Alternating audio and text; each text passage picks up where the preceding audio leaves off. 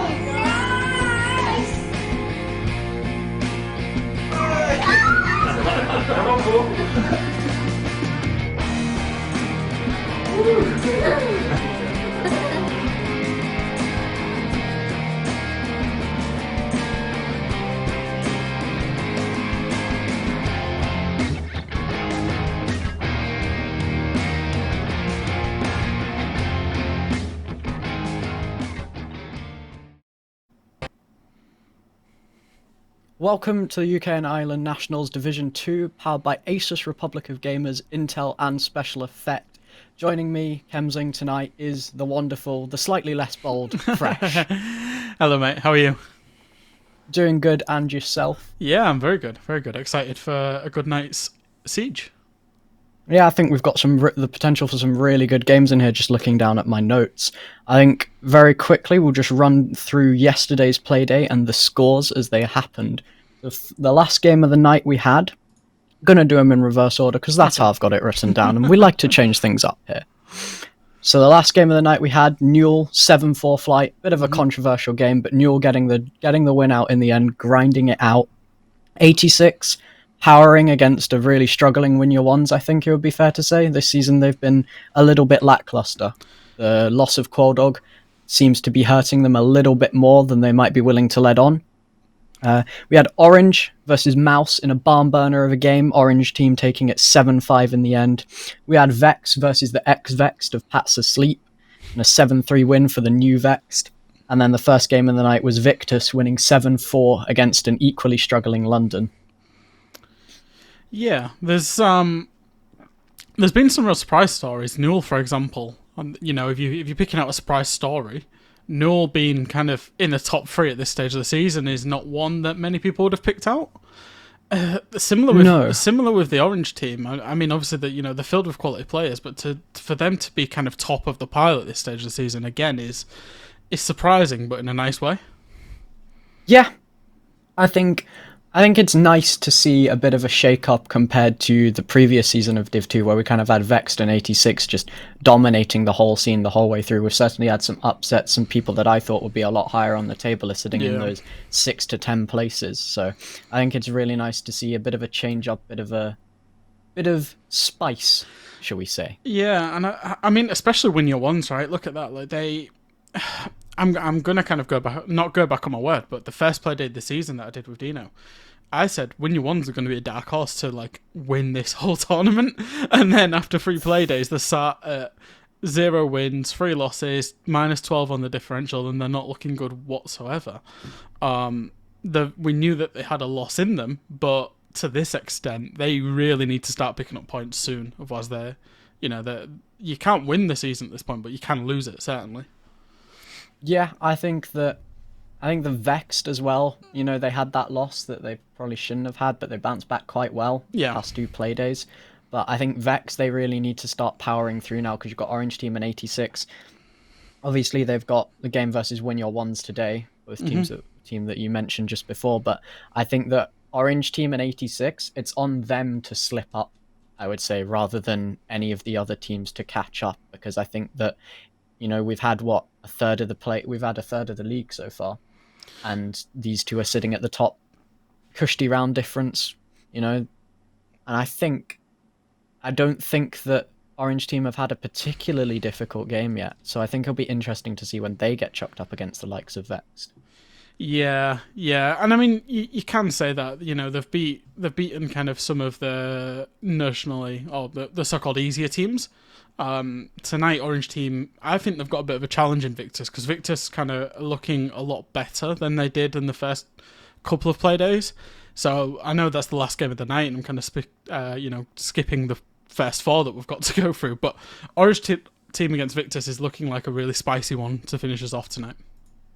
Yeah, I think Victus have been a real underestimated force, I'd say. I think certainly when I woke up this morning and I saw that they'd beaten London, that wasn't something I was expecting, especially given how London gave Vexed a pretty good run for their money last week on Thursday. So, Yeah. I think Victus have got it in them. Mm-hmm. And I think that Orange really need to, stick together, work it out, and keep their lead at the top of the table. Yeah, absolutely. And Victus themselves, because obviously the only game they've lost was that 8-7 overtime loss to Newell in the first week, where when they'll have reviewed that and they will have just gone, we should have won that so much easier than we lost it, if that makes sense. They should have won it by 7-4, 7-3, something like that, and they ended up losing. They themselves will feel that they should be at the top of the leaderboard. So, yeah, that one's looking like a barn burner. And, as is Pats against London. London have been, they've been fairly disappointing so far. And Pats, in the table, they were sitting in that kind of lower echelon, the 6th to 10th that you alluded to. But they've played Vex and they've played 86. So for Pats, you're thinking, right, we've got 6 play days now where we're expecting to win them all. So London's their first real kind of test tonight to really gauge where they're at, because they won the game that they were expected to win and they've lost the 2 games they were expected to lose. So now it's about, for Pats in particular, just keeping the momentum going, and they'll be looking to win the next 6 in a row. Yeah, I think that there is that potential for teams to be able to flip the table standings as it is, because, like you said, Pat's asleep. They've had the tough 2 games out of the way. Orange team haven't had the tough 2 games out of the way. Yeah. And, it brings in the possibility of these last few play days of the season looking in towards mid-May. It brings the possibility that these play days towards the end of May really start to decide things in the standings, especially if we have, I think we had 3 or 4 teams on 6 points and another few on 3, all with round differentials very close to each other. Mm-hmm. So, it brings the possibility of these teams being in a real, dogfight for those first and second positions if 86 and Orange team slip up. Yeah, absolutely. Absolutely. And then, of course, just moving through to the match, the first match of the night, Flight against Mouse Plays. How are you thinking this one's going to go? I think Flight, they've been struggling a little bit this season. I think that I like Flight. I think that they have the potential to be, a pretty decent team. Maybe not challenging the top 2, but certainly not in that bottom sort of quarter of the league, bottom third of the league. Mm-hmm. So, I think they have a chance. And Mouse, they had a barn burner of a game last week against Orange team. Orange went top of the league with the win, but Mouse took them 7-5. That's pretty much as close as you can get. So I think that this could be a game for Flight to prove that they can not get rolled over by teams. And for Mouse, I think it's a chance for them to prove that they can, bounce back off last week's disappointing loss and, move through and get some points on the board. And speaking of points on the board, let's look at their points on the map bands. Yeah, as it comes up. And I mean, with Mouse Plays, they've been kind of consistently banning out Chalet, Consulate, Coastline. And, I think that's pretty much, they're the 3 bans we see. And, likewise with Flight, they've had consistent bans of Club and Villa so far in the past 3 play days. So it always felt like it was going to be an Oregon or a Cafe when I looked at this one earlier. We've ended up at Cafe. Mouse Players played Cafe in the first week of the season, and they put up a... I don't know. It was a reasonably gutsy performance against London. They ended up losing it 4-7. And, you know, they've improved since then, but they just had some things that they would have tweaked. And if they've improved those things, you know, they were struggling in the last 10 seconds of rounds on the defense. They were getting a bit anxious, that kind of stuff. Really, like, issues and difficulties that you can focus on and you can scrim and you can work out. If they've improved those things, then, you know, they'll be looking for a win and they'll be fancying a win against Flight. Yeah, I think the problems that you mentioned as well, coming down to those last 10 seconds of the round, it comes down to nerves as well. You know, Yeah. the more they stick together, the more they play, the better they will get, and the less often those issues will occur. Yeah. I think we're ready to go into the game now. Lovely. Judging by what I'm seeing on my other screens. So here we go. Game 1 of the night. Flight versus Mouse Plays. Cafe. Mouse Plays starting on that defense side, and we get to see what the teams can bring to a map. I don't think Flight have played this yet, if I'm correct. I don't think so. They haven't. Chalet, Oregon, and Consulate. So we've not seen anything out of them. Like I said, we saw Mouse Players in the first week, but that was 3 play days ago. Yeah, they've had the chance to change things up. They've got the chance to, you know, bring some difference, bring some changes, and adapt. I think that Flight, you know, they need to get this win on the board. They're 0-3 right now, but a win for Mouse Plays would bring them 2-2, and that would put them, I think, that would put them into the mix for those 3rd and 4th plays. And then as you get towards the end of the season, it gets closer. But we see a pretty standard Thatcher ban. Yeah, I was just going to allude to that. So I did a little bit of research, obviously, on the Thatcher ban in this league particular. There has only been one map so far in the whole of UKIN 2 where Thatcher's not been banned. So we were expecting a Thatcher ban. Everyone in the world, it happens in Ranked, it happens on EUL, it'll happen everywhere. Thatcher's off the board. Yeah, and I think Nomad is another ban that I would argue is pretty staple of, you know, most comp games, especially on maps where, you know, you have those 1 or 2 pinch points that defenders really like to make things difficult for the attackers late on in the round. I'm thinking when you're clearing vertical on Cafe and defenders just try to walk up those red stairs or walk up the white stairs, catch one of your attackers by surprise and then fall back down to the bunker of sight. Yeah, and I think it's especially prominent on Cafe because you've got those 3 staircases, especially when you're trying to attack the basement. You've got the 3 staircases that, if you're leaving flank drones, that's a lot of drones for somebody to flick between. It's very easy to miss, you know, and Nomad comes in super clutch in those scenarios.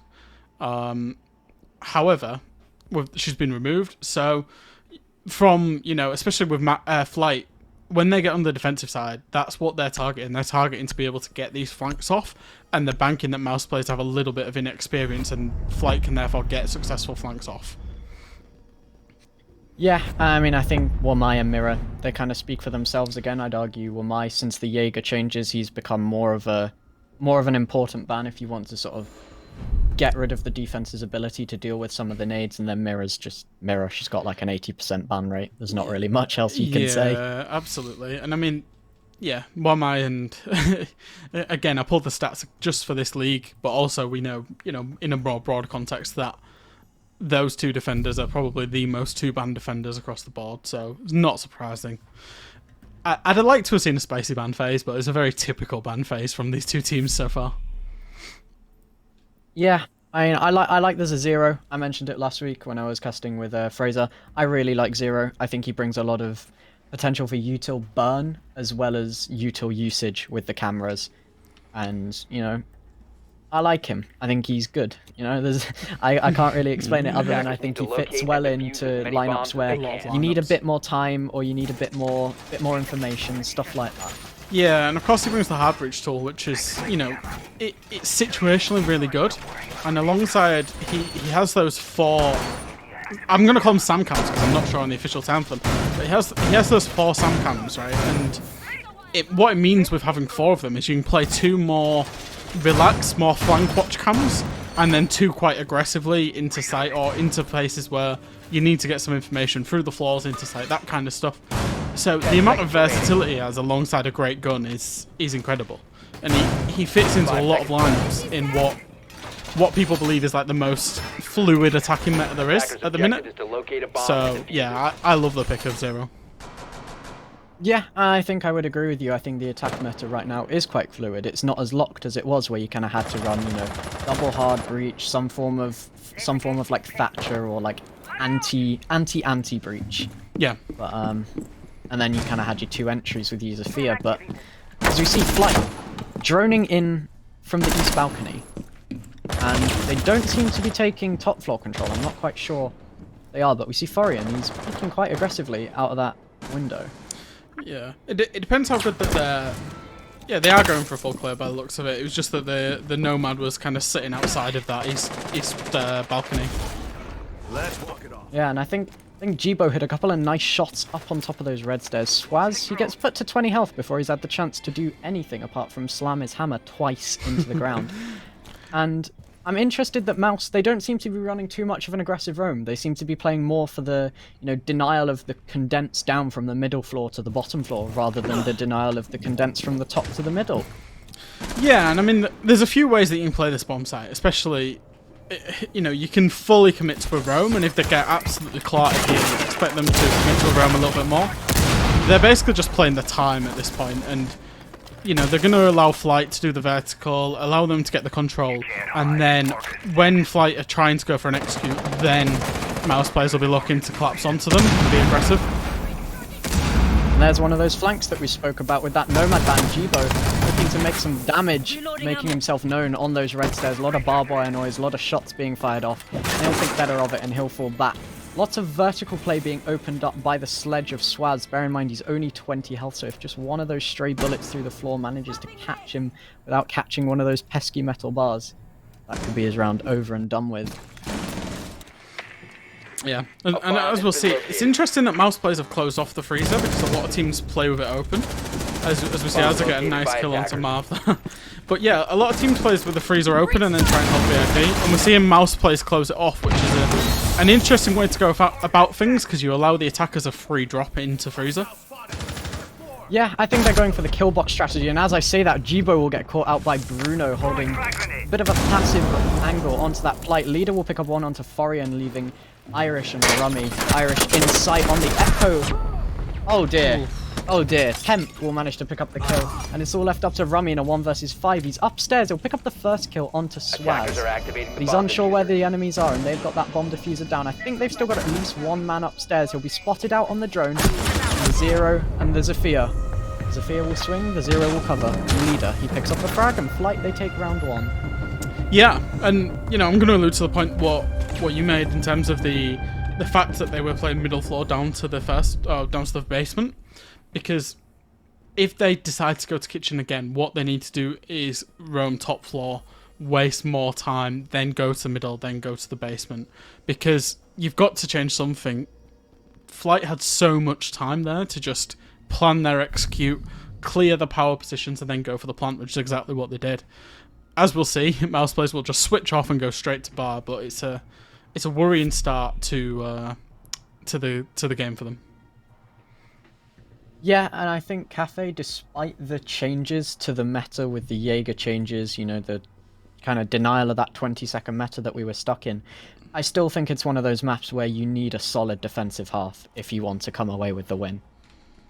Attackers need to locate and absolutely. And I mean, it's very attackable in terms of the map, and this is a bit of an out there one, but to an extent, it's almost like Clubhouse in terms of it's a checklisty map, especially with the top floor, because it's take control of cocktail or top red, take control of cigar shop, take control of piano, and then attack from there.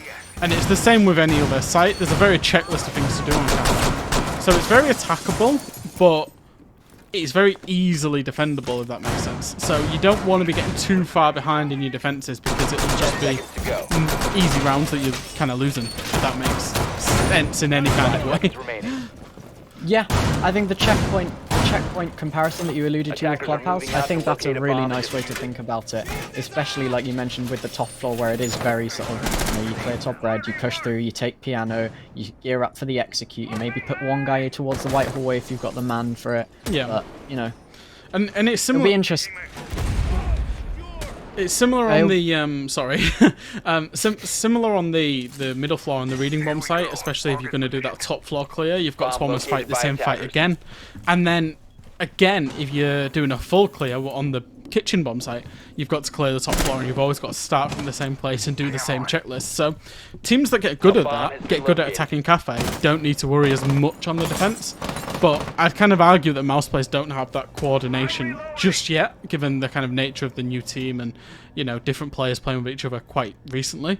So what you're hoping for mouse players is they want to get as far out in front as they possibly can on the defense. I think Az is going to catch him. No, Jibo will catch him instead. Zafir will try and swing leader. He'll think better of it, and he'll fall back to that 90 hallway. A nice man advantage for Mouse, which certainly makes things easier. One thing I wanted to bring up in your little analysis section is, I think efficiency. Teams who are time efficient on Cafe prosper really well. Yeah, and it's a map where you can lose yourself trying to do just the simplest of things. And I mean, in the old meta, it was clearing the pixel shield that would take forever. As we see Leader getting a really nice shot there onto Forry. He picks us back up into a 4v4, which I don't really know what Forry's doing down there. He's maybe looking for a little C4 into piano, but honestly, the Flight are just going for a cocktail east side attack. So he's kind of just giving himself away as a freebie. Yeah, Leader will pick up his second onto Jibo. I think that was through the floor. Nice little shot if it was through the floor. Or was it onto the balcony? I'm not quite sure. Either way, nice little shot, especially given he was on low health beforehand. And Mouse, they're now being pushed back, you know? Flight are doing a good job. Especially with Bruno with those shots covering his entry. He won't be able to pick up the kill onto the Maestro. He'll be put down to very low health. The Maestro will be killed by his teammate, however, on the Raffle. Temp picking up one. Rummy with a swing from Newbout. We'll trade it back. Yeah, that's nice. They now know that that east side attack's coming, and look how much setup they've got towards holding piano. Rum clears another one onto Leader. Rum absolutely went huge in the last match yesterday, and he's going to have to do the same again today for his team. Indeed, Swaz and Temp now with 25 seconds left. They're looking a bit lost. They're claiming another DDoS. Yeah, I mean, is he just kind of stuck somewhere? I don't know where he is.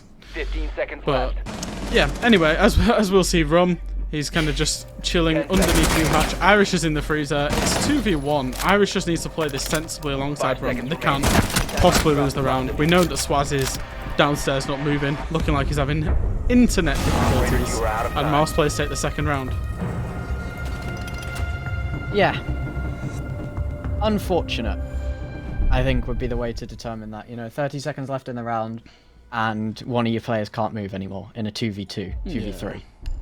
Yeah. It's quite possibly one of the worst times to have an issue with your internet, and I think that will be... I think it's something that they need to sort of...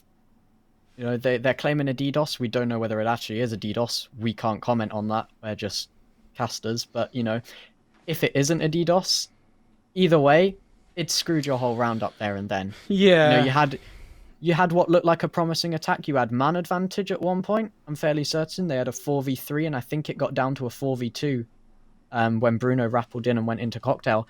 And then it all just kind of fell apart from there. You know, Bruno got picked off by Rum being allowed to just swing out onto the new balcony. Zafir got picked off on the white stairs, I believe, by Rum, then swinging in from piano, and Rum just really saving the round. Yeah, and he went absolutely huge yesterday, and he's got a lot of talent in this Rum. He can definitely, you know, carry this team to rounds, and he could be the decider when they're looking at it in terms of winning rounds. He's been allowed to play the kind of Jaeger role, as we saw there, and he's also got that experience. You know, he was on Vexed, various iterations of Pat's Asleep, She's 5-6, all those kind of teams. He's been around the block, and he can do it. So hopefully he can pass on a little bit of that experience to the other players, just to keep them kind of ticking through, getting the rounds that they should win, and not losing the rounds that they should win.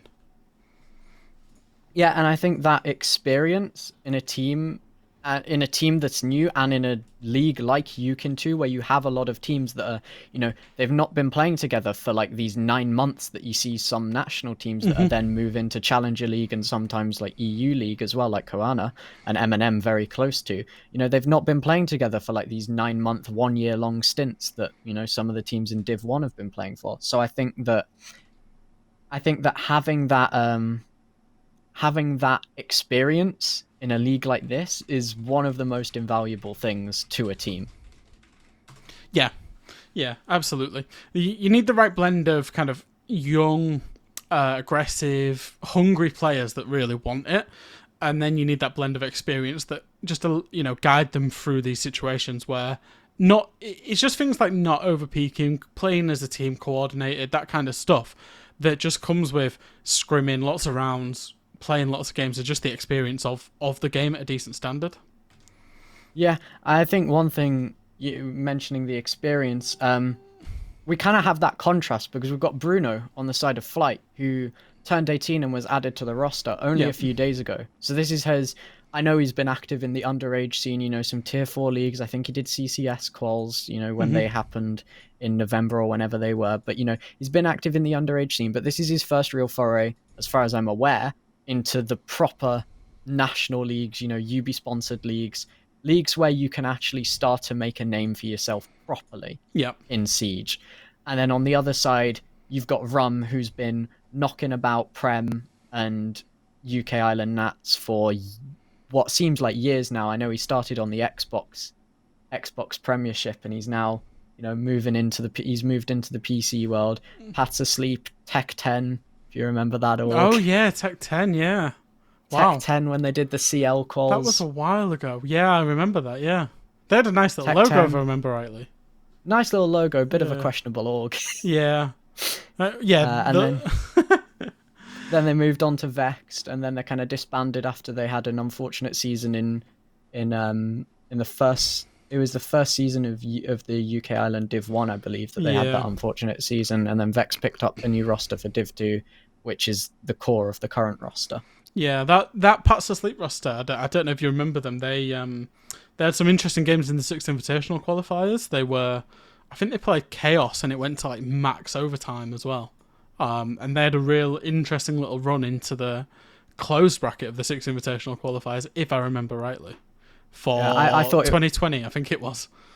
I thought it was the Challenger League qualifier that they got into the close for, but it could well be that I'm mixing up those two tournaments. I think it was both as well. I think they was in the Challenger League one and then had a run through the 6th Invitational qualifier. They definitely got through the Open one, and I think they beat somebody and then played Chaos in a best of 3, if I remember rightly. Long time ago. That we're talking December 19? Pre-COVID, geez. pre-everything, when LANs were a thing and all that good stuff. Yeah, I think it just shows, like, if you have these teams that kind of stick together, you've got Pat's Asleep, who've, you've got the core of what, Pat, Josh, Boomed, who've been together for, it'll be over 2 years, no, over a year for Boomed, and over 2 years for Pat and Josh? Yeah, I think on and off, we've seen various iterations of this roster, and different people drop in and out of it over time. But yeah, those players are very comfortable playing with each other. It's just there's always been a question around them in terms of how far those players want to take themselves in the scene. It seems like they're kind of happy being at this tier 3, tier 3.5 kind of standard in UKIN 2, UKIN 1. And that's not like a disrespectful statement or anything, but we don't know how much kind of effort they put into scrimming, really working through all the issues, really wanting to progress and be professional as a team and push through. But yeah, that roster's, or that core, has been playing with each other on and off for so many years. And, that's why a lot of people think if there is going to be a team to kind of upset the apple cart, because a lot of people are expecting that it'll be 86 and Vex that kind of are the two runaway leaders of this league. If there's a team to upset that, people are probably going to think it's going to be Pat's Asleep, because they definitely have the quality to do so. Yeah, I think every season as well, the Pat's Asleep play, they seem to get done over by something seemingly out of their control every single season. I know that for the past week they've been scrimming with Vol, Yeah. I don't know who he's been replacing, but I know that I've seen Vol's been scrimming for them instead, and that's obviously not ideal. I think it was Part that was having issues with. Oh yeah, no. Was it with his setup or I can't remember now. He went to a mate. Hang on, I think Vol tweeted something about it, and he had to go to a mate's house to play last night's game or something like that. Yeah, we haven't been able to scrim for a week because I've been having a consistent power cut, and I mean, these situations occur. It's not ideal having to scrim with your analyst at all. I've sometimes people have been there and done it, and it allows the other 4 players to just play and keep warm, but it's not good for the whole team environment and the actual results and practicing strategies and stuff because everything changes. So hopefully Parts of Sleep get that resolved pretty quickly and they can actually scrim and play as a team, and we'll see some good stuff from them. Yeah, I think moving on from Parts of Sleep, I think one team I want to mention are Vexed. They kept the core 3 of Access, Rez, and Mellow. They had the issues with Eco last season, and then Jackers and Mickey. They had the whole situation where they were playing with subs for half the season. Yeah, they brought in the 2 season players of Akari and Stiggy, and I want to know your thoughts on Akari and Stiggy joining a team like Vexed, who are in this 2nd division, looking to push up to the 1st. When I first saw it, I wasn't baffled, but I was just like, how have Vex managed to convince Stiggy and Akari to join? Because Stiggy in particular, played Pro League, he's played some big tournaments, been a professional player for a long time, and to get him to drop down, not just from like Pro League level, but to get him to drop through Tier 2 and Tier 3 to come in a UKIN 2 team, he must believe in that org and that system. And yes, having those 2, especially with all their experiences, as we said earlier, that the right blend of keeping the hungry players, the younger players, mellow for instance, and then blending that with the experience that Stiggy has, having been in pressure situations and done it on the Tier 1 stage, never mind the Tier 3 stage, is a good thing, and it can only be good for the development of the core 3 players, having those 2 more established players alongside them. And Vex as an org, I think they've got people, psychologists, that kind of stuff, performance coaches that work with the team as well.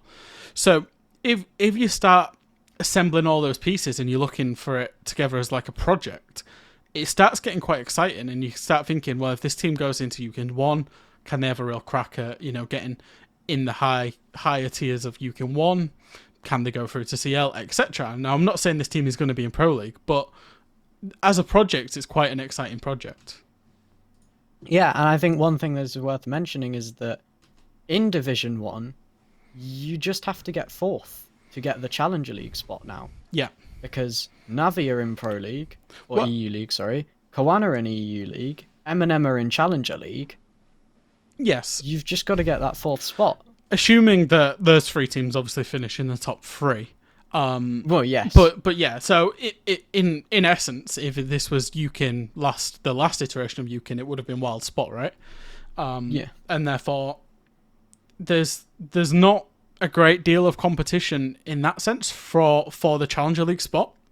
And that's what's exciting about it, is that any team that goes up from UKIN 2, realistically, if they make the necessary improvements, there's not a great barrier to then go into the top 4 of UKIN 1 and into Challenger League. Especially because UKIN 1 has that same sort of, I wouldn't call it an issue, but that same thing as UKIN 2, where you often get teams that play a season of UKIN 1 and disband. Yeah. Or they keep like 2 of the 5 or 3 of the 5. I think Audacity. Mm-hmm. I know Alfie's quit. They've kept Neox. They've kept Sam. Blackout's gone down to UKIN 2. Mm-hmm.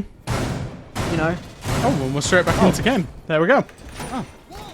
Back into game. So we're back into game. We believe the players, I think there was a couple of players actually having internet issues, so we believe we'll resolve them. So we'll go back into game. 1-1. Obviously, Flight had that unfortunate internet issue that Mouse players well could have won that round on the balance of that round, but it obviously significantly helped them. So into round 3, they are back downstairs, and it'll be interesting to see if they do anything different from the first time they were here. Yeah, I think I want to see Attackers more are of an heading out aggressive to roam. defuse a bomb. And I think that it looks as though we'll be seeing that, at least, with the Mozzie and the Vigil being brought out from Mouse. But, you know, I didn't like how they kind of let Flight... Oh, speaking of Flight, they're going in. 2 people. Irish, he'll get caught. Leader, Azza, they're just running in. They've run through the vertical holes. Azza will pick up a second onto Jibo. Leader with a nubble. Another. Jesus. Satorian down. Jaeger down. And Marfrey left in a 1v5. Just like that, blink, the round's over. 30 seconds. He's picked up first. He won't even get a chance to get the second. Leader will get him as he drops. Yep. Wow. And... Oh, as we're going to another pause. But as we expect... We expected kind of Flight to know that this would be Kitchen, right? And they've almost countered the counter. They've adapted the adaptation. So they thought, well, Mouse players, they're going to do all this elaborate stuff upstairs. They're going to go cocktail. They're going to try and fight us upstairs. So do you know what? We'll just go in. We'll get Johnny Bakery. We'll go straight into prep. And that's exactly what happened. And yeah, as we see in chat, there's people on high ping. I think there's internet issues continuing. So it's almost like a throwaway round. If it doesn't work, we had internet issues anyway. Let's just get the round over and done with. And yeah, that was a really good adaptation from Flight. Yeah, and I think it's interesting as well. We don't know what the droning state was because we kind of joined sort of halfway through the prep phase. Yep. But I would be very surprised if they did that off nothing. Yeah. I would wager that they'd droned. They'd seen, maybe 3. I think they had 3 people that were playing. I think they had 3 people off site to begin with, maybe 4. I don't know if the Mozzie that got killed in the holes in the wall was on site to begin with, but at most they had 2 people on site. Yeah. Flight have done a drone, and they've just seen it. But I think we're going to have another break. Because I think there's some issues that need to be resolved and that may result in the game being moved about a little bit. But I think we're going to go to a break now. Yep. And then we'll be back shortly.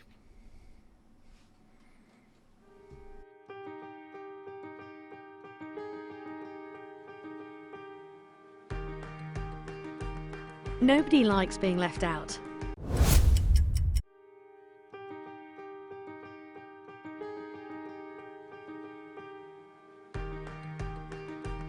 Nobody likes being left out. That's why Special Effect are helping people with physical disabilities to play video games. But this isn't just about having fun. The gaming setups we create are personalised, so people can play to the very best of their abilities. And that opens the door to inclusion and independence, confidence and creativity. Help us level the playing field and create more magical gaming moments. Because it's everyone's turn to play.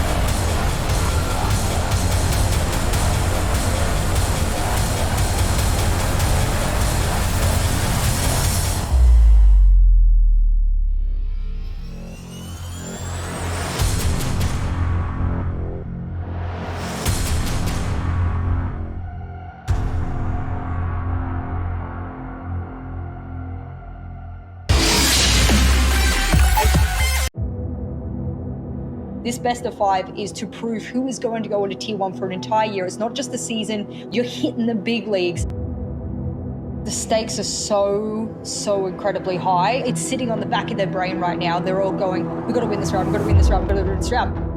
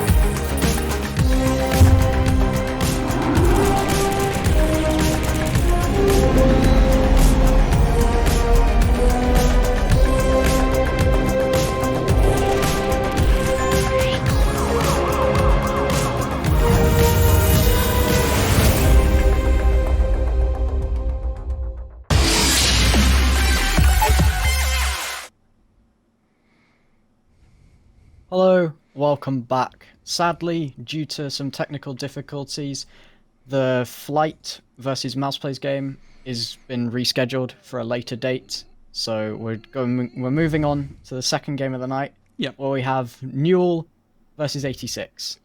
And before we came in here, Fresh was giving 86 some down talk and bigging up Newell, I believe. I was. I'm going to actually out production here. So production was saying that this is going to be. They thought that this match was going to be a little bit of a whitewash in the favour of 86. And actually, we're downplaying Newell a little bit. They've got 2 wins, albeit against a Flight team that were having internet issues yesterday, and then against Victus, Playday 1. But after 3 playdays, they've got 2 wins.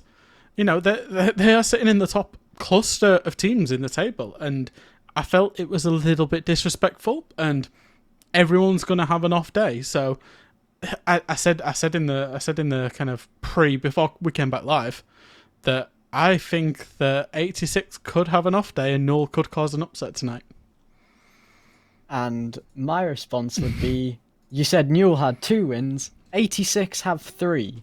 They do. And not only do they have 3, they have convincing wins as well. They 7-1 win you ones last week. Yeah. They won convincingly last playday when I was casting. Whereas Newell, they've had a 7-4 versus a Flight team that was struggling with internet issues. They've had an 8-7 max OT on playday 1, I believe. Mm-hmm. And then last Thursday they lost. They did, and they got rolled over pretty well by Orange. Not gonna lie, they did. But the character that I saw from Playday 1, where they should have been beaten by Victus, and I referenced this earlier from Victus's point of view. Victus should have beaten them really convincingly, but the character they had, and obviously yesterday they got 2 wins against teams that should have beaten them, and I just think that team's got a lot of character in it, and therefore could do well. And as the upsets start rolling, there's no reason why they can't cause another upset tonight. On the balance of things, do I think they will? No, but I'm rooting for them to do it. It's fair enough, and we've had some names be chucked out from Newell. I believe we have the man himself. I think if my vmix would work, we have Earl Grey, and I've seen a lot of stuff about Earl Grey on Twitter. Every morning after the playday when Newell win, I wake up and I see Earl Grey positivity on my timeline. Yeah. Have you got anything to say about him specifically? Because I've seen the name be bounced around a lot, and I'm kind of wondering, is there something that I need to be, looking out for? Because the only time I've seen Newell play so far, they kind of got rolled over by Orange team. Yeah, so I mean, that positivity that you see, it's infectious. If that's within the team environment, it's infectious. And if you can create that good team spirit, then there's no reason why you can't turn a group of average players into a great team. We've seen it with other teams even. Kavana, for example, individually not the strongest players, a lot of them. Collectively, that good team environment they've got going on, and they're running away in EUL and are on top of the world right now. Size it back down. We're talking about Newell and Yukin too, right? But that's just a reference. And Earl Grey in particular, when I saw him, and I saw him last time on Clubhouse, he was playing Maestro and just gunning everything from just power positions. He was just playing power positions. I'm not giving up this position. I'll play it with my life. And he was absolutely gunning. And there's no reason why he can't do the same. I really, really like when people aren't afraid to play positions and play their life in the positions, even if they're playing operators like Maestro or Echo, operators where you traditionally want to stay as live as long as possible. But I think that that's something that Siege suffers from, is people are scared to die in Siege. Yeah, and it's a utility game. I know we're not in a utility meta, and I'm talking utility of time, lives, man count, actual utility, positioning, map control, all those different things that make up whether a round's won or lost. You can be in a 4v5 but still have the advantage in the overall round if there's no time left, if you've still got all the control of the map, etc. And yeah, I think people can get a little bit caught up in, I don't need to die, or I need to get a kill. Conversely, I need to get a kill, and can struggle. And yeah, like I say, I remember him in the cash room in CCTV, he was just behind the bomb site, behind the bomb in particular, breaches are open, there's grenades coming in, there's people playing vertical below him, and he's like, I'm not moving. If you want me to move, you're going to have to kill me. And he was just peeking his head out, getting kill, and doing it really well. Yeah. I think on the side of 86, we have that same... We've got, I think, 2/5 of the same from last season. We've got Leighton, and I think Curly is the other same one. So, we've got that same 2/5, which you mentioned, if you have two players that stick together, you automatically have more than some of these teams that have chucked 5 players that have never really played together. They scrimmed for 2 weeks, gone through the open quals and got a spot. Mm-hmm. Yeah, and I think 86 were together a while before the open qualifiers as well. They were together a while, and they put in very professional performances. Obviously, I'm kind of bigging up Null, and I'm going with this underdog story because I want Null to win. But 86 are a professional outfit, is the way I describe them in terms of Siege. They play basic Siege, but they play it better than any team they come against, and that's why we're seeing them at the top of the table. I think nailing fundamentals is something that a lot of teams seem to skip in favour of trying to have some random outlandish strat that can win them rounds. But then if one team sits down, if you come up against a team like Vex, 86, especially Vex, where they've got, they've got Disper as their coach, they've got some form of performance coach as well. Mm-hmm. You get these pocket strats, they get outdone. Yep. As we look at the map bans that are different to the ones that I've seen. Different to what I've seen. I was under the impression, the cafe's wrong. The cafe should be Clubhouse. Yes. There was 2 cafes on that map ban. So I'll just run through it. So Null have banned Coastline, Cafe, and Chalet, which is kind of expected. Cafe, Chalet as well being the new map. And then 86 have gone with reasonably consistent bans that they've kind of done all season so far. Consulate, Oregon Villa, and then Clubhouse will be our decided map. Null have obviously started on the defense. Clubhouse is a real interesting one because it's a defender-sided map, right? People would consider it a defender-sided map. If you had the choice, you start on defense. But when I talk about, teams being professional, I talk about 86 putting in professional performances. They give themselves so much time on their attacks by doing checklist stuff, but doing it fast. Because they do it the same every single time. They're really good at it.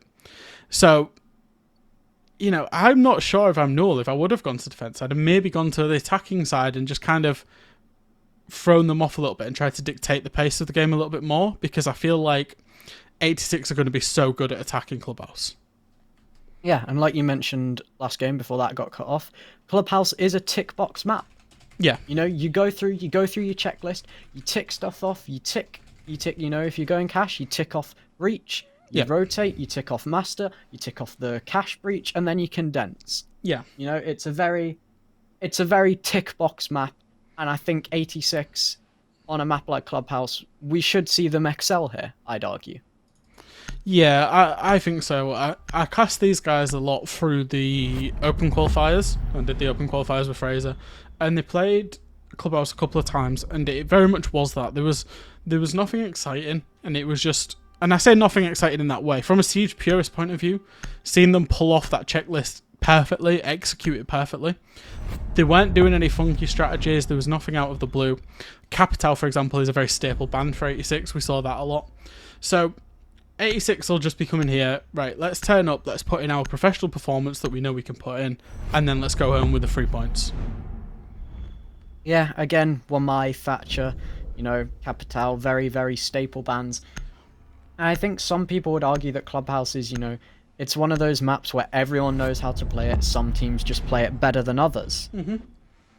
And I think that we've got a Kayad and a Wamai ban, so we're not seeing that sort of traditional, I know Mirror is one of the ops or Clubhouse is one of the maps where Mirror sometimes gets left unbanned because her presence and her power can be limited on this map. But I think it'll be interesting to see whether Newell bring the Mirror now that she's unbanned.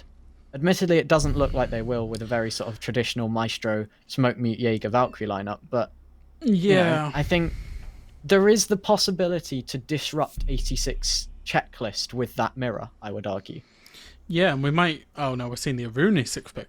And The mirror is especially good. I thought with Gym Bedroom being available, or them starting off on Gym Bedroom, because the mirror window, that's probably the most prominent site that you play the mirror windows on. You play one in bathroom facing the jacuzzi wall, you play one in logistics office facing construction. And it really chokes the attackers as to where they've got to attack, because you force them to clear the mirror windows, or you force them into just spending so much more time on their attacks. As it is, we've seen the Rooney for the smoke 6th pick, which I do and I don't like. I don't know. I feel like smoke is probably the better pick overall in this site. Yeah, I think Aruni's a good pick. Like, there are some key doorways that you can kind of funnel off with Aruni on this site, you know. You think of construction as one big choke point for the entire clear from the sort of east side of this map on this site, but I think smoke is one of those operators where I can count on one hand the number of sites that I wouldn't want to have a smoke. Yeah. Or I would be like the number of sites that I would be disappointed if we that I wouldn't be disappointed if we didn't have a smoke on. You know? It's actually amazing how smoke has never been nerfed, by the way. Just given how good smoke is. There's no site where bringing smoke is bad. Put it that way. Yeah. Curly. He'll pick up one. Draw with another. 86 starting off very strong. 30 seconds in. 2 entries. The 2 roamers dealt with. Yeah, that's not good. And that's what I said about 86 in terms of their time. How quickly and how efficiently they're going to get through and actually give themselves for the execute. The roamers are dealt with. The extension's almost dealt with. They've just got Macy or M-Key? Macy? I'm going to say Macy. I think it's Macy. Yeah, they've just got Macy to deal with, which realistically they can throw 3 bodies at this, and if they kill him within the next 30 seconds, it's fine. Yeah, I mean, they've already got rid of that mute jammer on the wall. I think it was through the drone hole. Curly will now look to get his Maverick torch out and put a bit of heat onto Macy. However, speaking of Macy, he gets a nice little kill, but there you go, there's the trade. Cheesy trades him out, 1 minute 40, 2 people left, they're trapped on site. You've got all the map control in the world. Yeah, and you know, Lucan's really gonna have to fight for logistics office here, because if the attack get logistics office for free, then the round's over. I mean, the round's basically already over given the time and man advantage here. Null are gonna have to do something special between Earl Grey and Lucan, which I have no doubt they can do, but they're not in a great scenario to do it. Yeah, I think that, you know, I think if 86 are smart, what they start to do, which it does look like they're doing, they're starting to put pressure on this logistics office as the next pinpoint. The red pings will come out, the yellow pings will come out, a nade will come out, a swing will come out. Great, he'll get one, but he'll get traded by the nade, and Draw will swing into sight, take care of Lucan. 86 with a very, very convincing round 1. Yeah, and that could have just been that Null were just thinking, right, round 1, let's get up in the face, let's take the gunfights. But the problem is that man for man, 86 are just much better gunners than Null are. And what Null needed to do was just play it on the merits of the site there, waste a load of time over in the east side, then try and get back to site and just play more time waste. They probably got a little bit too aggressive, and they were just punished for 3 kills. We saw Draw get the one in Garage, down towards... I'm not sure where he actually got that kill. I think it was in CC. I think it was either CC or Oil, yeah. Yeah. And then we saw... I believe it was Curly. Could be wrong. We saw the kill onto the lounge, the Valkyrie playing in lounge. Attackers need to locate realistically, it was high risk from Null, and they got absolutely no reward out of that. So I'm not surprised to see them switch off onto, you know, the more traditional CCTV cache bomb site. Yeah, and I think one thing that I'd like to point out, love Statsman Athlete, just put something in the production channel. All of 86 have positive or a plus minus 0 KD this season. And I know we talk about KD not being everything, but that's impressive. As a whole team to be positive or neutral, that's quite impressive. Yeah, they're all reasonably... I'm just looking at them same stats that you've just referenced, and what you'll notice is that cost as well is 0.2 higher on average across the team. So, you know, this is just roughly on average, but Null have about a 0.5 cost across the team, whereas, you know, 86, they're sitting at about 0.7, and it just shows that they're acting as a more coherent unit. They're trading each other out effectively. Yeah, I mean, Curly and you saw the synergy there between Curly and Monkey getting that breach open. 30 seconds in, mute jammer dealt with, breach open. You know, that's half of your map control that you need for this site in 30 seconds. Or maybe not half, that's being a bit generous. But now 86 have got 2 minutes 20 to clear out from this bedroom side, and the only real obstacle they have is Reich on those main stairs, and I think he's just been droned out. Yeah, there was an abundance of drones over that side, and Draw's gonna, at the very least, he's gonna just hold it. Maybe not. Maybe it looks like they don't know he's there, unless they're just trying to bait him to come up the stairs. No, Draw definitely knows he's there. Yeah, Draw's gonna place the Claymore. A little blip. Reich will have heard that. He's just choosing to sit there, bide his time, and maybe get a pick on 86. Can he sneak behind that? What is that? That's a very interesting Claymore. I think he wanted it so that the laser pointed over the edge of the stairs, but Reich will get a little punch of silent destruction of the Claymore. All of 86, they've retreated out, but a nade, that doesn't retreat out. Hellgrave's life does, however. But oh my, there's that flank from Reich. Cheesy with a team kill. Reich doesn't get the kill. He's done damage though. He's done damage. He's managed to interrupt the attack as well. If he can keep himself alive for another 30 seconds, then he's really done his job. I think it's now Cheesy that's been tasked with hunting him down with some help on the windowsills from Curly. He'll open up the window, but Reich, he'll pick up a second, really making his life valuable, and he'll even be able to escape back to site.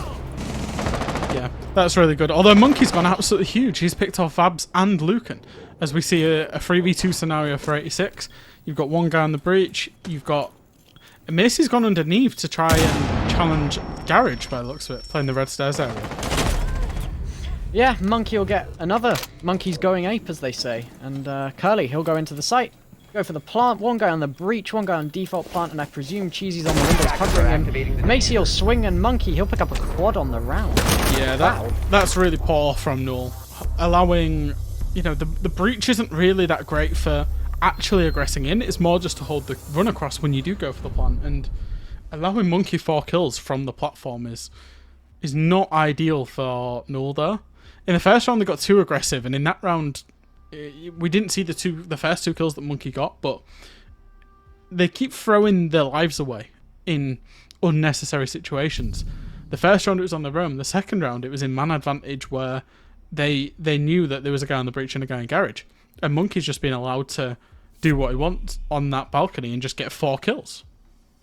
Yeah, and I think as well, you know, Reich had such a beautiful flank that round, you know. They had a 4v3 man advantage. They had basically killed off the entire presence of 86 on the master bedroom side of the map.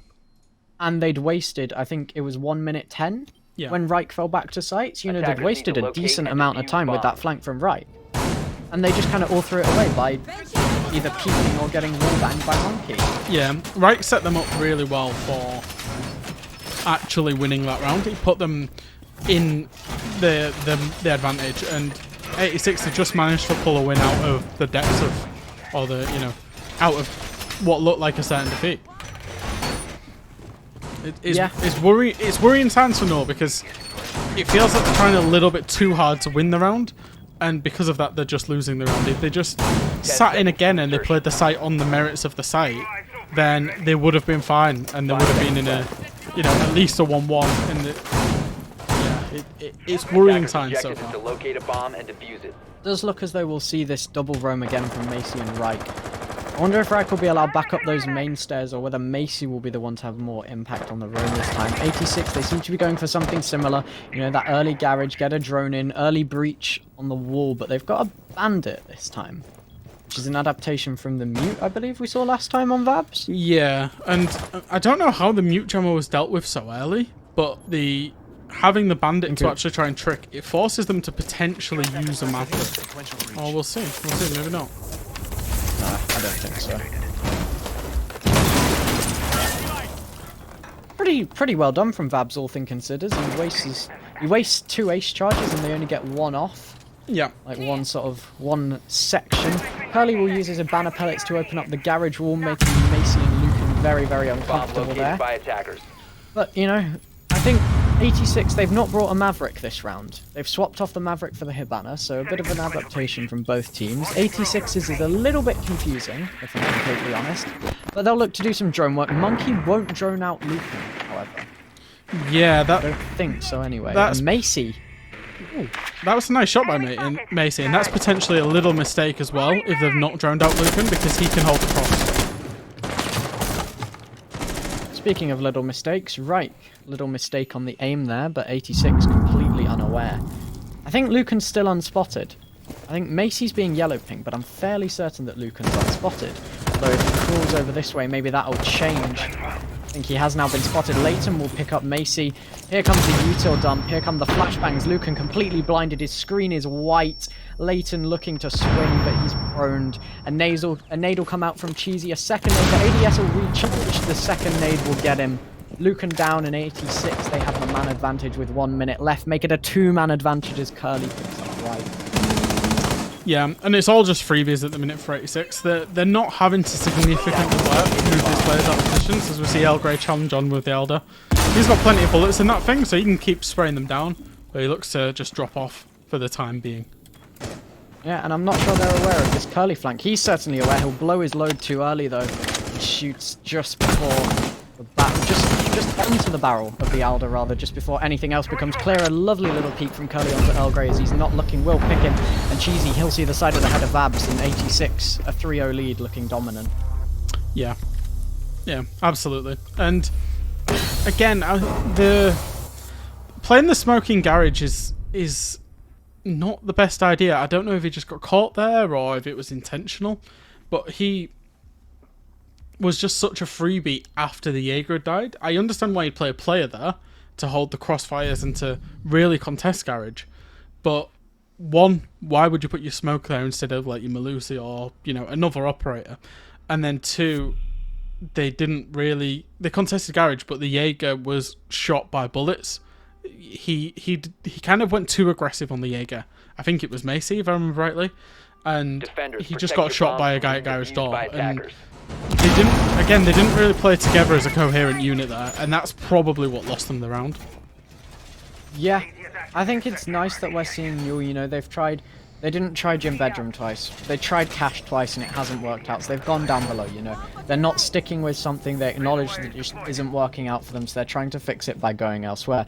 But I think 86 are probably going to have a pretty good read that this is downstairs, you know. They've not brought that Hibana, which is a bit of a shame. I think maybe they thought last round would be downstairs and that's why they brought the Hibana. Yeah. The hatches. 10 seconds to go. You know, to be honest, I think 86 can make it work, even with the Maverick 5 instead of the seconds left. Hibana, you know. Newell, they're looking a bit lost, looking not coherent, like he said. And Attackers objective all is it to comes locate down a to is bomb and 86 are defuse getting it. 1v1s and they're winning them, Yeah. I think. You feel like the way 86 are playing right now, they could bring 5... They could almost random pick 5 operators and they'd probably win the rounds because of the way Newell are playing it, rather than because of the way 86 are playing it. 86 aren't having to work hard at all to win any rounds so far. Yeah, I think one thing that I've just noticed is that Newell are on a 3-man roam and 86 have got this Oh, as he's on well, cams. because here comes the drop. Abs! Maybe a Attackers triple, will he located get it? bomb. No, he'll get killed by Monkey who comes down through dirt. Macy will pick up 1 though. And 86, the rush doesn't seem to have worked. Earl Grey's fallen back down to sight and now it's all left to Monkey. They know he's in dirt, he'll swing. Will he get 1? No, it doesn't look like it. Prone. He'll pick 1 off. Macy's head gone.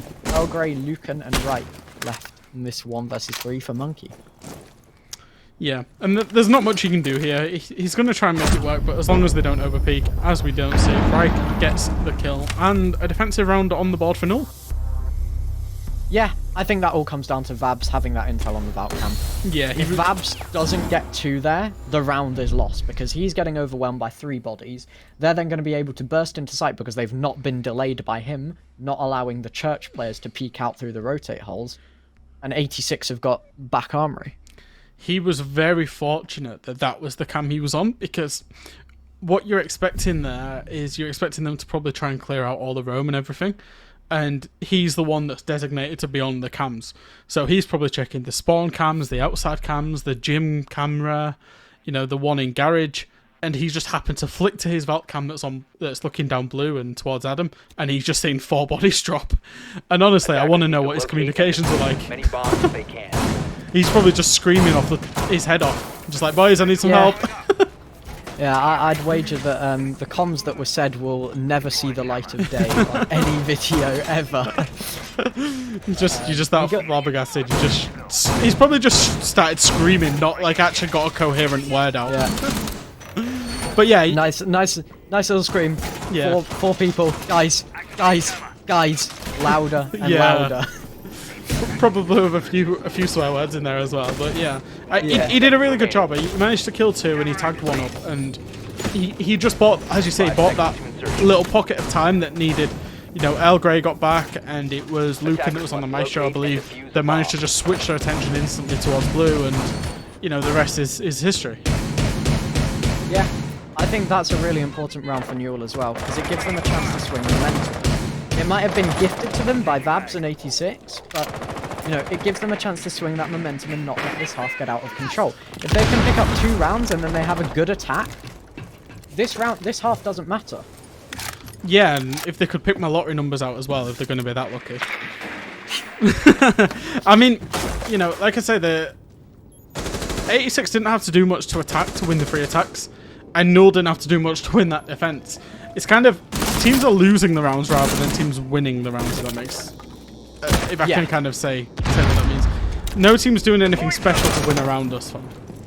Yeah, Leighton with a bit of a Navi R6 special there, the bullet hole in the barricade. Not sure if it's going to catch anyone out, but Cheesy will catch Macy out. A lot of damage dealt, and I think that's the opening pick into Cash. And Cash will actually be vacated by Newell as well. They'll all fall back to site. I'm not sure if I like this immediate fallback. Yeah, they also seem to be devaluing logistics a little bit as well. You know, they're not playing logistics. Mira here could be perfect. If they're in this scenario and they're sitting behind a Mira in logistics office faced in construction, that's absolutely perfect. As it is, they've given the attack control of everything they need with a minute 30 to do so, and they're going to put Reich on the roam. Yeah, again, looking for the flank. I don't think they're aware of this flank once more, 86. Oh my, never mind. Well, you just cast a cast, Reich. I'm sure he's not going to be very happy with you on that one. Yeah, Leighton picks up another onto Lucan and Vabs and Earl Grey. Once again, it feels like Newell, they're always left in 2 versus X's on site. Yeah, and they're in 2v X's without shooting a bullet back, realistically. There's only bullets being shed onto Cheesy. Yeah. You know what? Cheesy's at 25 health, every single other member of 86 is at full health. Vabs will pick up 1 onto draw, but he's put down to 25 health and he's left in the 1 versus 4 with a gun that has, what, 19, 20 bullets? There's no chance to get, like, more than 2 kills in a spray, realistically. Yeah, he needs to try and identify 1v1s, and the first 1v1 he identified, he loses it to Leighton. Yeah. 86, again, they're just winning their 1s. They're isolating 1v1s. They're winning them. They're then taking the map control that they gain from that 1v1 and using that map control to find another 1v1 to open up more. And eventually they're just making their way through to site.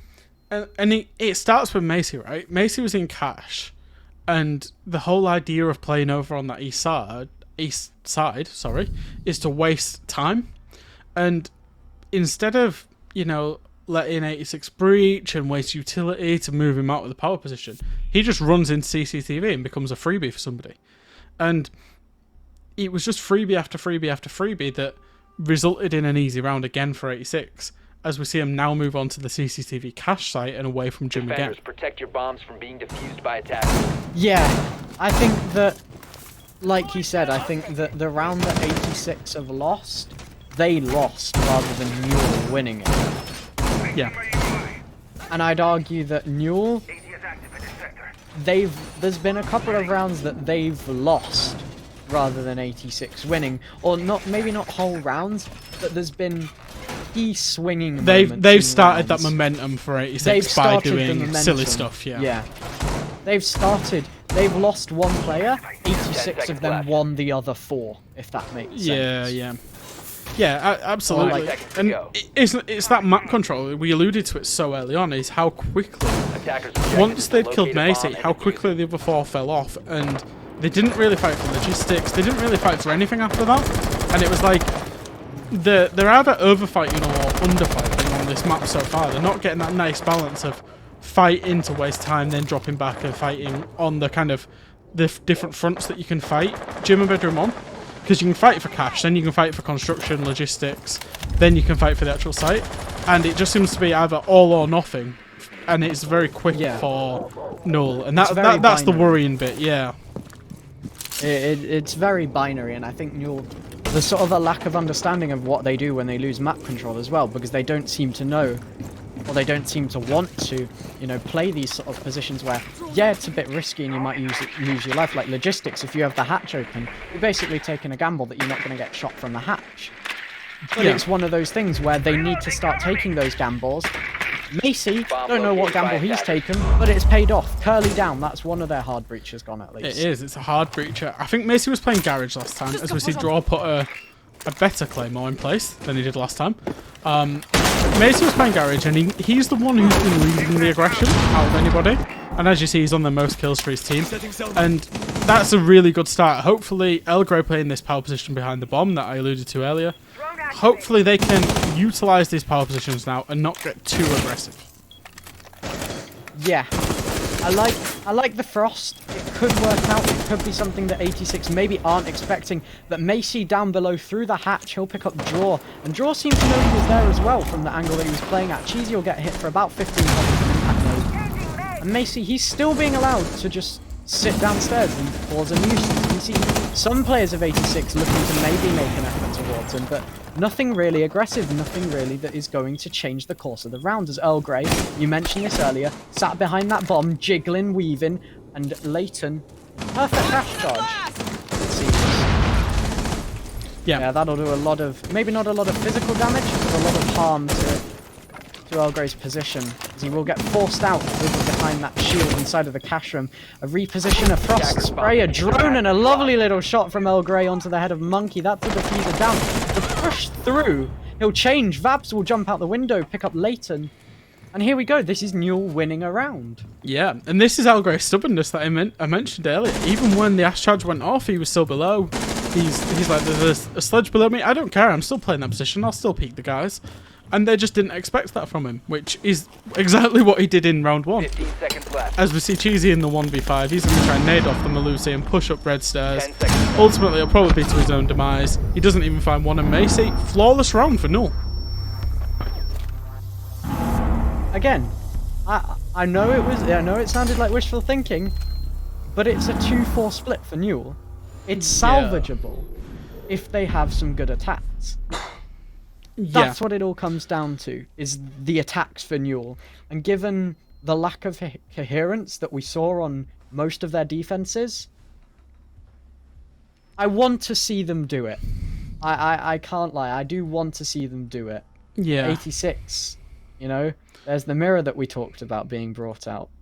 That's gonna... I just don't think... I mean, there's two things to this. I don't think Null are as coherent a unit as what 86 are in terms of trusting each other, clearing the map, doing it with pace. And I also don't think 86 are going to give Null the same freebies that Null gave 86 in the attack. Attackers need to locate and them defuse two bombs. things, I'd love to see Null get 5 rounds, don't get me wrong. Over, they've got to win 5 out of the next 6, essentially. And do we, to win this in kind of regulation time. Do I see them doing it? No. But would I love them to do it? Yes. Yeah, I think I want to see Lucan step up. He kind of had a rough time on the smoke mute role. He was playing the smoke in garage and he got flashed. Don't quite know what he was doing on rafters as the smoke, but if we look past that, he got util dumped, he got cleared, he got naded, etc. 10 seconds He's been getting roughed up by 86. So I want to see him really make an impact on this attacking side for Newell. Yeah, and you ask any smoke, they do all the hard stuff and they do all the stuff that nobody else in the team wants to do. And he's done that for his team valiantly, but they are struggling. Hopefully on the attack though, better weapons. You get the chance to kind of direct how the round goes a little bit more. So yeah, hopefully he does a lot better. I just want to point out the mirror positions from 86. We've got one from back armory. Yep. I don't know if you call it back armory, but by box 3 through to blue. And you've got one from church to short/bottom main. So you've got two, pretty standard mirrors, I'd argue, for basement. Not that mirrors really brought that much on basement, but they help you hold some key positions that Newell are going to want to clear from. And speaking of that clear from Newell, it's a whole map play. They're using their time, they're droning everything. They seem to be doing it pretty thoroughly as well. A couple of it's an 86 ping out. The camera, the drone, the player will get spotted out by 2 teams. Yeah, and as we see Cheesy, he doesn't need to get too aggressive. He can just retreat back to his position. He knows that the Sophia is going to be there. On every single church attack, the Sophia is always in Adam. So they don't even need a Valkyrie to tell them that. But he can just play sitting pretty behind the mirror, and basically the Sophia can't do anything until it comes to execute. We'll see Macy just vibing in the Adam stairs for probably the next minute until these teams are ready for him to go down them. And then he's going to come down and face a mirror window. So it's not really ideal. Yeah. I think that this comes down to Newell being able to get the map control that allows for Cheesy on the Jaeger to be drawn away from that mirror window so that Macy can then push down. We hear the C4 beep. Do Newell hear the C4 beep? That's the question. Not quite sure whose it is. I presume it's the Valkyrie. Yeah, and that's just the power of having, you know, your Bandit with C4, your Mirror with C4, your Valkyrie with C4. It's just how much damage you can do. We've seen that the 2 have been expended actually. So one's probably gone off and one's pre-placed, and we've just heard the rip of the third. Yeah.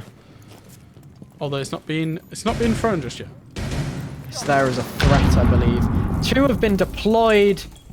Leighton picking up right. It's your Ash. It's not the worst one to lose, and it is at bottom main. It's that C4 over the top of the church wall. Lovely little angle. Very, very hard to counter. But, you know, they've lost the opening pick. They're now coming down to a mirror window that's electrified. Earl Grey will drop. He'll get killed by Curly. Lucan with a swing. Curly with a double. Vabs will refrag onto Curly. Cheesy will pick up Vabs. Draw will swing onto Lucan. 86 looking very convincing on that bottom floor defense. Yeah, and Newell, if you're watching the VOD back, or, you know, if anybody's watching the kind of VOD back and wants to learn, that's how you play the power positions on the bottom floor when you're turtling on that bottom floor. You don't need to over-aggress. You need to wait for the attackers to do something. And the drop was almost like the catalyst for that round and that execute. As soon as they heard the drop into Moto, it's like, right, we will peek and we will just refrag. Because we've got the power positions, we'll win it out on the refrags. And that's exactly what 86 did. It was a very professional and proficient round from them. Yeah, very like a well-oiled machine on the peaks and the refrags. I think one person we've got to point out on the side of 86, Monkey. Yeah. As of the half swap, 83% cost. Oh, I presume that's only got higher, because he's definitely got a kill on that last round. Yeah, he's been sensational so far, and the thing about 86 is they've got players who, every single one of them on the day will pop off, and you've seen good scores out of all of them, apart from draw thus far. But even draws cost on average has been high enough, and that's what we're saying. They work as a coherent unit, and they're all popping off, and it makes them really hard to stop, because any of them can come up with 3 or 4 kills to just win a round, in addition to them all being very good players together as a unit. Yeah, I've just been informed by Statman Affy that Monkey's on 86% cost now, so it has just got higher. And 86, they're looking to just get their round count higher and higher. Leighton, is he going for something aggressive or not? There seems to be a drone on him from Macy. Yeah. He's going to go for the peek. Is Vabs aware of it? He is. Yellow ping. Vabs gets the opening kill. There's Leighton down. Newell, you need to use this to your advantage. Don't throw away this opening pick. Yeah, there's the freebie. 5v4, 30 seconds. They can identify another player that they can get on a freebie at some point. It's potentially Curly if they know he's down there. It could just potentially be an absolute freebie, yeah. And then they've got the advantage now. They know Curly's off site, and they can start isolating, working the site, knowing that realistically your other 3 players are going to be on site just turtling at this point.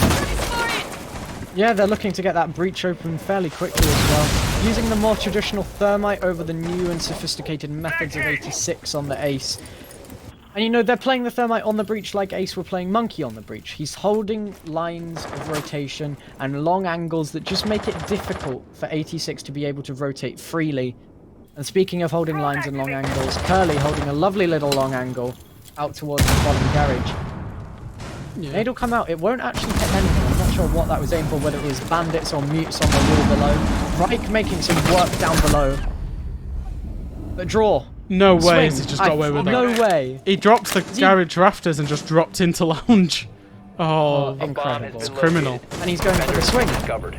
He'll get another. Lucan, you're gone. Goodbye. Good night. Sleep tight. Straw, swinging. Vaps will find him. No, he won't. He'll put him down to 5 health. The draw will get away. A C4 will get chucked out. And he'll just choose to run. The hatch is open. Down he goes to basement. Off he goes. 86. Somehow turning this around. That's really poor. That's really poor by Null. There was nobody outside the breach. The breach garage. Obviously, they've got garage control now, so it's not too bad. But the fact that there was nobody outside the garage breach, just kind of lingering, lurking, waiting to set up to attack draw. He's managed to jump down, go into lounge, get 2 kills for nothing. It's disappointing to see from Null. Yeah, and you've still got 2 C4s on the side of 86 with 40 seconds left. You might not have the smoke, which we questioned on the side of Newell when it happened. I think it's still right to question it on the side of 86. But you've got 2 C4s, they've got a maximum of 3 planters. Yeah.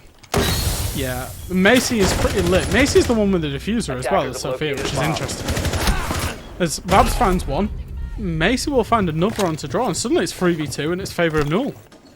My mouth is wide open, mate. I'm sorry, I just stopped talking. Monkey will go for a jump out of C4 rip. Will it get the diffuser? Yes, it will with 0.1 of a millisecond left or something ridiculous like that. Vab's now going for the plant. Earl Grey will get the swing. And it's all on Monkey. He's holding the planter. He'll get swung. Vabs and Earl Grey. The nice little double peek. Vabs will pick up Monkey. Newell, 3-5. Yeah, that was such a yo-yo round as well. Null really did their best to give 86 the round, and then they rallied round. They found 2 really nice kills, man advantage, and then started working the traditional siege of, going for the plant and replanting once the first planter dies. It was really a nice execute that from Null. Very surprised and impressed. Yeah, I think the thing that I'm most surprised about in that was that after the first planter died, they rotated someone else in quickly. Because the first planter died at 11 seconds left, and they weren't stressed. Yeah. For that bomb plant. They could have got off, if really necessary, if Monkey had jumped out earlier. They had time to get off, rotate around, plant on, the breach side, if necessary. Leighton going for a late 6th pick, but it won't get off. Attackers need to locate and defuse as many bombs as they can. The old 6th pick from Malusi to Malusi, was it? Japanese 6th pick. Don't know where it came from, but some people people that I played with started calling it that, and it's stuck in my head. So, the Japanese 6th pick, when you go from something to something, they're the same. Well, you learn something new every day. But yeah, just moving back to Null, we said 4-2 attacking split, they're going 3-5. At this kind of rate, they're going to lose the game, but it's going to be a lot closer than a lot of people thought it would be, and a lot closer than it looked on the defensive 10 half. seconds to insertion. It'll be interesting to see if they can repeat the same again. I have a feeling that they won't get the free entry onto Leighton, and I have a feeling that, the draw won't get away with the same things he got away with last time. So it'll be interesting to see. Yeah, I think giving away that free pick was really, really poor from Leighton, and it does seem as though they won't be daft enough to do that again. Draw, though, playing quite aggressively in bottom garage. Yeah, and 86 are going to be allowed to get away with things that they wouldn't normally be allowed to. Although Lucan could just stroll into that. Obviously, he doesn't know that. He's, it's not been droned out, and they want to play properly. But he had a little opportunity there to just stroll into sight, because there's so much focus on the downstairs from 86. Yeah, and I think the one mute jammer, I don't know where the mute jammers are for 86, but he was allowed to get that breach for free, I'm fairly certain, because the mute jammer was so far on one side of the wall that he was just able to place it down and get the wall open. Speaking of... No, I can't make that transition. Macy will get damaged. 75. We're looking to make some damage onto garage now, as Leighton, he'll get droned out, he'll destroy the drone, however, and he'll go for a very aggressive peek into garage, thinking better of it at the last minute. And 86, they're playing garage a lot more reserved than you. They're sat, they've got some crossfires held from bottom garage and the rafters guy, and they're not over peeking on rafters. Yeah, and this as I say that, he's stood up peeking the door. Brilliant. This is the bit that wastes so much time, right? Because they've got to get Leighton out of position, they've got to get draw out of position, and Kelly came down to also help Leighton. So as this kicks off, you'd expect the refrags to come in from 86. They might lose draw, they might lose Leighton, but they should get 2 or 3 kills for that trouble. Yeah, I think Leighton as well. He's aware that they're droning him out, but he's not aware of that angle from Reich. Picking him up. Now's where the trade starts to come into question for 86, because Draw's now isolated in garage. He'll get Zafia stunned. The ADS won't recharge, but do they have a nade ready? That's the question. The ADS will pick up something else, or he's got 2 up there, that's why. He'll be fuming to a shot. Oh, White. There's still a lack of support from the rest of his team. Vabs will pick him up. An 86, 2-man disadvantage now, 50 seconds left. Bit of spam through. Almost taking the head off 2 86 players. 40 seconds, 2 C4s once more. This time, Newell, they've got up to 5 planters. Yeah, there's lots to work with for Newell, as Reich will get another kill through verticality. That was a beautiful shot, Reich. As Cheesy does indeed get the refrag. Early, he's isolated top right though. Lucan, oh no! Not like this, Newell. Lucan will pick up Macy. Not the sentence I want to be saying, with a thermite charge nonetheless. Got no C4s left, so these plants are going to have to be denied through time and sheer swings alone. Speaking of that time, there's 9 seconds, the diffuser's down. Hello, Newell? 5 seconds to go. Going for the plant on default. The other guy's on the breach. The red pings are out for 86. 0 seconds. All he has to do is deny this plant. The plant will go down, however. A pre-fire will stop at the wrong moment, and Vabs will peek Curly down. Newell, they're bringing it back. 5-4-5, rather. Why are 86 and Newell just playing a game of who wants to lose the round the most? I feel like it's really bad analysis to say that I don't get it, but I just don't get it. What I did like about that round was Newell's patience to deal with the garage, and I think it was Leighton who was in beer steps. I don't know what do you call them steps? The lower garage steps. I call it beer steps because there's kegs of beer. Garage to lounge. I know what you mean. So anyway, I'll elaborate on my point instead of going for call-outs. Leighton was playing there, and Leighton went a little bit early, and Reich was holding that nice angle. Killing Leighton first meant those refrags in garage and Kelly, that I kind of teed up to happen, didn't happen because the target should have been draw, but Leighton just gave his life for free. So 86 are wanting to throw the round away there. And then Newell come in with a team kill with a thermite charge, and then the plant, instead of planting default, which was the obvious position, the plant are pushing through and dying for free, and I thought, oh my god, Newell have thrown it away. They clawed it back with a really good default plant and a crossfire. But I was just watching that round almost baffled as to what was going on at times. Yeah, I think one thing that I want to mention is Lucan is still, he's 0-7, but he's doing his job for the team on the attack. You know, he's getting the breaches open. Admittedly, he took one of his teammates with him. He's actually, hang on, no, he's actually -1 for 7. Because of the team kill. Going off the CS style of scoreboard, but yeah, you know, the fact that he's doing his job, despite being shut down by 86, 7 out of 9 rounds, it just shows that these teams are a lot closer than we expected them to be, like you've mentioned. Yeah, and Newell are putting in a really bad and a really good account of themselves here. Their defences, if they come and they lose this game 7-5 or it goes to overtime or whatever, they will be kicking themselves. Because 86 are probably the best team in the league. And Newell could have absolutely clarted them if they'd have just defended properly. Yeah, I mean, they seem to be attacking properly. Lots of thorough drone work. 2 drones coming out for Cheesy. Is he going to go for the peak? No, a couple of pre-fires will come out. Macy maybe looking to get aggressive. He won't get there in time, as Vabs also looking to get aggressive onto the main stairs from the top floor. That lovely low angle from Master Bedroom. Neither will connect onto any damage. And 86, they'll fall back behind these electrified mirror windows that were the undoing of Newell just 3 rounds ago. Yeah, Newell need to do something different, whether that's a dirt push, whether that is, you know, at least spotting out the vault cam. Which, you know, we'll see Macy do it, but the main stairs vault cam, the main stairs on Clubhouse, you can tuck the vault cam under the lip of the stair, and it's very hard to see. The drone doesn't see it as it's driving down. If you've not got an IQ, you won't see it. What Reich will see is he will see Leighton's head, and he will take it clean off. You see the Valkyrie camera as well being pinged out on the drone, the lovely little yellow ping system. Love it or hate it, it seems to be here to stay. Yep. they've got the man advantage, and also what they've done is they've forced 86 out of a power position. They've forced Draw out of that back armory position and forced him to sit behind the mirror window in church. Yeah. They've also taken the C4 off the board. As you see, the other 2 C4s have been expended. I believe they've been blown up as well. So they can't get C4'd from the bottom main stairs. So it is good so far from Null. Yeah. I think Vabs, he's looking to get some damage done, looking to get some vertical flight in through this kitchen. Now that he might not know that there's no C4s left. If they've kept track and if they've kept count like a good team should, then they will know. And he does seem to be breaking open that floor with a lot of confidence that he's not going to get nitro celled at any opportunity. But 86, here's now where they do what they're best at. They fall back, they sit behind those power positions, and they don't overpeak. As I'm saying, that cheesy swing in the mirror window like a madman. But, you know, they sit back, they let Mule come to them, and they let Mule make the mistakes. Macy will get down by Cheesy. There's one of those power positions coming from Jack. And Lucan, he's getting the plant down. Never mind Cheesy with a wallbang headshot. Double kill on the round.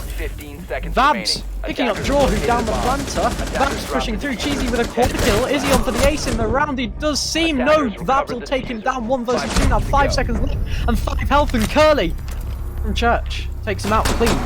86, 6-3. Or 6-4 rather, match point. Yeah. And that's the real problem with the turtle on this site, and especially with the mirror windows, is you've got to find answers for those mirror windows. And Null now have come up. They didn't use them, by the way, in their defensive half. And they've come up unstuck against 2 mirror windows. And honestly, I wouldn't be surprised if 86 brought a mirror here as well, because Null had absolutely no answer for the mirror. Yeah, I want to see a 6th pick onto the mirror, if anything, because I think Newell will be even less prepared if there is a 6th pick. I'm not sure that we'll see one. I'm, in fact, more convinced that we won't rather than we will. But as I say that, there it is. The mirror 6th pick off the Bandit for Curly. I suspect we'll see that bathroom and that logistics mirror window. And 86 once more, they'll look to create more power positions on the map that they can sit behind. Yeah, and you've seen it with the Goyo shield as well, and I think 86 have realised that that's all we need to do. We don't need to do anything extra, we don't need to have fancy crossfires, etc.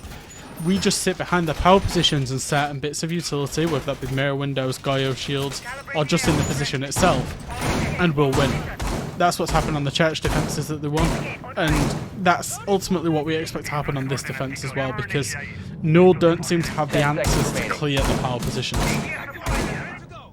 Yeah, I think Null, they lack any form of real, like, ranged hard breach. I think running the Thermite and the Ace, the Ace is good, but you've not got that same flexibility that Hibana has to deal with stuff like mirror windows from range. You know, with Ace, you have to throw it out. It takes you don't have that option to just chuck out one.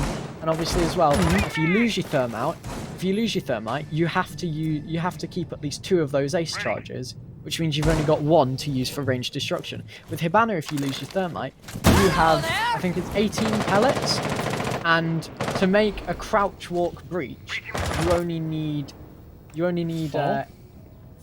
Is it 4 or 6? Anyway, yeah. It's 4 or 6, one of the 2, but the point remains, if you can make a crouch walk breach, you still have about 10 pellets left over, as Mule seems to be going for a very aggressive attack. I think that's Leighton on the Jaeger. He'll be ADS tricking inside a bathroom. Yeah, that's not something that you necessarily see every day, but it's paid off very well. And that's a yacht. Do you know what? Null have dealt with the mirror window very well, which is what they've struggled with on Church, but they've expended a lot of utility to do so. Yeah, I mean, I think if I look at their ace charges, they've got 1 ace charge, 1 Thermite charge. I presume that Thermite was used on the other side of the map, however, but, you know, they forced 86 out of 1 of their power positions. I think they've still got the logistics one set up, though, and they've still got that Goyo shield in the middle of the master bedroom site, and they've still got Curly, who's been allowed to sit here at the top of main stairs, completely unpressured from Newell. No pressure on the main stairs, no pressure on the main stairs window, and most of all, they've not got logistics yet, which means that 86 have still got control of multiple of these power positions. Yeah. They have, and that's the thing, is you can dive in these little rat holes on Gym Bedroom that you can just stay in until the execute comes, and it's so hard to clear people out of the positions. It relies on the attackers, almost, it sounds silly, but it relies on the attackers attacking and taking those positions off the defenders. Whereas what Newell have done at the minute is they've just kind of opened the breach. As I say that, Elgray's in sight, he's planting. The plant is going down 5v5. That's got to be Jin. Attackers are activating the bomb. It's got to be Ripple because one, Lucan with another. Earl Grey with another. Oh my lord, 86, you've been caught on the left. And now you're left in a 2v5 retake. Make it a 1 versus 5 as Earl Grey picks up his second. That positivity and that leadership from Earl Grey as Vabs. They'll get a flawless round. Newell 6-5. Wow. I'm explaining why this is not a great attack because they've not taken any positions and suddenly Earl Grey's crouch walked his way into sight and is planting in a 5v5. I don't know what 86 are doing there. They just... The breach opened on the Jacuzzi side and they've just almost evaporated. That was questionable at best. But fair play to Null because they had a plan and they saw the opportunity and they just stuck it. Fair play. Yeah, I mean, I'm just baffled because 86 still had... Like, we had Lucan on the Rappel and I think he got 1 kill onto the Aruni who was playing in cash. But the fact that there was no pressure directly into the CCTV cache area from Newell, it led 86 to think that, you know, why would they be going for a plant? Now, it might have been accidental, it might have been planned, I don't know, I haven't seen Newell's strat, but if that exists. But, you know, I think 86 were caught as off guard as we were, to be completely honest. Yeah, and I think it's just... I'm not necessarily sure it was a Newell strategy. I think it was more opportunistic from Newell. In the Earl Grey's just probably... They've droned out, and obviously they'd Sophia stunned. And I don't know if it's just the fact that they'd Sophia stunned disorientated the players that were stunned. And nobody's just heard the ticker of the plant going down. And, I mean, either way, it's good because 86 vacated site and Null saw that and took the opportunity. I don't think... I think if they do the same attack again, they're going to struggle against 86 here because 86 won't make the same mistake twice. Attackers are moving out to locate a bomb and defuse it. Yeah, cheesy. The tree Valkyrie camera, the one tree that sees the entirety of the southwest side of the outside. And again, Newell, they've gone for the reinforcement on the outside, or 86 have gone for the reinforcement on the outside of the wall. They're going for those same 2 mirror windows inside the logistics, inside of bathrooms. You know, the power positions that we talked about, the ones that mean so much. And we're not seeing any dirt presence from 86. Quick check for the mute jammer from Earl Grey. But I'm interested to see if 86 get forced out of these power positions, and whether or not that Goyo shield at the top of Red Stairs was there last time. I can't remember. I don't believe it was, because we saw Curly just playing... Oh, sorry, at the top of Red Stairs. Yeah. Yeah, I believe so. Oh, see, 3 ADSs for Curly this time. That's going to be a lot of utility expended to try and move him out of that position. Yeah. I think Newell, they dealt with the Valkyrie camera inside of the tree outside a highway, but no, it's a lot slower of an attack. 86, they seem to have, you know, they've made some changes. The new jam will get taken out and the breach will get opened at 146. But, you know, Newell haven't got that same explosive opportunity as last round, and 86 are holding on to their power positions. You know, they've got a guy inside of the construction right next to Castro. Draw's pushing up. Is he going to get caught by Lucan? Presumably still holding that Rappel. Yeah. Curly. Oh! I thought the timing there was unfortunate. Oh, right. That's a really nice refrag from Macy, though. They've done the job there. They've got the man out of position. Yeah, they did lose a man to do it, but it's cost them 1 life for another, and they've got the control that they want, which is... I'd say that's job done so far for Null, but they've only got a minute to work with. Yeah, I'd argue that a minute is a fair amount of time, given that they've got the breaches open. You know, they might not have put a lot of pressure into Cash, but it seems like they want to go for the same sort of strategy where they just sort of rush into that gym site and go for the plan. Leighton's saying rip his mouse. So I don't quite know what's happened, but Lucan will get taken out by Draw. Jeezy will pick up 1 onto Earl Grey. Draw's inside a CC. How's he been allowed to do that? Macy will pick up 1 refrag. Jeezy from below. Leighton with the dead mouse will finish off Vabs. And that is a lot closer than both of us thought. Oh, let's not say both of us. Well, what did I say at the start of the game? I'm going to be that guy that says I told you so, because I thought that 86 could have... What were you agreeing with production about 5 minutes before we went live? Yeah, okay. But let's stick this right back into context. Newell, on the defence, just wanted to throw away rounds. Imagine if they got 2 more rounds there. They would have absolutely slaughtered 86 because they attacked very well. They defended very badly. It was almost like a map of 2 halves for them. They attacked well, defended badly. They just pick up a couple more attacking rounds. That is a win, and they've taken out the top team in the league. So there's loads of positives for Newell there. 86, that was a pretty bad day at the office, but they did. It's another win. It's, they played yesterday, they'll play today. As it goes on, they just need to accumulate points, and that's exactly what they did. So I think Newell kind of will feel that they will come out of that happier, even though they lost. It was a gutsy performance from them. Yeah, I think that 3 points for 86 and none for Newell isn't representative of that game, if I'm honest. Yeah. I think that, that's one of those situations where realistically it should have gone to overtime and it should have been a 2-1 split, because those teams were incredibly closely matched through both of them's throwing rather than both of them performing exceptionally, I'd say. Yeah. But I think both teams could have taken it a lot more convincingly than 7-5. 86, their defenses were really, really lackluster, I'd argue. Their basement's pretty good, but their cash defenses and their gym defenses, apart from that one last round, were really, really lackluster. Just looking down at my notes, I'm seeing on the cash, Newell they're just making space. And I mean, the 2 rounds, 86, they also threw a 4v3 2 times, I believe, on their cash defenses. Yeah. It was a real strange game, if you kind of think of it in the context of what you'd see from a normal clubhouse. There wasn't really anything different, but it was just... neither of the attackers, or in no round, it felt like somebody went out and won it. It felt like somebody went out and lost it, just through individual errors and mistakes. And that's what made it very strange.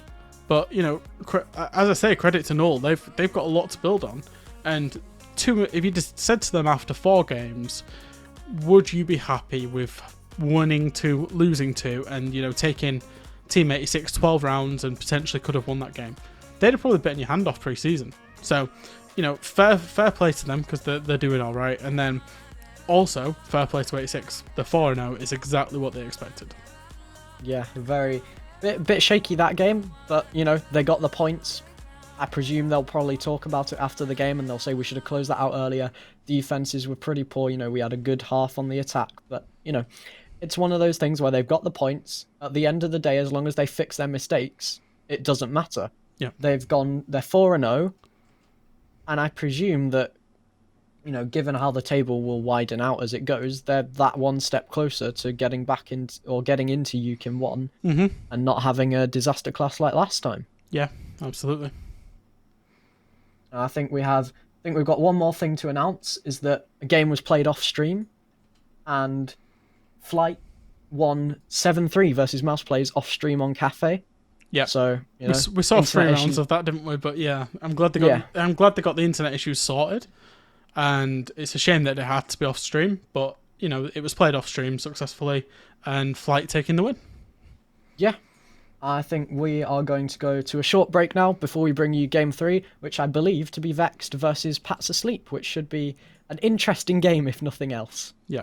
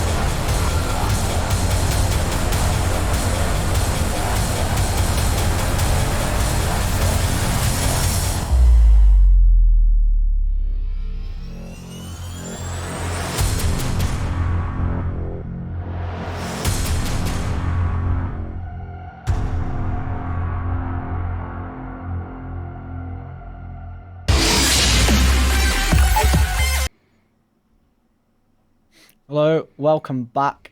I have an apology to make. I said it was Vex versus Pat's Asleep, and I'm griefing like fresh in his ranked games. It's Vex versus Win Your Ones. You are, you're costing, mate. You're doing a Desert Shoe special. I'm going to pass that straight on to me and on to Des. You're costing a little bit there. It's Vexed against Win Your Ones, not Vexed against Pat's Asleep. Pat's Asleep are actually playing London Esports right after this. Yeah, I mean, Vexed, Win Your Ones. Win Your Ones really struggling this season. I think that, you know, they had a bit of a disappointing Yukin 2 season last in the winter season, but, you know, for whatever reason, you know, they changed a player. I think they changed just one player, didn't they? They lost Qualdog, yeah, and they picked up Elliot. And for whatever reason, they've just not really been able to fix any of the issues that were there in the last season, and they seem to have created new ones with this roster, and it's not really looked up for them. When you're ones at this kind of level, they're a team that you'd expect to get into Yukin 2. And there's a team that I really thought that, because of how long they've been together, they played the last Yukin 2, they came through the qualifiers, and etc. They're always playing, you know, whatever's available. And I'm kind of thinking, Boogie, you know, he's as old as time in terms of Siege. He's very experienced. Milk and Shady, that core's been around for a decent amount of time now. And you're thinking, can these push on? And the one thing that I noted when we cast the qualifiers, when we cast these in the qualifiers, is Win Your Ones should, and I've got the notepad in front of me, and it says Win Your Ones should win these qualifiers easily, but they've got a loss in them. They've got a lost round. They've got a lost game. And as we've seen, they've lost 3 games and they're sitting bottom of the leaderboard. It doesn't look like that momentum's stopping anytime soon because they're coming up against a really high-quality team in Vexed. Yeah, and I think Vex, despite the seemingly wobbly start that they had, I think they lost the first playday, if I remember correctly, then won yesterday and playday 2 last week. But, you know, despite that sort of wobbly start, they've seemed to have turned things around. You know, the additions of Akari and Stiggy, like we mentioned earlier, really seem to have done wonders for the team. You know, they look, well, I mean, I think this season of Yukin 2 probably has a higher level of competition than last season, I'd argue. So I think that it's fair to say that despite the fact that they whitewashed Yukin 2 last season, I'd argue that they're a stronger team now than they were in November or whatever. Yeah, and the players that they picked up fairly. They didn't give it long before picking them up before Yukin 2 started. It was quite close, and their first game was against 86, and it was a 5-7 loss. So, you know, you're talking about their only real competition in the first play day, the one game they've lost so far. And when, you know, I had the pleasure of that being my first Yukin 2 cast, and Vex really could have won that game. They really could have. There was a lot of rounds that they lost themselves, certain players not turning up or doing things that they wouldn't normally do and costing the team. From there, they've clearly regathered after that game and progressed on, and they've got those 2 wins and they're starting that good momentum now. So I'm going to make a bit of a bold prediction, but I think we'll see them go unbeaten for the rest of the season in terms of X, because I think they're potentially the strongest side in this competition. Potentially the strongest side, but they do seem to have a map that they favour from what I've seen, and that map's Villa. Yeah. I mean, they played it last week. If I remember correctly, can't quite remember. I think it was London they played last week. Yeah, they played it first game of the season as well against 86. Yeah. So. And I think they did pretty well. They demolished London. London got a few rounds, but then it didn't really amount to masses in the end for London because Vex managed to close it out. I think it was 7-4 in the end, if I remember correctly. But, yeah, you wonder if Win Your Ones, sorry to interrupt you there, you wonder if Win Your Ones have messed this banning phase up. And the only reason I say that is they're allowing Vex what seems to be their favourite map. You know, we're saying they're playing it a lot. You can kind of not say favourite because of best of ones, but a map they're really comfortable playing. And you're also allowing them the defence start. And I have immediate concerns that we could be seeing a 5-1, 6-0 kind of half from Vexed here and Win Your Ones be out the game before it's even got going. Yeah, I think that is one concern, and I think they did it last week versus London, where I think they had a 5-1 split. London did pretty well to bring it back to, I think it was 5-4 before Vexed ran away with the last 2 rounds. But, you know, I worry about Win Your Ones' mental if they go on like a 5-1 split or a 6-0 split, because I'm worried that, I'm worried like people like Shady, people like Milk, they might start to tilt a little bit, and that might affect the mental of the team. And another staple for Vexed, we're talking about the maps, the ace ban on this map. I think they've done it every single time. Yeah. And we'll see Thatcher come out as well. Again, here's one for Afi. There's been one map, I believe. There's been one map where Thatcher's not been banned. Afi, the stats man. Who was it? Who were the two teams that let Thatcher through? And was it? And that's what I want to know. So I'm going to set him that challenge. And we see Thatcher banned all the time. 97% ban rate or whatever it is in the league now. It's expected. Yeah. I mean, the Mirror as well, really, really staple bans. You know, nothing out of the ordinary, nothing that we're not expecting. And I think this will be a Kaid or Wamai. Yeah, there we go. Yeah. Kaid ban coming out from Vexed, and an interesting ban, like in terms of their combined ban rate, and again, this is just my quick figures that I calculated out earlier, so it could be slightly off now. We've had a couple more maps. But between those two, they were banned. Either one of them was banned in 100% of like the games, so if both of them were banned, obviously. But between oh my god, I can't speak. What am I doing? Kaid and Wamai are just banned so high alongside Mirror. It's kind of pick two out of those three and you're going to be right. Yeah. I think that, we're seeing a pretty standard lineup from Vexed. You got Akari on the Jaeger, Stiggy playing the more sort of support role, although he sometimes flexes onto the Valkyrie that he likes to play, as I was just about to say, as he six-picks onto it. And then you have you got the SAS, the support anchor duo of Access and Rez. And then you got Mello, who can play that more flex or the more frag role. You see him on Sledge a lot on the attack, I think. I think Sledge is one of his, need to locate and plays defuse quite as a many lot. bombs as they can. And, Vex, they seem to have a lineup that works. They stick to it. It does well. And I want Win You Ones to do well because, they're nice people. They're stuck around the scene for ages. They've been good friends for a while, but it does seem as though they need to change something and change it quickly in order to make it work. They're absolutely like the stalwarts of the scene in terms of this kind of level in the UK scene. The one thing is, and I'm going to say this really early, all I do is call KCKF KFC. I don't know if he likes it or not, but it just slips the tongue, so that will be happening a lot tonight. But KCKF is an insanely gifted, mechanically gifted player. If he has a day where he's just clicking heads, he can be that catalyst that changes the momentum for Win You Ones, because he could on his own drop 10-15 kills, and I've probably just cursed him to go 0-8, but he's got that raw talent to do that, and if Win You Ones can really utilise that and feed off it, then that's where their win is going to come from, in my opinion. Looks as though that's what they'll be doing, is Milk is droning him in the 90 hallway below, and I wonder when Feed was just on KC's first-person view there as he was running in, he heard a lot of footsteps above him, people rotating back from the trophy area. And I don't know if he called it out at all, but I think it's something that often goes unnoticed, is you hear the rotates of people, and you think if they're rotating away from there, chances are there's probably one guy still over there. Yeah. And it gives you that little bit of intel that you might need. KC looks to be peeking on towards the stairs. A jiggle peek comes out from Stiggy. Damage done by KC, but no kill found.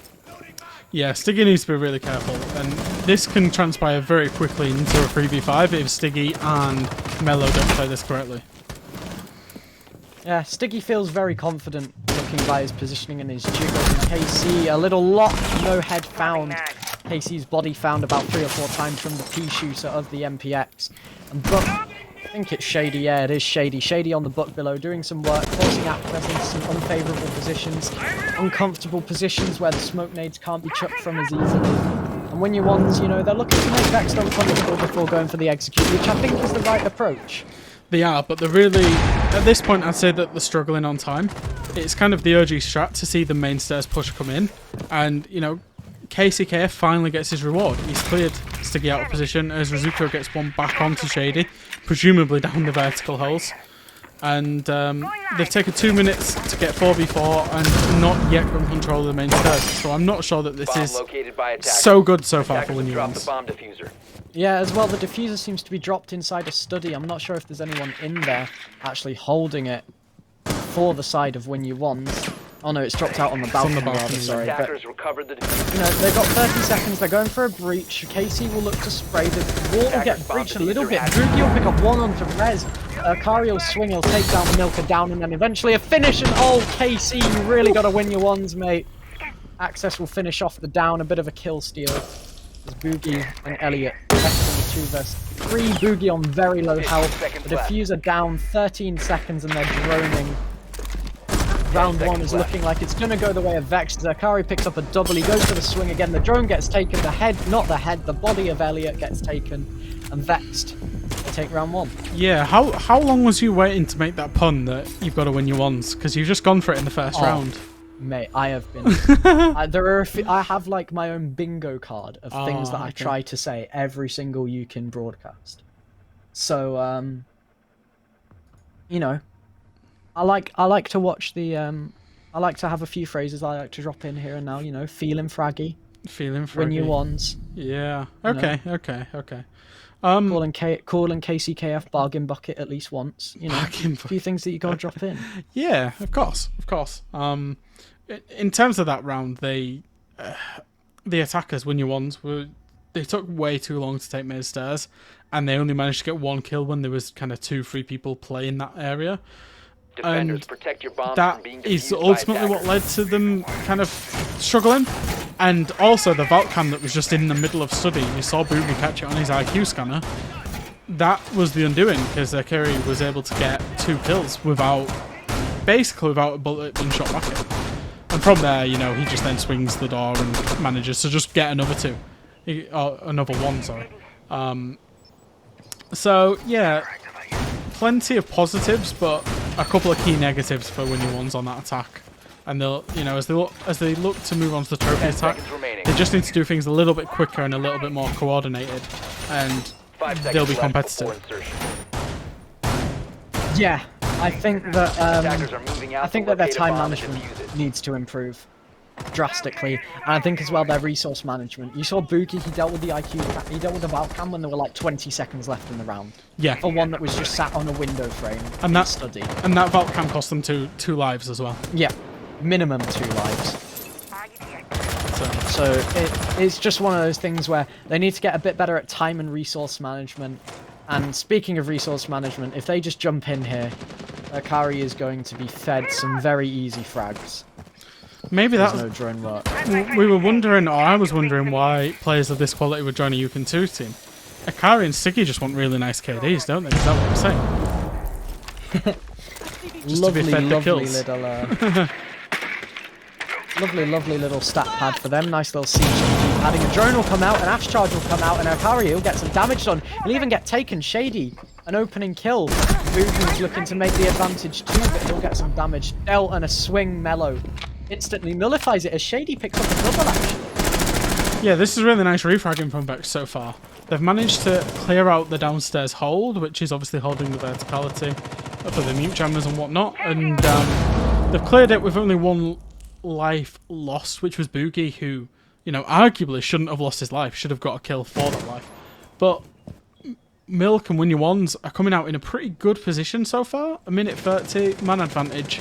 This is an attack that they can really get behind. Yeah, I think it's... I thought that a lot of rounds were going to be onto Vex to lose if Win Your Ones were going to be getting rounds, but it looks as though rounds could be on Win Your Ones to win. As Rez, peering through the downstairs holes, will look away from the prone Ash, I believe, at a rather unfortunate time. Have located a bomb. As now Vex, they seem to be a little bit stranded, I'd almost say, isolated in their positions. They're not quite sure what to do. Stiggy's very isolated down below. You know, you kind of got Rez and Mellow upstairs. You can sort of refrag off one another as Milk sat there with a couple of air jabs going bzoom, bzoom in his ear. Nice little sound effect that. Yeah. Drone will come out, some yellow pings will come out on the Maestro. Not quite sure where the other member is, but you know. Yeah. Winnie One seems to be going about this in the right way. You know, refrag potential, droning coming out to allow KC to entry. The Maestro will get pulled out presumably. You hear the Alder, you hear the shotgun, you hear the yellow pings, you see the yellow pings, and KC sees his head. Rezico is gone. Good night, mate. Stiggy and Mello now left in the 3 versus 4. Mello a bit slow on the reactions, doesn't catch rather KC, but he'll catch him then. Shady gets downed as well, not quite sure what by. It's down below, it's Stiggy, but he's on 10 health. Elliot's going for the diffuser plant, but a lot of red pings through the floor. Has Stiggy got time to go for it below? No. Elliot comes off the plant several times. Couple of spams coming out from Milk, an air jab. Stiggy with a bit of potato onto the air jab as Milk goes for the swing. Stiggy goes for the air jab, but Milk goes for Stiggy.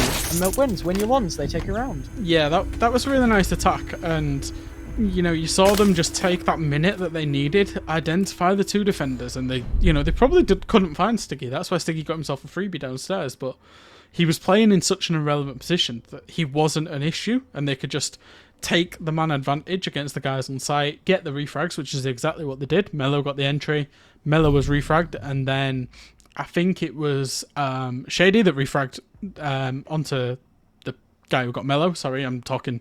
But yeah, the refrags came out and it just put them in a 2v1 on site. It was a really nice, considered, well-approached attack once they got them opening kills. Yeah, I think that structure and that, you know, the time and the trading their way to victory, I would say, from when you want, it's going to be quite key for them, I think, if they want to get, you know, a decent amount of rounds on the board and potentially even win the game. I think if they try to play too isolated and too individual, I just think they'll get outgunned by people like Mello, people like Stiggy, people like Okari, because, you know, like you said, you've got KC on the other team and you've got Shady, and then you've got the more support side of players of Milk, Elliot and Boogie. And yeah, I would argue that Vex support players outgun Win You One support players. You would say so, probably. But you know, this is a team game ultimately, and we saw a nice team attack come out of Win Your Ones there, which is something they've been lacking in the past few play days. If they start attacking like that every time, you've actually really not got many worries about this team. It's just how consistently they can pull out attacks like that. Yeah.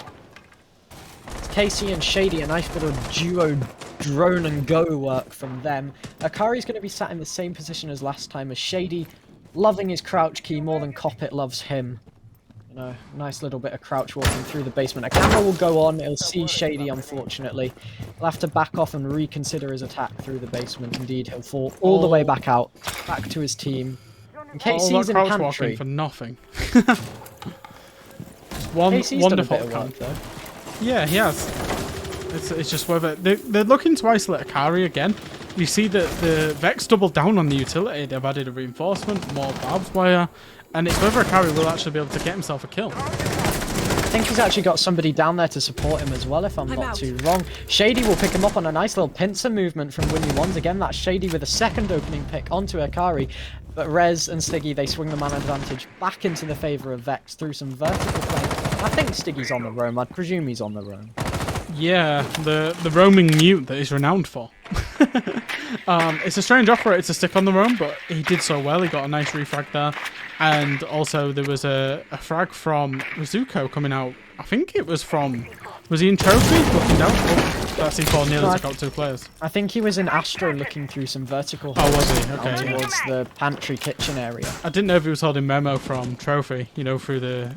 But yeah, anyway, irrelevant. He got a nice refrag, and that's what Vex missed in the last round, was the ability to just... Yeah, you can have the ground that you want, but you're going to have to lose quite a lot of lives for it. Yeah, and it looks as though now Win You Ones, they're worried about this below presence that Vex could retake. As Boogie crouch walks silently up the red stairs, Win You Ones love a bit of a crouch walk, love a bit of the C key them. And we see that Stiggy, he is indeed still below. He's not got a C4 on him. Indeed, Vex have used all their C4s, I believe. But, you know, they've got a chance to do something here, Win You Ones, with this nice little pinch from Boogie. But I'm not sure Vex are even aware of, and they're not. Access and Mello taken care of. Boogie with a lovely double swing, but there's the Alder. There's how powerful it is, and there it is. Yeah, that Alder go brr. That weapon is absolutely insane. Boogie had a huge play there, absolutely huge, getting 2 kills. It's unfortunate because the Elder just, you know what the Elder's like. He's got way too many bullets. Yeah. I was looking so positive for Win You Ones as well, after Boogie gets that nice little double kill. I was expecting him to get the first onto the smoke, but not the second onto the Melusi of Mellow, but then, you know, Rez, he picks up a 4K just like that, holding down Mouse 1 while, you know, just sort of pointing in the general direction and letting the 81 bullets and 900 RPM do the rest of the work. Yeah. It was nice adaptation from Vex, though. Really nice in terms of they threw more bodies at the initial problem. The problem they had the last round, they threw more bodies at the problem, which is sometimes a little bit dangerous, but they managed to get the right refrags and almost they just held on to that downstairs control. And you saw how cautious and how irrational it made when you're one to play, with Boogie just crouch walking into sight to get kills. That's what they had to resort to. So Vex rightly won that round. It was really nice. I think it's interesting that despite the option that they have to go back to Aviator games, Vex are looking to make a nice 3-site rotation with only one loss in the middle of it. They're going down to this kitchen site, perhaps hoping that Win You Ones will be baited into thinking that they're going up to Aviator games. But, you know, Win You Ones, the lineup doesn't falter. They've lost one drone in the prep phase. Attackers are moving out to locate a bomb. Just thought I'd bring it up because I have to bring up drone count at least once in each house. But drone count is so important, right? And, you know, losing a drone isn't necessarily a bad thing if you get the right information from that drone. You know, if you're throwing 10 drones away, obviously, in the first minute, fair enough. Losing one in the prep phase as a drone that you just YOLO into sight to get as much information isn't necessarily too bad a thing. As we see Akari get a nice kill onto KF. Yeah, that's unfortunate for Win You Ones. KC and Shady have been the ones really making space for them to be able to, you know, challenge in rounds, certainly. And Akari, he's just been allowed to fall all the way back to sight. And Win You Ones, again, they look a bit shell-shocked. They're playing a lot more cautious, you know. Boogie sat on the rappel. Got Milk slowly clearing up from main stairs, holding everything. Boogie's holding, Milk's push. Shady's holding stuff. Elliot's droning in from Master. All 4 members of them seem to be a little bit stranded right now, a little bit isolated from each other. Yeah, and you're wondering whether Casey's just jumped the gun a little bit too early there. He's died with the drone in pocket. He's died quite early on. You wonder if he was in front of the drone or if the drone's even seen Akari. And Akari's just got himself an absolute freebie. And it just allows Vex to be able to go and sit back in sight, sit outside of the lines of verticality, as you'll see them doing here. They're spreading across living room, they're spreading across pantry. And when your ones eventually do start playing vertically, they're not going to find anything because there's nobody in sight. They're just all outside of the site. And that's going to be the struggle for Win You Ones because there's a minute 30 gone already. Yeah, and if you take maybe 45 seconds away for them to do this vertical play now, that leaves them with 30 seconds left because they're just droning making sure the rest of the top floor's clear. So that leaves them with 30 seconds to get downstairs, get Vex, and they're not really going to have forced Vex out of any other positions that Vex want to be in. You see Akari taking a little bit of damage, not quite sure where from, but, you know, he's already got a pick. Vex have got the man advantage. And you see they've still got these power positions inside of reading, inside of this sort of, you know, pantry side. I think one player of Vex even went below. As Boogie, speaking of those, oh no, it's not pantry stairs, that's back stairs. Those are the ones so it's Astro, yeah. that come up bottom red, or Astro rather, yeah. Yeah, it's difficult for Win You Ones because they're relying on Boogie to crouch walk in and get 2 kills with the G8. And that, like, fundamentally, strategy-wise, that's not good for them. They're not doing great if that's what they're relying on. As we see, kind of 20 seconds, this is just going to come down to gunfights and straight game knowledge. Yeah, and Boogie, he's there holding an angle, nobody's peeking into it. He's going to look to push through into China potentially. But Stiggy, there's the guy that went below. Goodbye. Rez with the Alder, Akari with another. Rez gets taken out by Shady, but Mello with a swing from the dining hall.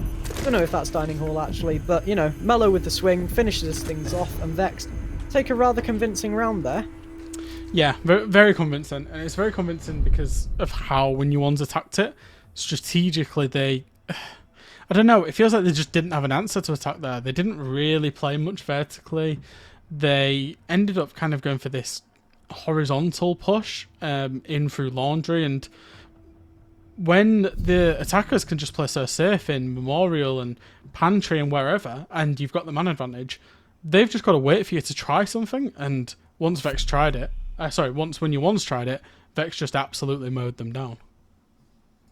Yeah, Vex, they seem to have an answer for everything that Win You Ones do, and Win You Ones didn't seem to have much of an answer for them. Again, I think their time management was poor that round. You know, it came down to like what, 18 Defenders, seconds, protect your and they bombs from being hadn't defused pushed. by They hadn't attackers. got out of laundry. They were trying to push through a breach from laundry as well. Not even like the door out of breach. They were being very one-dimensional in the push there. You know, Boogie was again sat trying to make a crouch walk work, and Vex weren't giving anything to him. It all feels like when your ones are relying on a little bit of luck to make their rounds work. And there's nothing wrong with having a little bit of luck aiding you. But if it's the sole thing you're relying on round after round, that's when you start to ask questions. Yeah, you can't consistently beat teams through having a player that just randomly crouch walks somewhere and hope that they come up with 2K. It's just, you're not going to be a consistent team when you do that. 5 seconds. to There's insertion. teams that, you know, I came up against when I was kind of in professional teams Attackers must that had locate those and kind of defuse the players, bomb. and once the opponent knows about it and they start expecting it, you know, Stiggy's game sense probably there just thought, yeah, this IQ is going to be coming somewhere absolutely random. Where would I go if I was crouch walking? And Stiggy just came up behind Boogie and got a free kill. And, you know, even relying on that is not the best idea. It's almost like they're going to plan C without having a plan A or a plan B. Yeah, I wonder who that could have been in EU that just crouched everywhere. I won't Oh, no, comment because I'll get attacked on Twitter. It genuinely But, wasn't about that. It was a team that I came up against in Nordics, believe it or not. It wasn't about EU League. I'm not doing any gloating about EU League because it didn't go that successfully for me, to be honest, mate. Anyway, when your ones, I like the fact that they're pushing below on this. You know, they did it last time. They used the book to try and make people feel uncomfortable, and it seemed to work well until they kind of lost time and they stalled out. But you know, Vex, the Valkyrie, who's that? Is that Stiggy? It is. He'll get a bit of damage dealt, will get forced out, but he's still allowed to just, you know, sit around somewhat of a power position, make life a nuisance for when you want. You know, they've already wasted a minute 15 on him. He's going to waste at least probably another 15 seconds minimum, I'd guess. But you know. Yeah, he's just been a thorn in the side because there's so much attention on him. They're not actually paying attention to the vertical, which is the whole objective of going into library. The longer Stiggy stays alive, the more he's pushing the chance of winning the round for his team in his team's favour. He just needs to stay alive, stay alive, stay alive. Even if he dies right now, he's done his job. He manages to get one. He gets a kill. Is he gonna get a second? Nope. Boogie takes a double.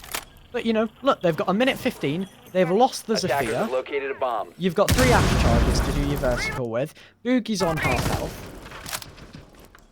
Nice from VMix there, but you know. Tech issues our Vex, side. yeah, Vex, you know, you've got 50 seconds. You can just sit back on site, realistically. Win your ones have not made any dent in towards study. A reinforcement will come out late from Vex, and you know, again, Win your one's time management is really letting them down here. Yeah, two saving graces is they've got man advantage and they've killed the smoke, which means they can really go to the last second for the plant, although there's 2 C4s on side for Mellow and Super. But if they play this right and they just play refrags, they should do okay. Covers the bomb diffuser. You say that, but look at the health on KC and Boogie. Attackers have dropped the bomb. And there you go, there's one of your 4 players down to Akari. KC with a lovely little refrag, but there's Mellow taking him out. 15 Elliot and seconds. Boogie 2 on 2. 13 seconds, Diffuser's down in the middle of studies, the 2 C4s are still alive for the side of Vex, and Elliot and Boogie, they've got a breach and a door to walk through. They're droning with 6 seconds left once more. Really worrying from what we want. Boogie will walk in, he'll pick up a triple on the round, but, Operators, you you are out of know, time. Mellow just hides. Round down. Vex take it, a little bit scrappy, but they take it. And again, win your ones, it comes down to time management. Yeah, and the time management again was really poor. I don't know where Milk died, but Milk seemed to die without shooting a bullet back. And, you know, when you're leaving the diffuser on study balcony to just go for kills, it's not a good strategy. They weren't working for a plant there. They made a conscious decision to go for kills. That might have been the right one, but their time management really let them down if you're going to end up making that decision. Yeah, I mean, I'm just looking at my notes here. Stiggy's Roam wasted 1 minute 40 before they dealt with him, and they Defenders, lost a protect your body. bombs from being defused Yeah, by attackers. I mean, even if they had 5 more seconds there, right? They killed Mellow because they identified that he was in vault and hiding. It was such a small margin. And that's where the value came in from Stiggy just sitting in library and just not letting them do the verticality that they wanted. Stiggy's won the round by basically just AFKing in library and getting himself a kill. Yeah. And I think if we look to the side of Winnie Ones, Milk and Elliot are having a really rough game. No, Milk sort of... His Nomad traps aren't doing anything, because Vex has still been allowed to, you know... We see Stiggy walking about downstairs like he owns the villa. 5 seconds before insertion. The Nomad charges aren't doing anything. Attackers And although he's died 4 times, defuse it. you're a Nomad, you can put traps down. If you're dying with all 3 traps in your pocket, that's even worse. Yeah, they don't seem to be getting much value out of their operator lineup, especially the same with Boogie in terms of... He's playing the G8, and he's playing the IQ, but the Valk cams, and, you know, you see a couple of rounds where Valk's not even being brought, and you've got to question how much utility they're getting out of an IQ. Maybe would an Iana be better, for example, bringing nades and more clones, or, you know, maybe even a Gridlock to double down on that anti-flank if you feel that you're not getting value out of your Nomad. So... Yeah, I think Villa's one of those. Sorry, Villa's one of those maps as well where you can't just bring an operator because they have a gun when you're bringing Ash and Zafir as well, because then you're essentially bringing three operators that you intend to use as entries. You know, I guess they've kind of got Shady doing some vertical play with the Zafir, you could argue, but you know, you're bringing 3 out of 5 operators to use their gun on a map which is one of the most user-dependent maps in the pool, I'd argue. Boogie with a nice little opening to Mellow, and KC with one onto Stiggy.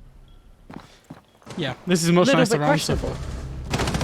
Although Akari just seems to be playing this top red, he got a kill from it last time, he's going to get another one onto KCKF again from that same area. As Access will look to get another, but only get shots onto Shady. And Shady has tinnitus, as we so heard on the caster, from VMix.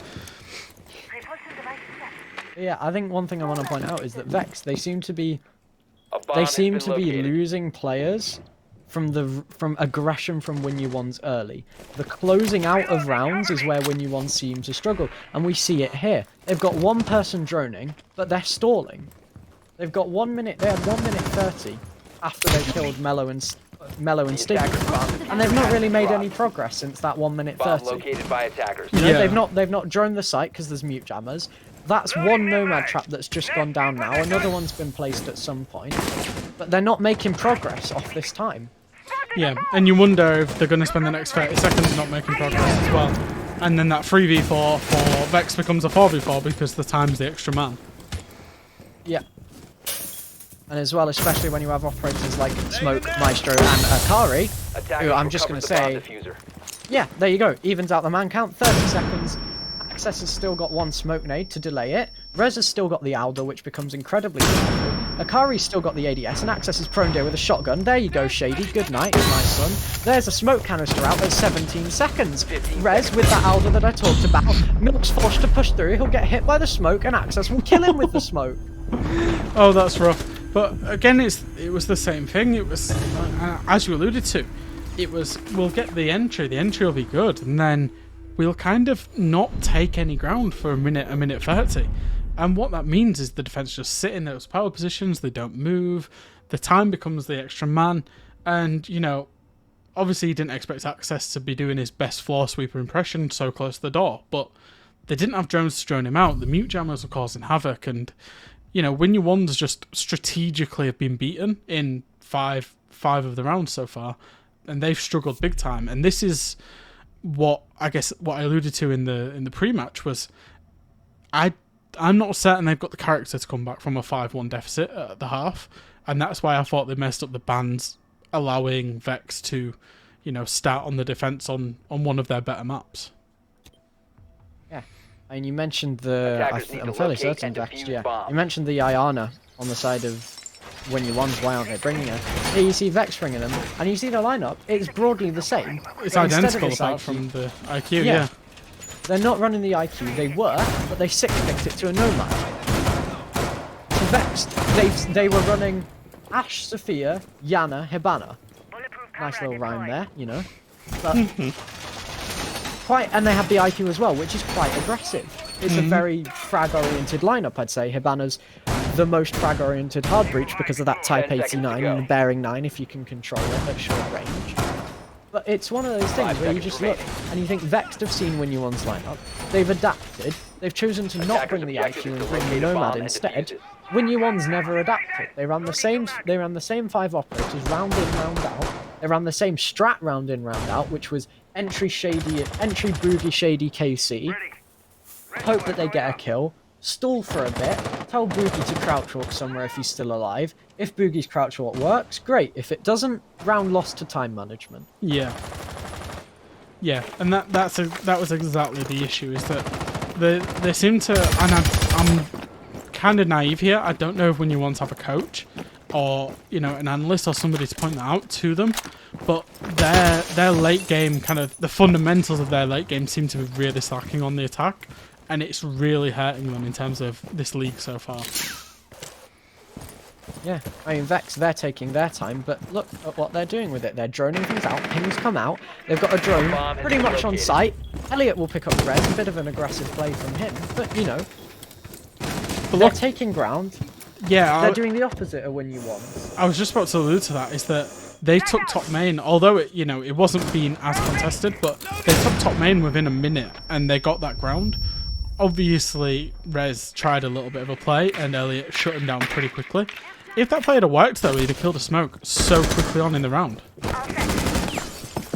Vex is still applying a lot of pressure here, despite the man count being down.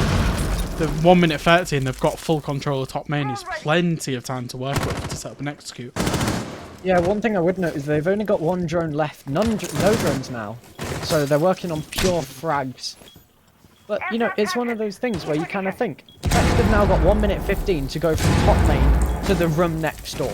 And they can play off trades, they've not got the man advantage. But if they get the first kill and then trade their way, they'll eventually have a 2v1 advantage.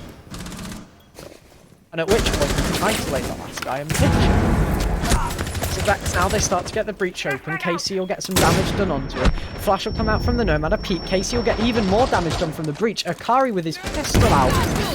An impact even doesn't do much. Stiggy gets hit, but I'm not sure how much for KC doing his floor sweeper impression, as you said, so he'll get taken out by Akari, and there's your man advantage leveled out at 4-4. Yeah, 35 seconds to work with. Milk can go absolutely huge here. He's got a laser gate, he's got the older, and the bullets that come with. As Mello gets one, Boogie finds one into Akari, and Shady misses all of his shots. Boogie's been downed, I'm not sure what for, and Access gets killed. This is a 1v3. Shady, he's going to look. He doesn't find anybody. There's a yellow ping coming out, so he knows that there's one in study. The attackers will rotate. They'll go through to the game, to the bar room, and it's all on Shady to make a play. And Mello will get the kill onto Shady. Round 7 goes in favour of Vex. Yeah, and I think that comes down to, you know, the opposite. Vexed were good with their time, relatively. They gave themselves a minute and a half, and they played those frags. You know, they waited.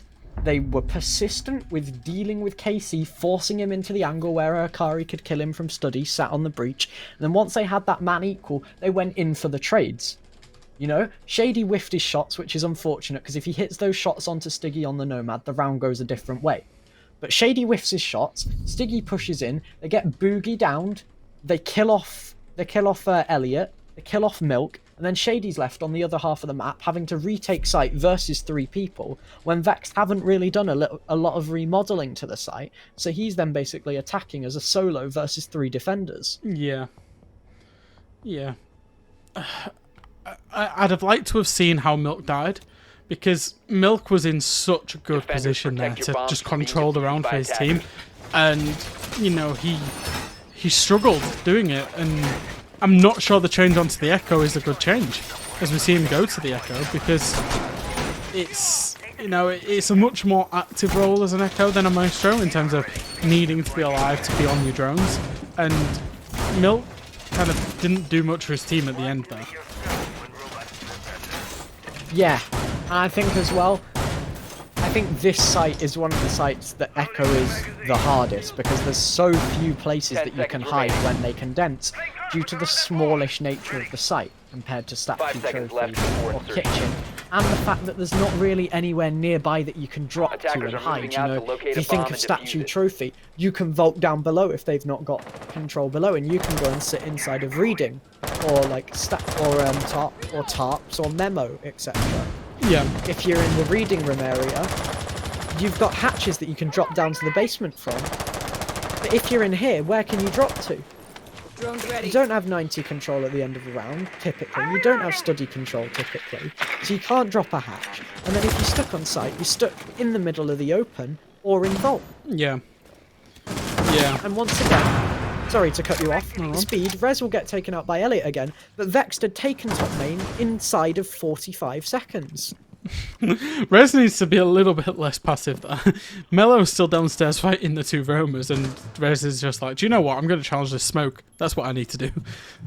But, you know, they managed to deal with him dying last round. I'm not sure if they'll be able to do the same this round.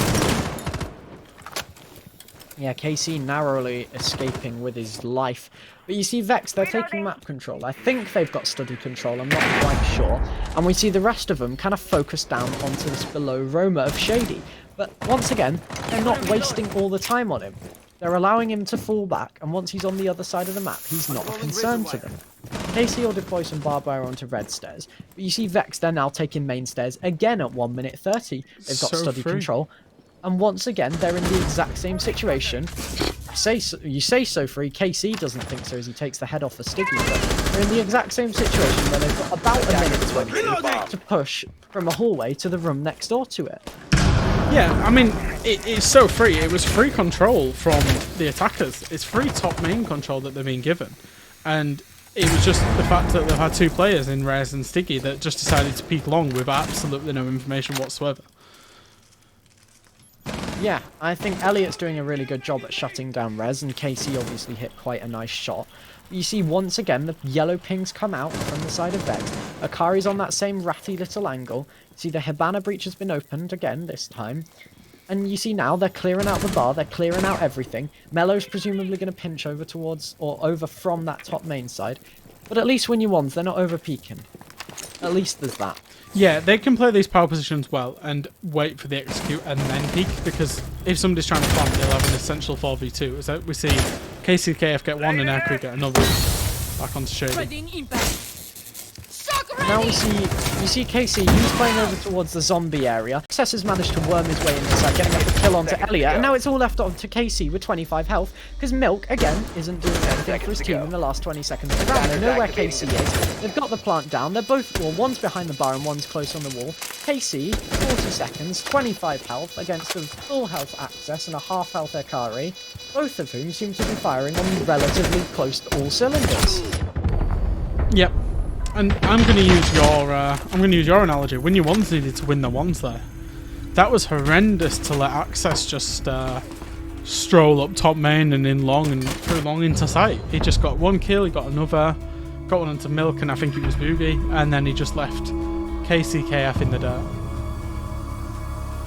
Yeah, I think we were both expecting Vex to take that relatively convincingly, but you know. A 7-1, there were some rounds that Win Your Ones really should have won. I think they're two defenses of the AVG. Yeah, and I think on the balance of things, if you was just coming into this cold with not realising really how poor Win Your Ones have been this season, and, you know, it's first game of the season, you don't kind of know what form team's doing, you'd think that Vex would win, but you'd think it would be a 7-3, 7-4. Win Your Ones would at least be competitive. In that game that we just saw, Vex were a whole different league above Win Your Ones. That was almost like we were watching a Yukin 1 team dismantle a Yukin 2 team, if that makes sense. And Win Your Ones have so much learning to do from that, because they didn't even look like a functioning team at times. Yeah, I think one thing it reminded me of, and I'm sorry Pat's asleep, I think you're playing next, but it reminded me of Audacity versus Vexed, that Yukin game on Consulate, where Audacity 7-0'd Vexed, and it was just, you know, a little bit Yeah. It reminded me of that, you know, Win Your Ones were completely outclassed. The round they got was a decent enough round, you know, it was a nice attack, yeah. It was a nice attack, but it was round 2. You know, they got trounced round 1. Mm-hmm. Round 2 they brought it back. And then from then on they just got closed out. Yeah, they seem to lack like direction, and I'm not sure who IGL's for them, but it seemed like they were missing an IGL late round to actually call what was going on, and it was just 4 or 5 or however many were left, individual players just working on what they saw rather than having a defined plan in place or having a leader that would say, you need to hold this, you need to hold this, we're going to kill this guy and then we're going to do this. It was more just like the people who were dead were probably calling on whatever they saw and nobody was formulating a plan that the team stuck to. And because of that, there was just so many holes in their attacks and also the defences, allowing Access to walk up top main and, look and just get them 2 kills in that last round was just absolutely criminal. Yeah, I mean, I have in my notes. Access walks up the top main, he walks through to long, he picks up the Smoke, who's been sat on the bomb just behind the bar for most of the round, and then Milk, who's sat inside of Vault, isn't able to get a refrag, and then once he's like, you realise within sort of half a second, oh, I'm not going to be able to get a refrag. Yeah. But he then, instead of going on his echo cams, which I don't think had been destroyed because Win Your Ones, or rather Vex, didn't have an IQ, so presumably those echo cams are still up and running, rather than going back onto his echo cams and staying inside a vault where Vex don't know for certain he is, he peeks and Access takes it, and then it's left up onto KC, who, like Shady, was outside of the site, zombie side. Yeah, and as soon as that happens as well, it's so easy for Access to go in behind the bar. And it was Ekery that was on the Sophia that can then just... they had an idea of where KCKF was. And therefore it's just so easy to just dissect the site and just get the plant down. And that was the struggle for Win Your Ones, is that they got the first 90 seconds of most rounds right. But as it came to the crunch time, they really lacked the siege smarts to actually do anything and win the round. The rounds, on the balance of things, there was a lot of rounds there for the taking for them, but they didn't step up and take them. And that's a concerning trend that's kind of happened across 4 maps so far. And honestly, I believe that, the players on that team are of good quality, but there's just something missing, and I don't know if it is a good, strong IGL or what it is, but, they're in big trouble. Yeah, I mean, I think they lost Quoldog, and Quoldog was their IGL before. And there's been a lot of jokey tweets on the timeline, like Quoldog was the glue, etc. But it really does look as though they're missing an IGL who's confident in his calls. Yeah. Like, especially late round, they get the opening pick because they've got the raw fragging power of KC, got Shady as well, and they've got Boogie who can show up when needed. But then after that sort of initial 45 seconds, they just stall out. And it seems like they lack mid-round and late-round direction and coordination. Yeah, it's certainly worrying. But, if we look at the positives and we look at Vexed, it was a very professional performance. It's a performance that you'd have expected them to put in. There's not really anything that they'll go back and review and think, oh, we need to work on that, because all of their rounds were fairly clean, fairly good rounds, other than the one round that they got caught off guard with that. The one round they lost, they were caught off guard by just how many numbers when you once committed. But they put in a really good performance, so it'll be looking kind of good for the rest of the season now. Yeah, I think that's a fair enough evaluation, and I think we have a 5-minute break before we go to the next map. So we will see you in approximately 5 minutes, and I believe the next game is Hats Asleep versus London, which should be a bit of a barn burner. There we go.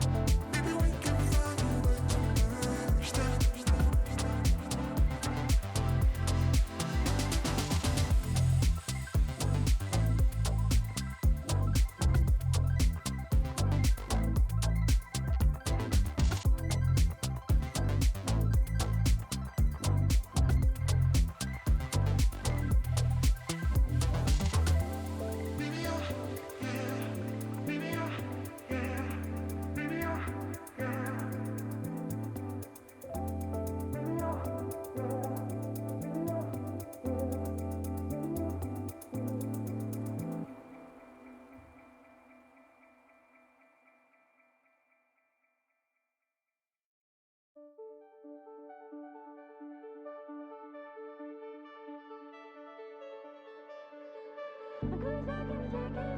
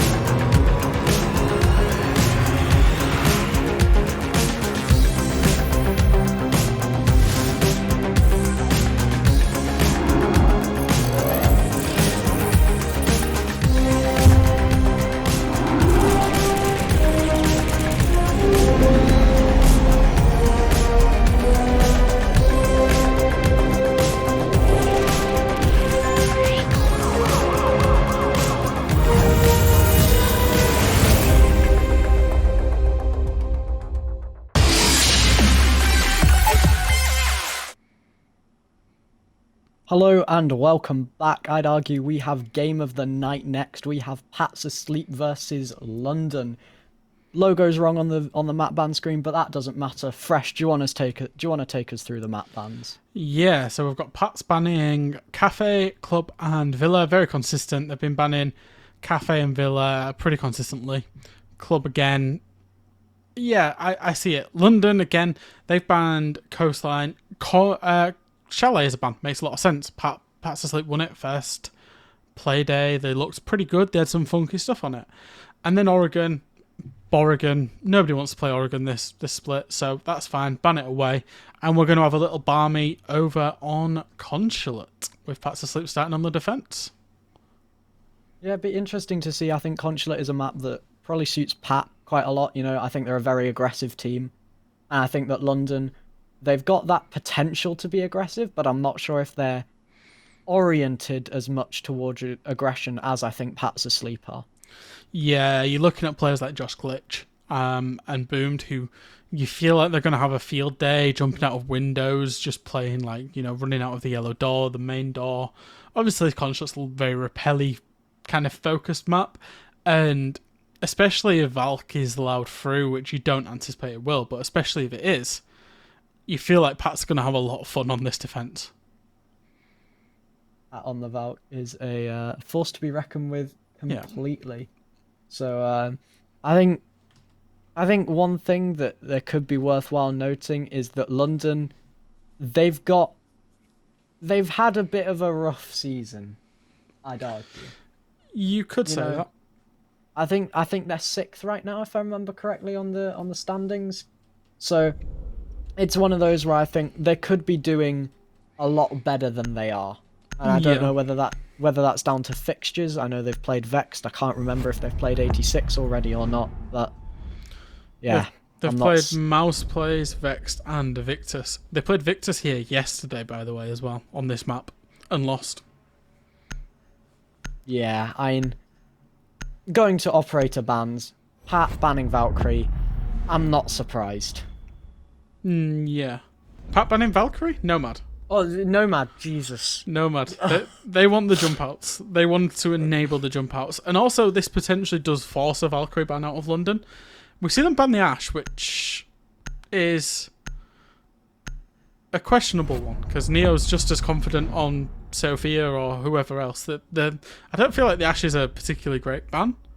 The Maestro, not a bad ban, but as we said, it lets the Valkyrie through, so it'll be interesting to see if Pat's Asleep let it through as well. No, they will take it out. So, on the balance of things, some stranger bans, and the only one that I'd say that's reasonably consistent is the Valkyrie and the Nomad on Consulate. That's a very normal banning phase coming out of Pat's Asleep. London with some interesting bans being Ashe and Maestro. Yeah, I like the split site from Pat's Asleep as the first site. Mirror, Pulse, lots of C4 potential. All the C4s, yeah. Mute, Pulse, Mirror, Malusi, lots of C4 potential. Ace Thatcher, I think you do need the Ace, I guess, on Consulate, but I'd argue that Hibana's a better pick. Is Josh Glitch? No, he's not going to pick to another C4. He's going to pick to Castle for those barricades and that secondary shotgun. Yeah.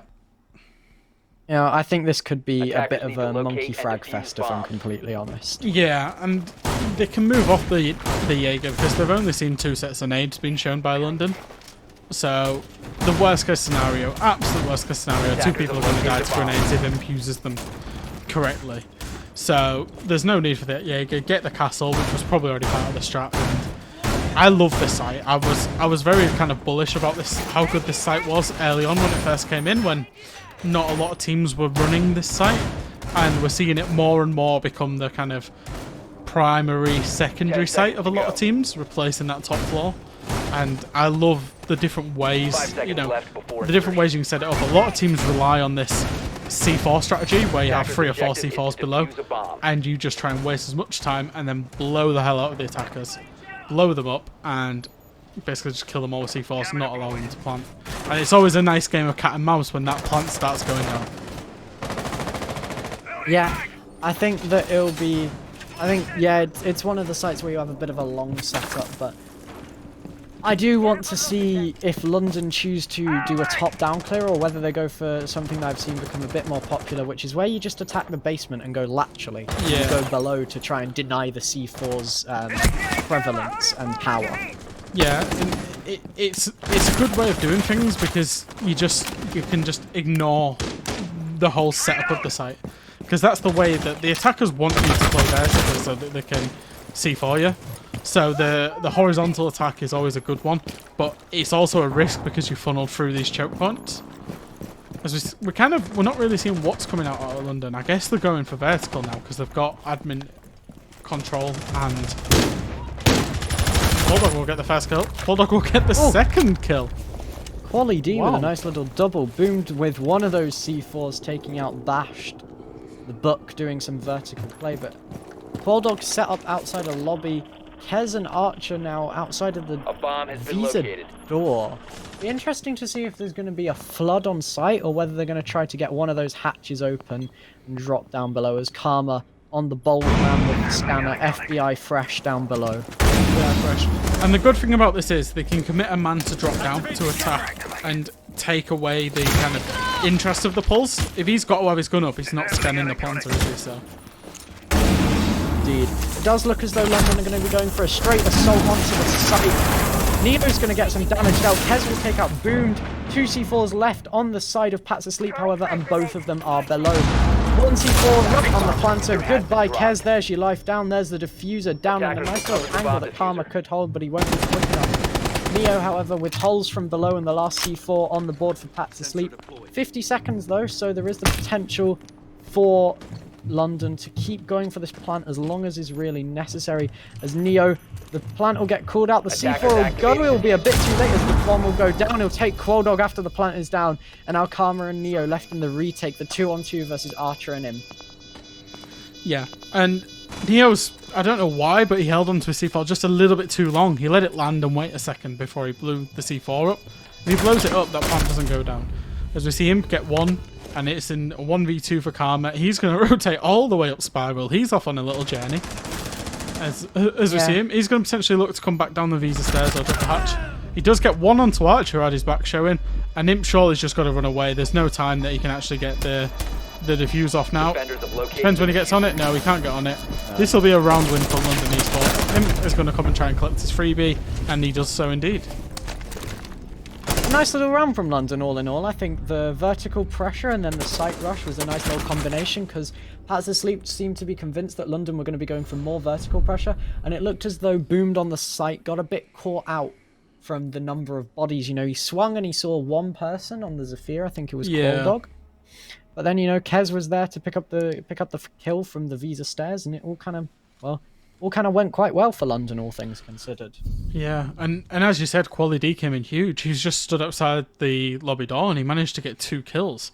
I think it was onto Josh Glitch and onto Pat. And that really opened up the round. It allowed the attackers to throw bodies at the plan. It allowed them to, you know, really just wait for all these C4s to be expended and then get the plant down and just play it on the merits of the plant and the verticality. Once they'd done that, you know, they did lose 2 people to C4s from planting or trying to plant. But they had enough bodies that they could just plant, replant, and win the round.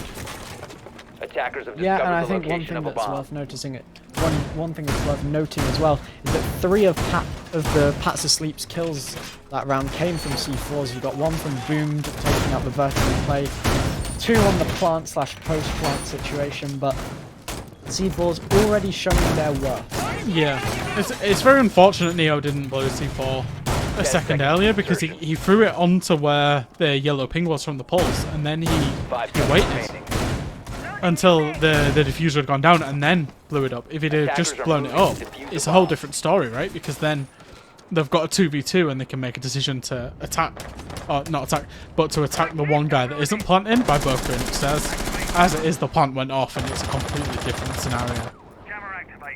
Yeah, I think that, especially once you're in that post plant with the UMP as well, one of the weaker weapons in the game, it's not a retake you want to be doing with the Vector and the UMP against weapons that have sort of 1.5, 2x scopes, and they can sit back a bit more.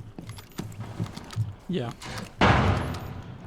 It looks like we might be going a little bit horizontally by the way the attackers and the red outlines, as you see, the red silhouettes. It looks like they're going to come a little bit horizontally.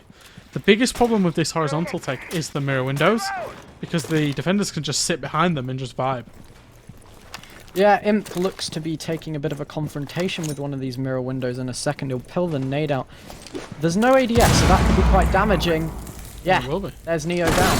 And a second one, will it go up the stairs? Do any damage? No, Karma takes the head of Kez off. Imp push the mirror window, but he'll see somebody else there in London. They look to go for a condense onto the site. It does look as though they will be. Bash will push through and clear both mirror windows. Imp with a bit of a pre-fire. Bash will pick up one and Archer with another onto Karma. They've got the bottom floor site. All of those C4s are nullified. And you've got Quoldog sat at the top of Spiral Stairs doing damage on Josh, leaving Boom, Pat and Josh on about 20 health in a retake versus those mirror windows, which are still up, London having not popped them. That's incredible. Imp getting that down has then caused a chain of events that's circled into this. Quoldog gets 1 onto Pat. Quoldog gets 2, gets onto Boom. He's on a double kill, and he's going to be looking for the third. Bash ends up taking the third, using the mirror window to the double damage. And that is 2 rounds in a row for London Esports. 2 convincing rounds in a row as well, I'd argue. It was a lovely adaptation from them to go for this horizontal push, and maybe they had a drone. It felt like they had a drone that knew that Imp had got the down onto, I can't remember who it was, but they knew Imp had got, it seemed like they knew Imp had got the down, and then the site player had gone to help the downed player, and that's why you saw Archer just strolling in through the double doors into archives there. It was really nice adaptation to go for the horizontal and then to just rush on into sight once they knew that they had that down. I liked how they didn't pop the mirror windows and instead they used them to their advantage in the post plant. I think Attackers need to locate and defuse helped bombs. definitely, especially with that long hallway hold from Imp and Bashed afterwards. Well, that was a really nice Bomb little... located by I don't know whether it attackers. was deliberate or whether they just thought, you know what, let's just go. But I liked it. I thought it helped them out in the post plant situation quite a lot. Yeah. Yeah, it did. It was really nice play from them, and it's forced Pats to Sleep to just change site altogether. And, you know, London, it feels like London have got them on the ropes at the minute.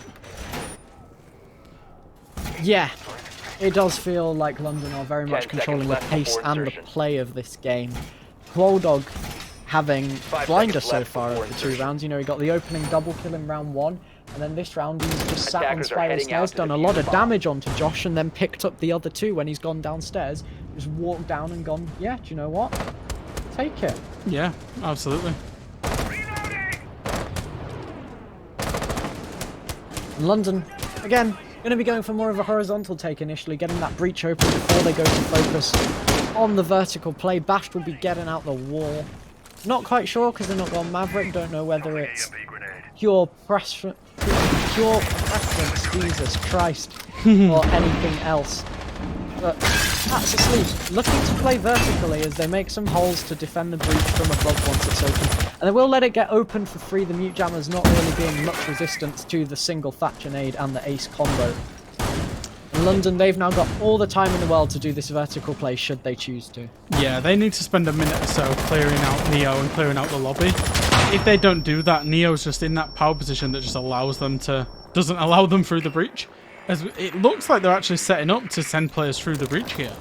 And whether they're just being ignorant to the verticality or, you know, they're actually choosing to ignore it, I'm not sure it's the right approach because Neo could just mow them down from above. They've droned it out because there was a yellow ping on the roof of that floor. You see it there, ping number 3, 9 meters coming out. So they're aware of the verticality and they're probably going to try to deal with it. But it does look as though their plan is to just try and force Neo away rather than dealing with him directly so that it allows them to flood in through that breach. And I think they want to take this through sheer manpower as Kez gets a drone out. You see Quoldog on the meeting window raffle and Bash just thrown outside a yellow. Looks as though London, they seem to be pretty confident in their ability to just win their ones and get onto the site through sheer trade and manpower alone. Yeah, I don't know if this is the best approach, having a poke strategy like this, when you know that Neo's got the vertical. It looks like he's disposed. Quoldog was tasked with dealing with Neo, and Neo just dealt with Quoldog. As we see the execute come in, they're going to try and go for the rich. Kez has actually got through. If he can go for the... He's got 1 kill, Imp's got another.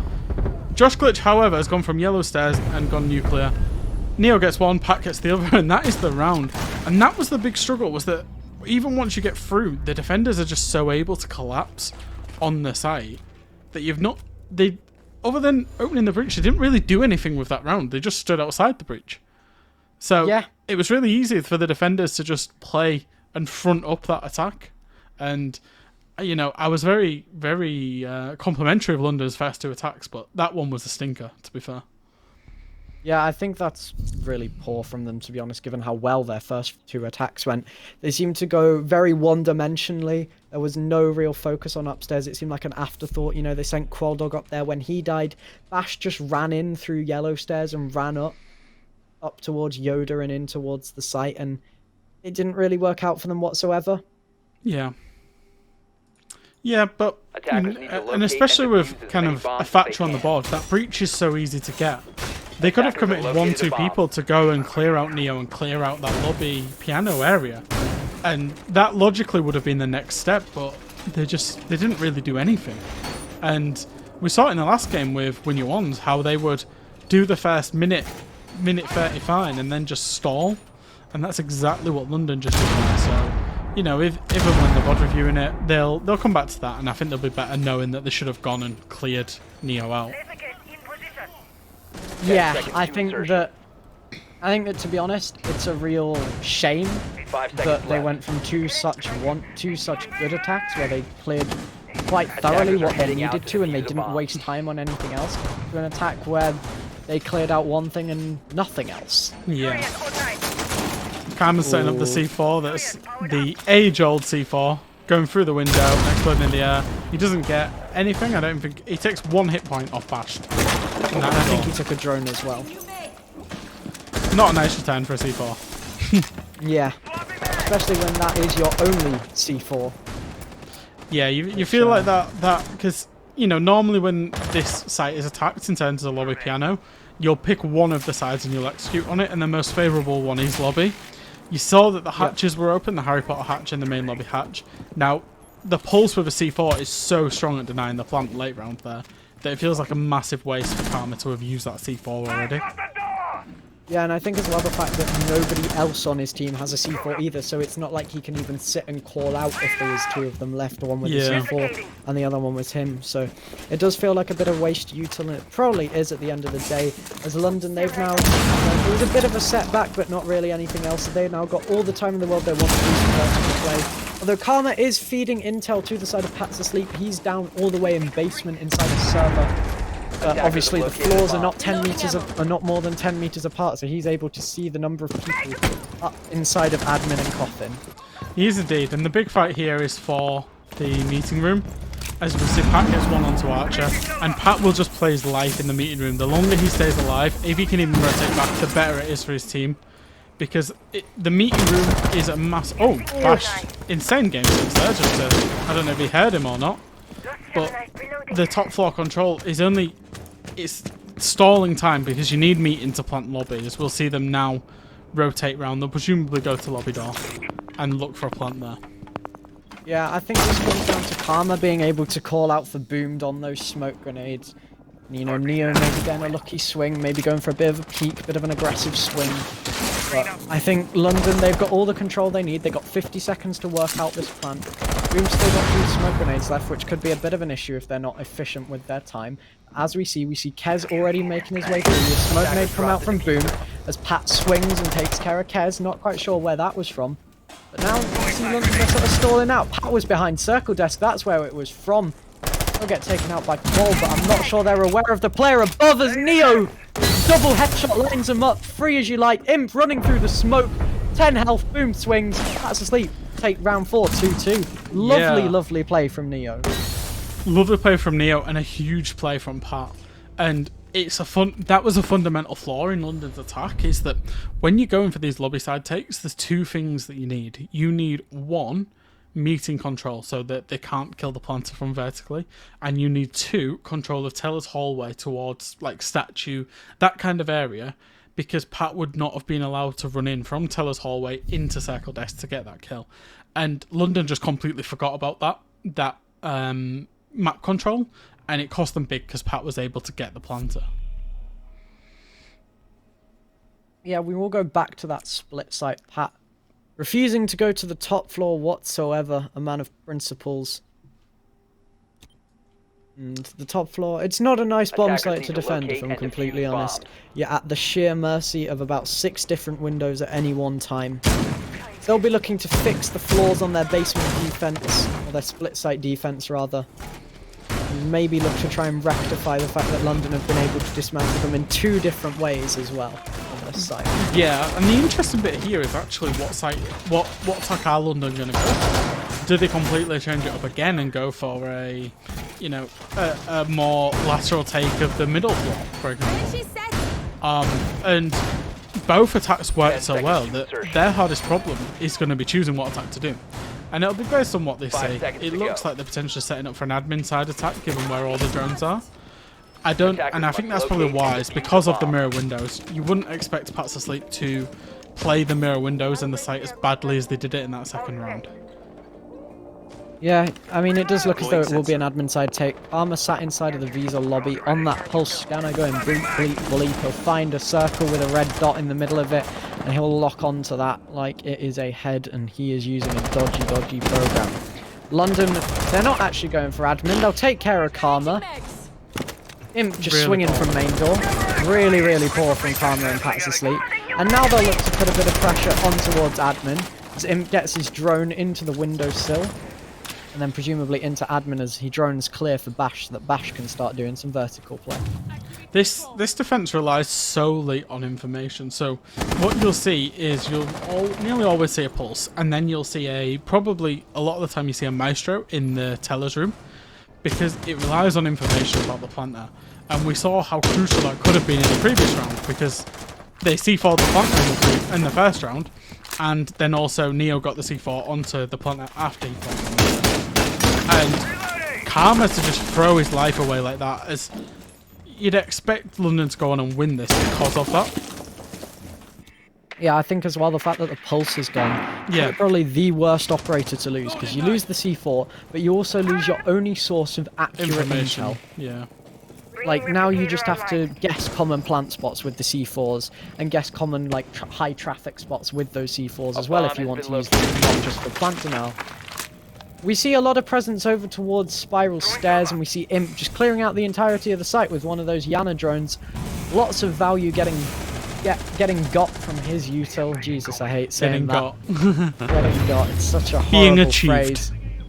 Yes, being achieved. Flank goes down from Kez. They've got no idea where. The Thatcher grenade will cover it off. Boomed will pick up one onto Imp. Qual and Archer will respond back with two of their own.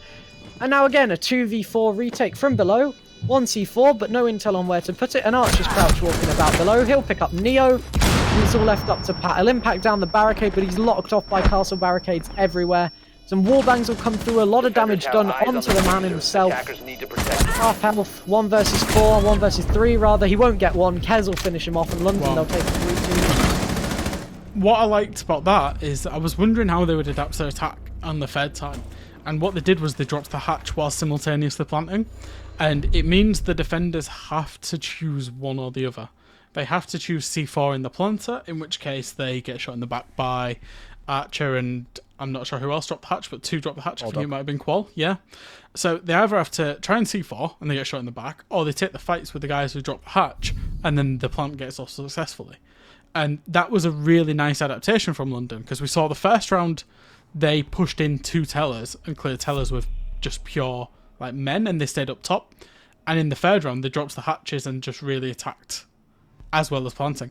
All 3 attacks on tellers have been so nice from London so far, and the other 2 attacks haven't been too great, so you're kind of thinking this could be a 3-3 split at the half. Yeah, I think a 3-3 split would be relatively fair so far from what we've seen. You know, we've seen basically a round be dominated by one team or the other. Down in the bottom left, we'll shout him out now, why not? Statman Affy, incredible. In the production chat with nice little graphics for us to talk about and waffle about on stream. Lovely, lovely man. Yeah, Affy's great. Absolutely great. As is our observer feed. You know, there's a lot of great people involved behind the scenes in this Yukin 2 league and project. So yeah, big shout out to those. 10 seconds remaining. Anyway, we see a garage defense and we see a mirror being brought. I don't think they brought this last time. They brought in a Rooney, I'm fairly certain. Yeah. On the last garage defense. Going to be playing inside a bathroom, the hatch not being reinforced. Did he get a drone? I presume so. I believe so, yeah. Maybe this is punishment for Karma. This is like, you played Pulse, you've been the up and death a few times in bad situations. Get on the mirror, get sat behind the mirror and don't die. That's punishment, I reckon.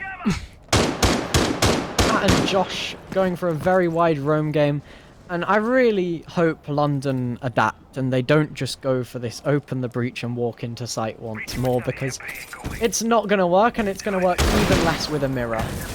I wonder if they're going straight through the breach. Oh yeah, they are. That's a rush and a half. Boomed will chuck out a smoke grenade. Bashed will walk down the stairs. He'll pick him up. Bulldog will get down. Not quite sure who by. Presumed by Pat or Karma. Kez will go for the defuse. Plan 3, 2. Imp gets one. Karma with a refrag onto Archer. Imp gets down. No, Qualdog gets down. Bashed. 3v2 advantage, make it a 3v1. Karma finishing off not one of the down people, but somebody else. They know where he is now, though, inside of the security lounge. Qualdog down, dying out slowly but surely. Kez and Bash, a 2 versus 1 situation. Karma looking to even up the scoreline, slowly inching his way forward. A C4 rip. Oh, that was so close to taking him out through the floor, but Kez from inside a cafe will take him out. And London, they take a 4-2 split. A nice little rush coming out from there. Yeah, you know when you were saying, I hope that they don't sit outside the breach.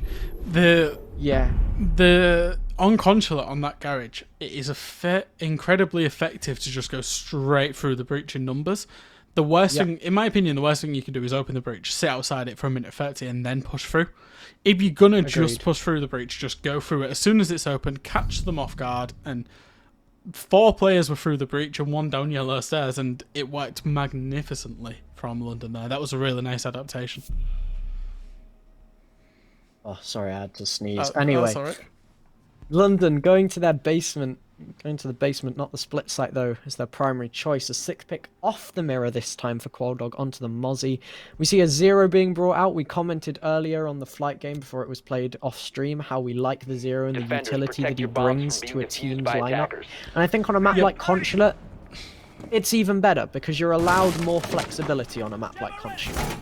Yeah, and I mean, the one thing that I would question is actually whether you would want the Thatcher, but the one caveat to that is that actually the lineup they've got, they're probably going to do a full clear or at least a half clear, so you're going to see the attackers kind of going probably from admin or CO side, probably from, in fairness, probably from admin, and they will clear the top floor, the middle floor, work the site vertically, therefore a Thatcher's not necessary. 10 seconds but left. Yeah. The Thatcher just enabled that last round for London, so it's definitely one thing that should be considered.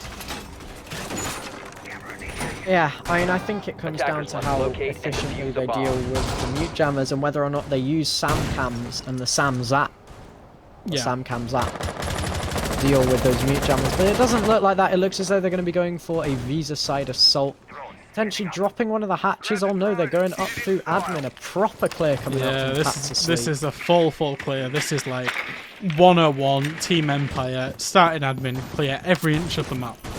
Yeah.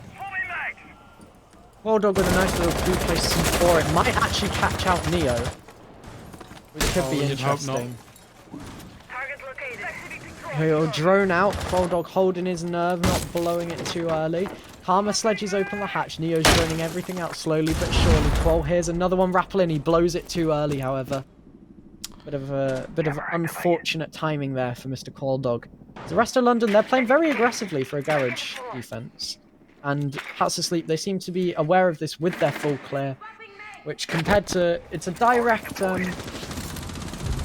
contradiction to London as Qualdog picks up Neo not on the C4 but instead just on a good old-fashioned spray down. Josh almost catching one out, but Bashed will catch him out. Sat behind the desk, Kez, a nice little bait for his teammate. And London, they take the 2-man advantage and they don't back off. They instead hold and reinforce this position with the 2-man advantage. Yeah, and they're just completely changing where the fight. They're taking the fight as far away from site as possible, so that even if they lose it, it's still a lot of time. And, you know, you've seen Pat come out here, and he's preemptively trying to breach, knowing that it's going to be very late on that his team achieve control to you know, get rid of the mute jammer. Indeed, I think he might be going for a cheeky little peek in through yellow stairs just to get rid of this, just get rid of those mute jammers himself. Boom with a nice little nade onto the bathroom. Get caught by an ADS for a second one. A C4 will come out as a reply. Not sure if there's a second ADS. There is. Karma gets dealt a lot of damage. Kez will finish the kill. Lots of shots exchanged there. Pat did indeed go for the swing to get rid of that mute jammer on the breach. The breach will be opened and Boom now has bathroom control. It's a 2v4 with 45 seconds left. They've got breach and they've got bathroom / piano, but they've not got the top floor. No, they've not. And I tell you what, they've not got lives either, as Kez gets another kill. It leaves Pat in a 1v4, and honestly, this is almost an unwinnable situation. The defenders are playing across 3 floors. They're in the little rat corners, and the Malusi trap as well is very impressive to Pat. He's just going to try and look for kills and hopefully get people to peek him. They will give him the peeks. Pat might be able to get himself an exit frag here, but that would be just about all that he will get. He looks for one. He gets one onto Kez. Will he get another? No, Bash will take him out, refragging it onto Kez, keeping the cost high for London, and also keeping the round count high as well. Yeah, I really like the aggro roam that came out from them. I think it worked well, especially against Pat's attempted heavy clear that they did. Yeah. And I think as well, the nice little duo roam that they had, you know, playing Kez and Bash playing off each other on that top floor bathroom side was really, really nice, I think. And I think that, you know, compared to a lot of teams who do the solo deep roams, where, you know, you might get one and then, you know, you kind of get traded out and it doesn't really give you anything. You know, London were able to get 2 kills, keep the map control for the entire round as well. And, you know, we've got some stats to go alongside it. All of London, well, 2 of London have got a KPR of 1 or above. That's asleep. Highest KD is Neo on a 1. Attackers need to locate and defuse bombs. Yeah. And then the cost, only It's bad. Archer, Yeah. only Archer on the side of London has below a Bomb located by 0.7 attackers. cost. Yeah. On the side of Pat's asleep, nobody has above a 0.6.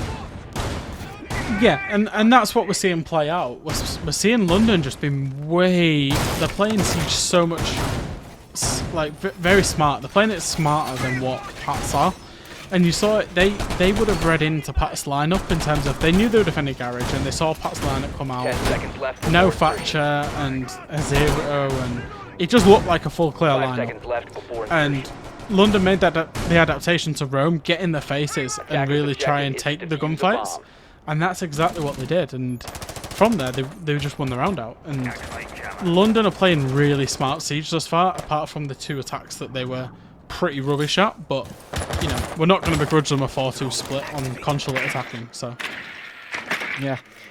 Pat's asleep, they're playing very Empire-style attacks, you know, clearing from admin, taking it every single round no matter what the site is. You know, this time it's lobby, I believe. yeah. So, you know, it's not bad to clear from admin every single round. You know, Empire did it, and they were the best team in Siege for a reasonably lengthy period of time. But, And I don't think it's a bad strategy. You know, the admin's just the safest place to enter for the attackers. And also for the lobby, you're looking to plant in the lobby, you need control of meeting, which is, you know, the room adjacent to admin. So it's a good starting point, and it's a starting point that you see a lot of teams do. It's just how costly it'll be for Pats to sleep eventually if, you know, if the defenders really try and hold on to it. yeah, I think as well, in order to do a full clear from admin, you have to have good time management. And I'm not sure I've seen enough from Pat's Asleep's attacks to be convinced of good or poor time management. You know, last round there wasn't really any time management to it. They just got picked off and they lost their wands, or they got caught out rather on their wands. Yeah. Bashed, did he spot him? I think he did, judging by the scope up quite quickly. Imp, there's a 1, there's a kill, boom, down. It's Yama. You've lost your infinite drones. But at least you've not lost, you know, your hard breach or any of your nades, etc. Imp, he's going to be playing on the Oryx, which is interesting. Yeah, and I'm very critical of whenever an Oryx is played, but I'm going to let it fly this time because it looks like London are playing good Siege based off refrags and smart Siege, and in theory they could play with anything. They're still holding on to this top floor, and realistically Pats Asleep have done almost nothing, although Neo gets a nice spot onto the Mozzie there. So you wonder actually if he'll try and collect a freebie. Yeah, I think it's about whether or not they can get in the position to collect a freebie as Pat sets himself up outside a lobby. Neo, yellow ping will come out, he's aware there's somebody on stairs, and they do have that telescope control that you mentioned last time. Poor Dog's shield will get a nice little nade chucked at it, but Archer, he's there with his echo drones. He's got none left though. Or are they both deployed already? They are. Smoke won't be deep enough. The echo drone won't be deep enough either, though. We'll move it around. Karma will get 1. That will get killed by Imp. Not quite sure where that was from. Bashed will pick up Josh on the rappel. Imp will get a second. Why did I say rappel like that? And it's all left up to Neo. He's going up the Visa stairs. He hears the shotgun of Kez blasting. And a nice little trade. 2 headshots. 2 very clean headshots. Kez finishing out the round for London, and they take map points 6-2. And I believe Imp was playing a meeting, because I don't think Pat's just, they didn't go for meeting control whatsoever. And again, that when London attacked this, they got meeting control but didn't take Teller's control. And when Pat's attacked this, they got Teller's control but not meeting control. And you need both of them to plant in lobby, otherwise you have absolutely no right to be planting in lobby. And that's why we just saw the 3 kills come out, because they can just play a meeting so effectively, and you know, they can, I think it might have been a meeting and dropped the hatch into circle desk potentially, or been bottom floor and come up the circle desk. Either way, Pats Asleep didn't have the right control to get the plant off, so they shouldn't have even tried it. And that came from just not, basically they've tried 2 full clears and they've not cleared top floor twice. And that's like really disappointing to see because Defenders, they should protect your bombs from they being should have defused by achieved it. attackers. Yeah, I think one thing to point out as well is it's a team performance from London. Yeah. You know, you've got Archer who's 3 and 4, but he's playing the Echo, he's playing the support roles, you know. Everyone else on the side of London has between 7 and 9 kills, and, you know, there's a few. Hez and Qual have got quite high deaths, but, you know, you've got Imp, Bashed and Archer down there on 3, 4 and 4 deaths, you know. It's a very strong team performance from London. It is. And they're playing very smart Siege, and I feel like a broken record at this point, but they're thinking of things 4 moves in advance of what Parts of Sleep are thinking of it, and they're acting on it. You know, Imp on the Oryx, for example, and knowing they know exactly what's coming out of Pat's attacks, and Pats seem to be attacking like they don't know what's coming out of the defense, and that's kind of testament to London because of how well they're playing right now and how smart they're playing. Is he going to go for that C4 that Karma attempted? It doesn't look like it. We have seen an adaptation from Pat's Asleep finally. A Jackal being brought out. Oh no, Kez, that's a nice little C4 if that lands a little bit too far behind. Imp just a stat being shouted down your throats. Imp's got 88% costs so far. Quite an impressive stat for the young man's first proper season of competitive Rainbow Six Siege. And Kez, he's still sat inside of CEO. He's wasted 45 seconds already. He's got the hatch, has he? No, he does have the hatch open with the potential to fall down. I'm not quite sure how effective that'll be.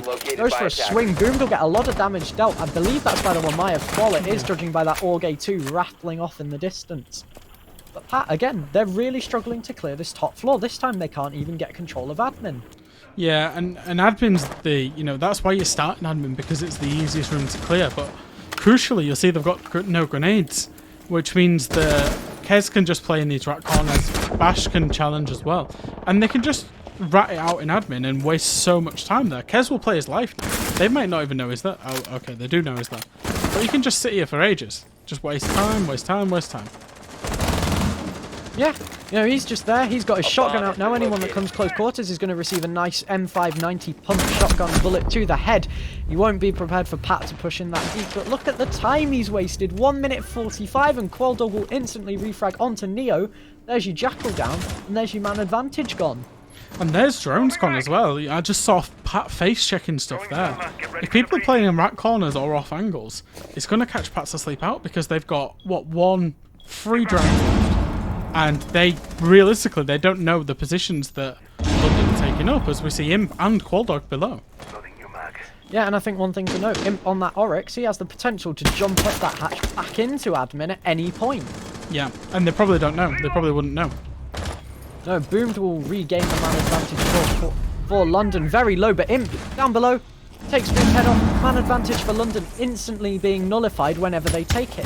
They do have meeting control whether they realise it or not, but Bashta's got a few nice bullet holes and they've still got the Archer, or the Echo of Archer, not the Archer of Echo to deal with. Imp's jumped his way back upstairs. A dash out of danger will save his life for now. But Boom, Pat's asleep with 15 seconds left. A nice smoke grenade to cover the cross for Pat, and they'll go for the execute. 12 seconds left now. They go for the plant to begin with. Can Archer count to 7? That's the question. Josh picks up 1 onto Bashed, and first Echo Burst will come out. 4 seconds left. 3 seconds left. 2, 1. Oh no! Coming out for Pat's asleep. Archer will pick up Karma. Karma actually down Pat himself. London, they take it 7-2. And they're out before the scoreboards are up as well. Bloody hell. They, that was a really bad game by Pat's asleep. And, you know, it's testament to London, because they played that perfectly. They played such smart Siege, 4-2 on the attacking half. They didn't drop a defensive round. And Imp, to be fair, you said it yourself, he's, you know, 18, just turned 18. It's his first real go as a comp player. He was obviously in the tier 1 team as an analyst, but it's his first real go as a player. And he's making a good go. He played very well there. As did all of London. It was a solid team performance. Yeah, I think Imp, as of round 8, Imp had 88% cost. So I'd a guess I'd say Imp's cost was over 90% by the end of that game. Yeah, but, yeah. I'm sure Rafi will tell us. Yeah, I'm sure Rafi will tell us and tell me if I'm wrong, tell me if I'm right, shout at me if I'm wrong, belittle me if I'm right either way. But 89%. God damn it. Anyway, Imp an absolutely wonderful showing from him. But what a team game from London. I'm not sure of the exact stats. We'll get them from Afi later, but you know, the scoreboard was looking very, very equal on the side of London, and Archer even showing up in those last few rounds on the Echo. Yeah, you feel like the way London played, and they were poor yesterday, losing to Victus. There's no doubt about it. And they've been reasonably poor at some points throughout the season. They'll be disappointed. But if you take this game in isolation, that was one of the best consulates. If you wanted a consulate 101 on how to attack and defend, watch that map. Maybe not the attack so much because they had a couple of off attacks, but just the whole game management completely across the board, how to outthink, out-strategize your opponent. London was so good that game, and that's why they got such a good result. Yeah, I'm just looking back through my notes, and the thing that I note continuously on London's attacks that were well, especially their tellers attacks, is that they weren't afraid to split their push when they had a man advantage. So for example, you mentioned it, the round they dropped the hatch as they went for the plant. And there were other rounds where you'd have Quoldog being sat on the middle floor holding the spiral staircase while the others pushed horizontally through garage to take the bottom floor site. There was also a round where I think Quoldog was sat on the bottom, or Archer was sat on the bottom of Visa or spiral stairs when they took the top floor site, not the round that they dropped the hatch, you know? It was a really, really solid all-round team performance from London with what seemed like clear IGL and clear direction. Yeah, it absolutely was. They'd have beaten some tier 1 teams on Consulate today. Genuinely, the performance they put in, everything just clicked for them, and they've just had one of them days where they're 5 steps ahead of their opponent. For Pats, they really need to dust themselves off. They are much higher quality than what they showed today. Yeah, I think as well, Josh had an off day. Yeah. I think it showed that Josh had an off day in Pat's performance. And yeah, I think it's something that I think if they work on it and they stick with it, they'll be absolutely fine. But it is just a case of sticking with it, working on it, you know, doing a bit of VOD review, putting in the hours, sorting your mistakes out, and, you know, rectifying it. Because Pat, I think they're now, I'm just going to go see if I can find the table, but I think they're now 1-3 and London are 2-2, something like that. Yeah, so, that's correct. You know, it's one of those where if Pat's Asleep want the chance to be pushing for those, you know, top 2 spots, they really need to start turning things around now and get consistent results. Yeah. But I think we have one final break before we bring you one final game of the night, which is Victus versus Orange Team as our next game. But first, we have a short break, not first hand. Jesus.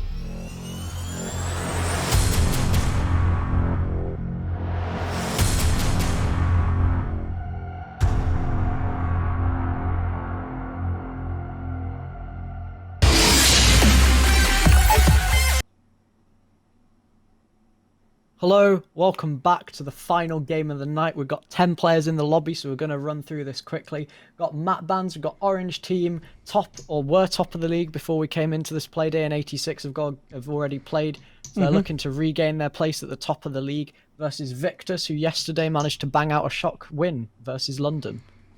Yeah, and we're seeing Orange Team consistently ban Cafe and Club, so we're expecting that Coastline is always going to be banned pretty much, and not a lot of teams like in Chalet, so we was expecting something like a Consulate Villa or an Oregon. Oregon's where we end up, and Orange Team starting on the defence. Yeah, Orange Team aren't very happy though. They've been put on the blue team side in the lobby, as far as I'm aware from what Rivy's told me. So their good luck charm is gone, they've said. Our observers trolling them. Is that what's going on? I believe so. Fair enough. But, yeah, any predictions on bans? We were talking about it just before we went live, and we thought we had all 4 down. Yeah, we think we've got all 4, so players do not let us down. We think it's going to be Thatcher. Then we think it's going to be one of the 2 breachers, and I know this is a cop-out, but I'm going to say Habana.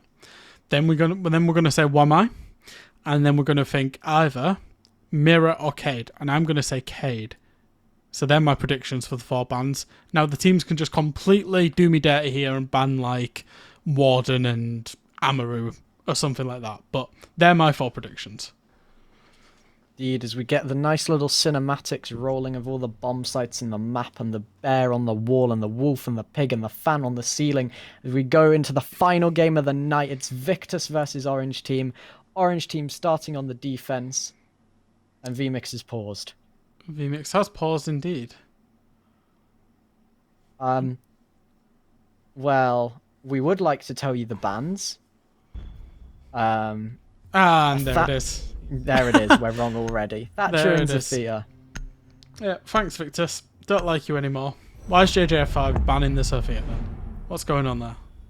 Well, there's the mirror at least, so we're thinking Wamai for the last ban. Or a Cade, maybe. I'm going to say Cade. What are we going? Goyo! Goyo. Oh my... We've had a Goodness stinker. gracious me, we've had a stinker. We've had a stinker. And it just goes to show that you think teams are going to do things logically and all they ever ban is these operators, and then you see both teams throw a little curveball ban out the way. I understand the... I'm wondering if the Goyo is a reactionary ban to the Sophia, and whether that was Orange Team's... Victus's plan was to ban the Sophia, and then when they get onto the defense, play a load of Goyo, almost try and make it utility meta-esque. And therefore Orange Team have reactionarily kind of gone, right, let's get rid of the Goyo. Or whether that was always planned. It'd be interesting to find out from them. Indeed. I like that we're seeing meeting. Attackers need to locate as a primary and defuse site. as many I think they bombs played as it. they can. If I remember correctly, they played Oregon last Thursday, and they played Meeting Kitchen as their bomb site of choice out of the two that you can see most teams flitting between. So I like Meeting. I think it's got more potential because you're not exposed to that small tower side as much, where attackers can really get a stronghold. As Big Tower, it's a lot easier to kind of get your way in and flank because you've got that bottom floor that you can come from, as well as the attic that you can hold. So I like Meeting. I like the fact that they're going for it. I like the Aruni on Oregon because there's a lot of single doorway choke points. I think both of the bomb sites, Kitchen Dining and Kitchen Meeting, are very easily compartmentalized, and therefore what you can do is you can just completely cut certain bits of the site out, work on them, and eventually get a plant for free. And that's true of both sides, of both sites. Sorry. And I agree. I think they're both weak sites, so I'm very cautious that Orange Team are choosing to start on the weakest site. But as a mental thing, if they manage to win their weakest site quite convincingly, it can be a really good start from them. I agree that they're the weakest site. I think Kitchen Dining is the weaker of them both. As Divided looks to go for some early aggression. All of Orange Team still rocking the universal orange skin. It's their pilot program skin, they've said. We're all going to be rocking it throughout the whole season, as Victus look to be going for an early breach through from the garage into the meeting hall. And Orange Team, they seem to be playing pretty heavy off the site. We see Rivy sat here in the corner, or Rivold rather. We see Curly on the stairs. They've brought Shep back down, and then they've got Mr. Patrick upstairs in the attic on the Aruni. Hangaro on that Yana will be looking to cook a nade. It won't catch Rivy, he's gone, far gone from that corner. As Victus, they look to go for some aggression. Curly and Rivy picking up a nice quick double in succession with one another. A two-man advantage for Orange Team. Yeah, as Rivy will try to C4 onto the doorway, but the doorway is stronger than C4. Forces him to drop out of the security room. I think he was feeling a little bit too much pressure, as we're seeing Blackout and Pangoro push in through the flank, and the plant's going down. Although Czech manages to get onto Neuro, Czech gets another one onto Blackout and onto Pangoro. Czech's just gone huge from the stage there. Yeah, he was prone behind the stage as they were going for the plant, and he's just peeked up and taken 3 heads off in quick succession. Victus, no answer to Orange Team's little prone behind the desk. Yeah, and I mean, Victus didn't really do anything, did they? They basically opened a wall and tried to push into flag, and the defense didn't really feel much pressure there. And like you say, Czech from just playing on the stage, just clicking heads. There's just no pressure anywhere. Indeed. And now going upstairs rather than downstairs, and a cap can. Ooh. Oh, inject it. Inject it. I love a cap can. Straight. Defenders, protect your bombs Inject from being it. defused by attackers. Tricks, you can see it. I don't think it's stream friendly, but inject it straight into my veins, the Capcan pick. We love the Capcan pick. Quelly is my new favourite player in the whole league for picking Capcan in an official. And it just shows the confidence of Orange Team, right? It's like, well, we can play normal Oregon, but we're also going to throw a little Capcan into the mix just to throw you off. We are that confident in ourselves. He's chucking the traps across the map as well. He's playing premium, like, you know when you run into that one person, you're playing like casual at like 3 AM, you don't want to try hard whatsoever, you're just playing mess about, kill some time, and you run into that one guy who's placed Capcan traps all over the map. He's using the 9x19 and he's an absolute god, hitting every single headshot. That is the player that Curly is attempting to be right now. He's got the C4. They haven't got many bullets left in Rivi's shotgun, and he's been making the bulk of these rotates. But I'm interested to see if there's any Legion and Capcan combos being brought out at all. Oh yeah, that would be rough, wouldn't it? Imagine running through a door, hitting a Capcan, or hitting a Legion, and then go back through some kind of door or whatever, and hitting the Capcan on the way back. It would be painful. I'm not sure if Pangoro called out that Capcan trap. He didn't yellow ping it, which is normally what people tend to do nowadays. But Victus, they look to aggress in from the master bedroom. JJF5 proned on the floor like the rat he is. Mr. Patrick not getting caught out by the antics of the rat. Yeah, my worry here is that how one-dimensional this seems to be coming out in terms of the attack. They're going for master side, obviously. Is Patrick going to try a little jump into the closet here? I think he is. He's going to get aggressive. Spotted him. Oh, that's unfortunate. Neuro off the drone quick enough. I think the water from the breach obscured Mr. Patrick's view of the drone. Either way, a little bit of an aggressive play very early. Victus with the man advantage. And now they look to use that Yana drone to good effect, just running into the site. But he's doing a lot of work on this flank. He gets nobody. Is Exile ready? Yeah, Exile. Is he ready for the potential of another shot? Decides better, falls back. Rivi left solo on the site with Curly sat inside of Attic. Another ace breach will go out from the wall from Wolf towards Trophy. JJF5, a lovely shot onto Rivi. That's unfortunate. You really do hate to see it from the side of Rivi. What are you doing? Where are you looking? Curly looking the wrong way again. JJF5 dismantling the side of Orange Team, and Virtus, or Victus, not Virtus. It's not Virtus Pro. Victus take a flawless round. A little bit of overconfidence coming out of the defense there. 2 people died trying to jump through a breach. Rivi obviously got clarted by a really nice shot, it's got to be said, from JJ, who just then entered and won the round.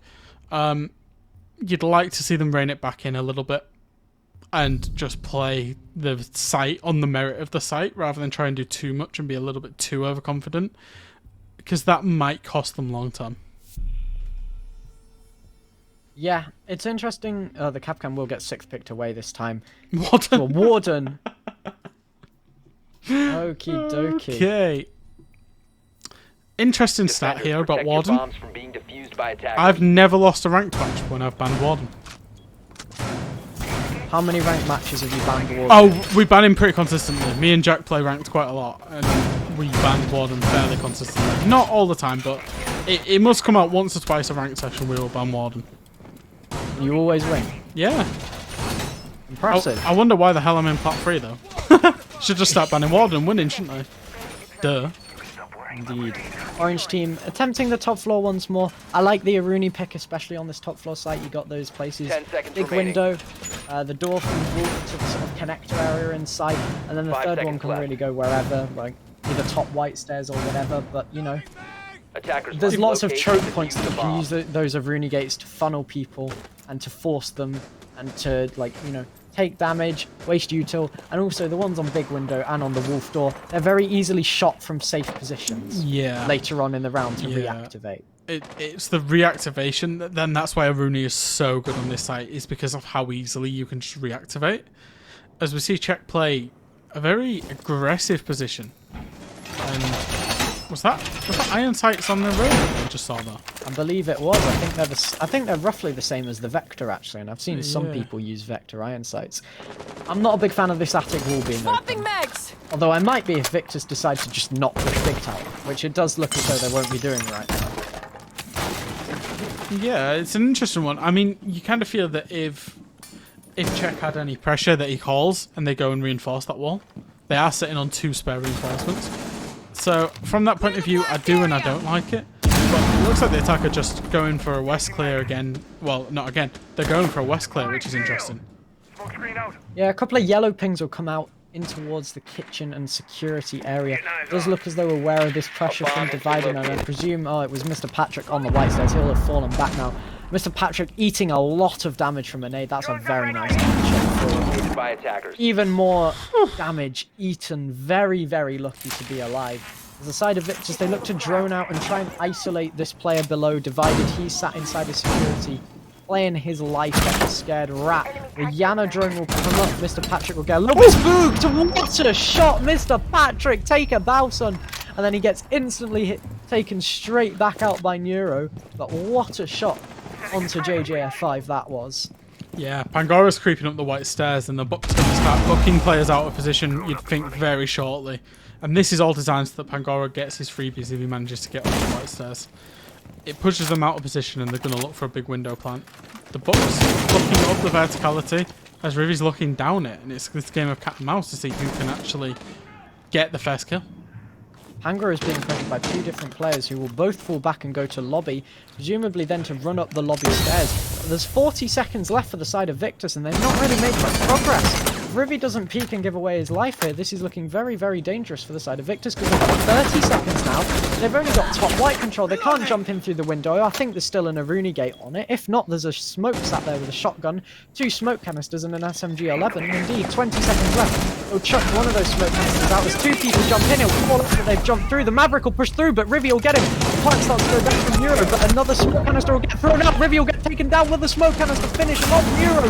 No, he gets away on 5 health. Pangora with another. Oh my god, what is going on? A 3 versus 2. 2 versus 2. Divided will get 2. No, Curly will get the other. I'm waffling Neuro down an orange team. Somehow, at the end of it, my voice is intact and they get the round. Wow, what a round. What a round to force their way through for the plan. It just didn't look on whatsoever throughout that round. And it took so long. They eventually did get through, and Rivi did so much damage with them smoke canisters. Managed to get a kill as well, and you know, there's only so long that Pangora can hold the white stairs before they eventually pick him off. How's your voice after that one? I've just finished half my water, mate. Wow. Fair play. Oh, it was anyway. very full and fast, wasn't it? Yeah, I wasn't expecting it to be that long, let's put it that way. Yep. Down to the basement for the 4th round for the side of Orange team. Pretty similar lineup we've seen across all sites, with the exception of that one round where we had the cat cam played. Yeah, and the Vigil, obviously, the 6th pick indicates they're going to roam a little bit with the Vigil. Maybe. I'm a big fan of the turtle on this side. I think it's so hard to clear when you turtle just hunker up in the power positions. There's so many of them. The one behind the A-bomb that you see there, the pillar position, the Shaiko spot, elbow, and then just inside itself. There's so many of these power positions that it takes so much effort and coordination to move the defenders out from the attack that I think I'd have preferred to have seen a Malusi over a Vigil roam strategy. But you know, we'll see how it goes. Divided could spend so much time wasting their time that he could win in the round on his own. Yeah, I think Malusi as well, she delays the attackers even more, because the power positions are so strong and they're so hard to clear out that if you then have a Malusi that you need to spend more util and more time clearing out, it just makes it that much harder. But it does look as though they're going to be trying to hold meeting with this Mute and Mozzie, and potentially the Vigil down below using his scanner to disrupt and maybe make them think that he's above when actually he isn't, although he will be going up above. But I'm interested to see how this pans out. They seem to be trying to hold security as well, so I'm worried that maybe they're trying to hold too much with too little. Yeah, and my gut feeling for this defense is that if it ain't broke, don't fix it. The turtle is just by far and away the best defense on this site. So we'll have to see how it goes, but it just feels less strong than turtling in terms of roaming and trying to hold on to meter. Indeed, Shaq will get droned out by the Yana drone. He'll be forced upstairs, which then isolates Mr. Patrick inside of that security area. And he's a mute. You don't want to lose your mute early, especially when he's got a C4. And there is that well-known C4 angle from, you know, the rotate between the sites, just to the side of the laundry cubby, over the top of the shelves and onto the most common plant spot inside of that B site. As they now look to drone above and clear out Shaq on this Jaeger. I'm not sure if Pangro is going to do his job properly. He is indeed. The fake drone. Check won't get pulled though. He'll shoot it out. And they've got this hatch open as well, so it looks as though they planned for Shek to rotate above once he got called out. Indeed he will. He'll drop JJF 5. A lot of damage dealt, and he'll finally pick up the kill onto Shek. And Curly, he's given away position as well. A C4 will come out, but to no avail as JJF 5. And Pangoro drops down as well. Yeah, and Two-man advantage. This is why I don't like it, is because you give away a 2-man advantage. Although Mr. Patrick just goes huge, gets a double C4 and escapes with his life to bring the man advantage or the man disadvantage back to a 3 versus 3. And that's so much map control for Victor's gone just like that. Yeah. Because now they're concerned, you know, they know he's dropped, but what if somebody else has gone up while he's gone down? Yeah, and especially with the Vigil, they just don't know. If he's just toggling his scanner at the bottom of the stairs, you just don't know where he is.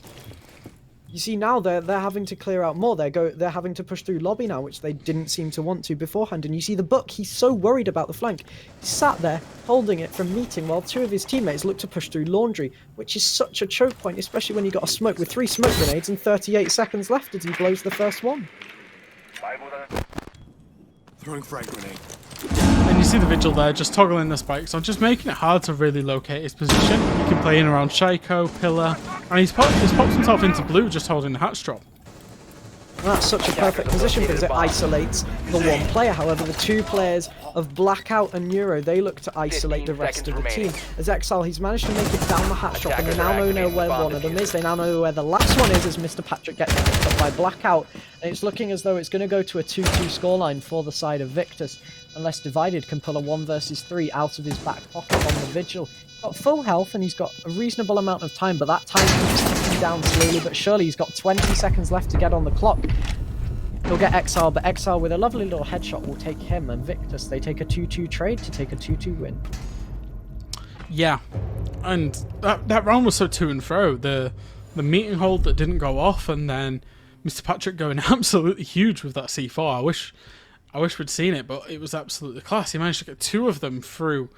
I think it was security into kitchen, and he managed to C4 2 of them and then drop off, which was, you know, really nice from him. And Vic just reacted really well to go for the Laundry push and to double up on the smoke and get the plant down. It was a really nice kind of well-considered attack after a chaotic minute and 30 seconds. Indeed. And I think as well, what was even more impressive was the fact that, you know, after they got that 2v2, they didn't lose composure either. They stuck the plant. They had Exile drop down the hatch, and even though he got shot, they didn't focus on the guy that shot Exile. They went to isolate the other players so that they knew where the last guy was, which I think is really smart play. Yeah, it was a really nice plant and post plant from them, and as we'll see, the Orange team will actually go off of the basement side in favour of the meeting kitchen again. Be interesting to see how, if at all, Victus adapt to the fact that they lost this last time because there was a guy prone behind the desk on stage. You know, Victus, they didn't really take much control last time. They sort of took garage, took lobby, and then just tried to walk in through flag and get a plant, which kind of didn't really work, as you'd expect. So, it'd be nice to see if they change anything. We see Divided on the Melusi again, a Melusi and flag, and a Melusi where they tried to plant last time. So, you know. Yeah, and it looks like they're potentially... Oh, maybe not. I was just thinking it looks like they're potentially going to go in from the north side and try and take control of, you know, Big Tower. But they're actually rotating through towards the main lobby again, which it didn't work well for them whatsoever last time. So I would worry. I would worry for this attack. Yeah, I think that I'm not sure if they ran the Jackal last time. I think they ran the Yana for the nades, but no, the Jackal's a nice idea because, you know, you see some footprints, you get the ping off, you know that there's at least 1 guy up here, but are they ready for 3? That's the question. But is there going to be a peak? There is. Mr. Patrick swinging around. He won't be too long. The fear of his head. A nice little rotate hole being made on the fly to help out him early. And I believe the 3rd one up there is Shep on that Jaeger. No, it's not. He's fallen back down. There's only 2 of them up now. And Mr. Patrick, he's on 20 health. Yeah, he's lit. And he really needs to just try and hold his life and play as much time as he can. Hopefully, if he can offer himself as bait so that Kayla can get a kill or 2. That's probably ideal. Yeah, we see the Jackal pings continue to run out the nice little red eye icon on your screen in the top middle screen there. Angero's pushed through in towards the game/generator area. It might not be a generator anymore, but it's still known as generator to everyone. We see the breach getting opened, Attic getting cleared, but are they droning? They do in fact drone Mr. Patrick proned on the half wall. They've still got Curly, who's an unknown entity until he gets droned out just now. I'm not quite sure who that is on the drone work. They know about the guy top white stairs as well, and now the members of Orange Team are really quite isolated. They've got 3 single players that are all in multiple situations of distress. Mr. Patrick, he'll drop down the hatch and avoid a 3 versus 1, which is smart, but Curly, he'll get picked up by Exile. I'm not quite sure where that was from, whether he dropped the hatch or whatever. But Victus, they've now got 50 seconds and a man advantage, and most importantly, they have this Attic control, which allows them to deny and compartmentalize, like you mentioned earlier, compartmentalize the site and deny this plant denial.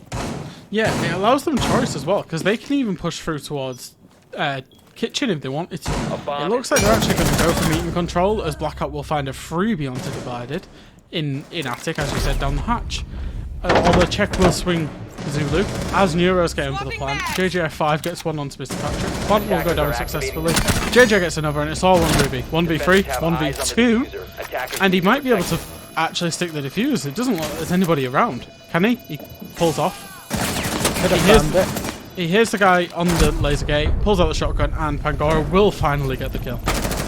Probably could have found that, to be perfectly honest. He probably could have. Victus, they take the win they take the lead rather for the first time. Yeah, and it's nice considered siege that round, and you know, a little bit of overconfidence and Orange Team trying to do too much rather than just play basic siege and be better at basic siege than Victus. You know, as we're seeing Kid Storms come out, we saw a Capcom, we saw a Warden. We'll probably see a sick pick from Curly onto something even more exotic now, maybe a Caveira. And, you know, I just wonder if it's almost bordering on arrogant siege from Orange Team. And it feels like they could get bitten again on this defense. Yeah, I think that's a fair point to make. I think also they seem to be struggling to adapt to when Victus are able to adapt to them. Yeah. Like that time they tried the upstairs hold again, because Victus didn't clear it last time, but when Victus went for the pressure, you know, they didn't really have a backup plan. You saw Curly, he dropped down, and I think he was picked up by the buck below, who was just holding, waiting for the drop. Either that or he was picked up when he was trying to drop down. So Mr. Patrick, he got dealt down to 20 health before he escaped, but he escaped very early, and it meant that Victus had Attic control and plenty of time to compartmentalize the site, clear out the Melusi, Blackout got a freebie onto the Melusian meeting, which then meant that it was so hard for Orange Team to deny the plant, and it almost came down to some heroics from River. 5 seconds remaining. Yeah, he managed to get 2. He maybe could have got the... Well, he maybe could have stuck the defuse. But, you know, it is what it is. The round was well gone, and if Rivi had won the round, it would have been an absolute hero play. Indeed. I think Orange Team, realistically, if they get a 2-4 split, I'd be slightly worried. Because I think Victus will try to play basic siege and just play it better, rather than this sort of more experimental, more out there style of siege we've seen from Orange Team so far, where they want to, you know, have map control and use it. And they're playing some more, you know, uncommon ops, some, you know, you see this wall opened, which isn't very common, I'd argue. Yeah, it feels like they're trying to do too much, and I think that's fine when you're working, you know, when you're picking a Warden, when you're picking a Cap Cannon, you're doing these exotic roams and holds and walls open and, you know, off-brand stuff, and I like it. It's like, it's an identity, right? But when it's not working, sometimes you just need to go back to the fundamentals and the basics and just do them well. So it does worry me that they're going to be 2-4 on after the defensive half. Yeah, I think as well they've tried this aggro 2-man flank before, and you know, Victus, they were ready for it. They've got a drone. You saw Exile set it up, and you see him. He's proned on the stairs, presumably with the buck shotgun equipped. As JJF5, he gets dealt a lot of damage, but Curly gets downed in return. The yellow ping will come out. They know he's downed, and you know, Orange Team, they seem to stall at this time. I know stalling on defense is a bit of an odd concept, but they do. They stall out. They don't really, you know, take up anyone's positions. They don't really know how to react. Yeah, but JJ will confirm that kill into Kelly, and Czech will just wait and wait and wait for the right time to flank. Victor's kind of looking good. They've got attic control, they've got bedroom control, they've got the breach off, and Exile is here holding the flank as you'd expect. Ooh, Blackout trying to crouch walk through the attic will get his head taken off by Rivy in return. But we see Victus, they've got lots of time, they've got the gen breach, they've got attic control, and they've got big tower control still with the flank held by Exile. And I'm fairly certain that Shek's still trying to go for that flank. We hear a C4 rip from the side of Divided, and we see the 3 members of Orange team that are sat on that site, all holding the same angle, more or less. I'm not quite sure where the buck's gone. I think he's pushed into attic, which means that Sheki has a chance, but he blows it too early. But another double C4 from the side of Orange team. This time it's Divided. Exile's busy holding the flank. Diffuser's down 25 seconds. All Shek has to do is not peek and force his teammates into the 2-on-2. Pangoro will see one. It's the Patrick on the white stairs. He'll get a bit of damage dealt. Shek will peek too early, however. 13 seconds, and now it's a 2v2 on site. Mr. Patrick, does he expect the swing? He doesn't. Pangoro picks him up. 10 health with the diffuser. Exile will get downed, but Pangoro, he's there. Really not enough bullets in the SMG-11. And Victus, they take a 4-2 split off a round that they really should have won a lot more comfortably than that. As soon as that double C4 comes out and you've got Czech on the flank, all Czech needs to do is stay alive, and then they know that the Buck was in a really awkward position because he's got to cover his own flank and he's got to try and make an ingress onto site. And he can't do both at the same time, right? If he pushes site, then Czech has a real nice flank and gets the opportunity to refrag. Or if the Buck holds the flank, he's not pushing onto site. And Czech went too early, and it just felt like misplays, individual misplays from the side of Orange team there that cost them that round. Yeah, I think as well the fact that Czech, he went too early, even on time.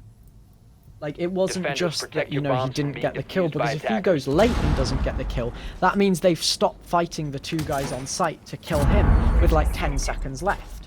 But he went when there was about 25 seconds left, which means that the Buck then had time to rotate from attic through into the site and get the bait, essentially, for Pangoro to get the last kill.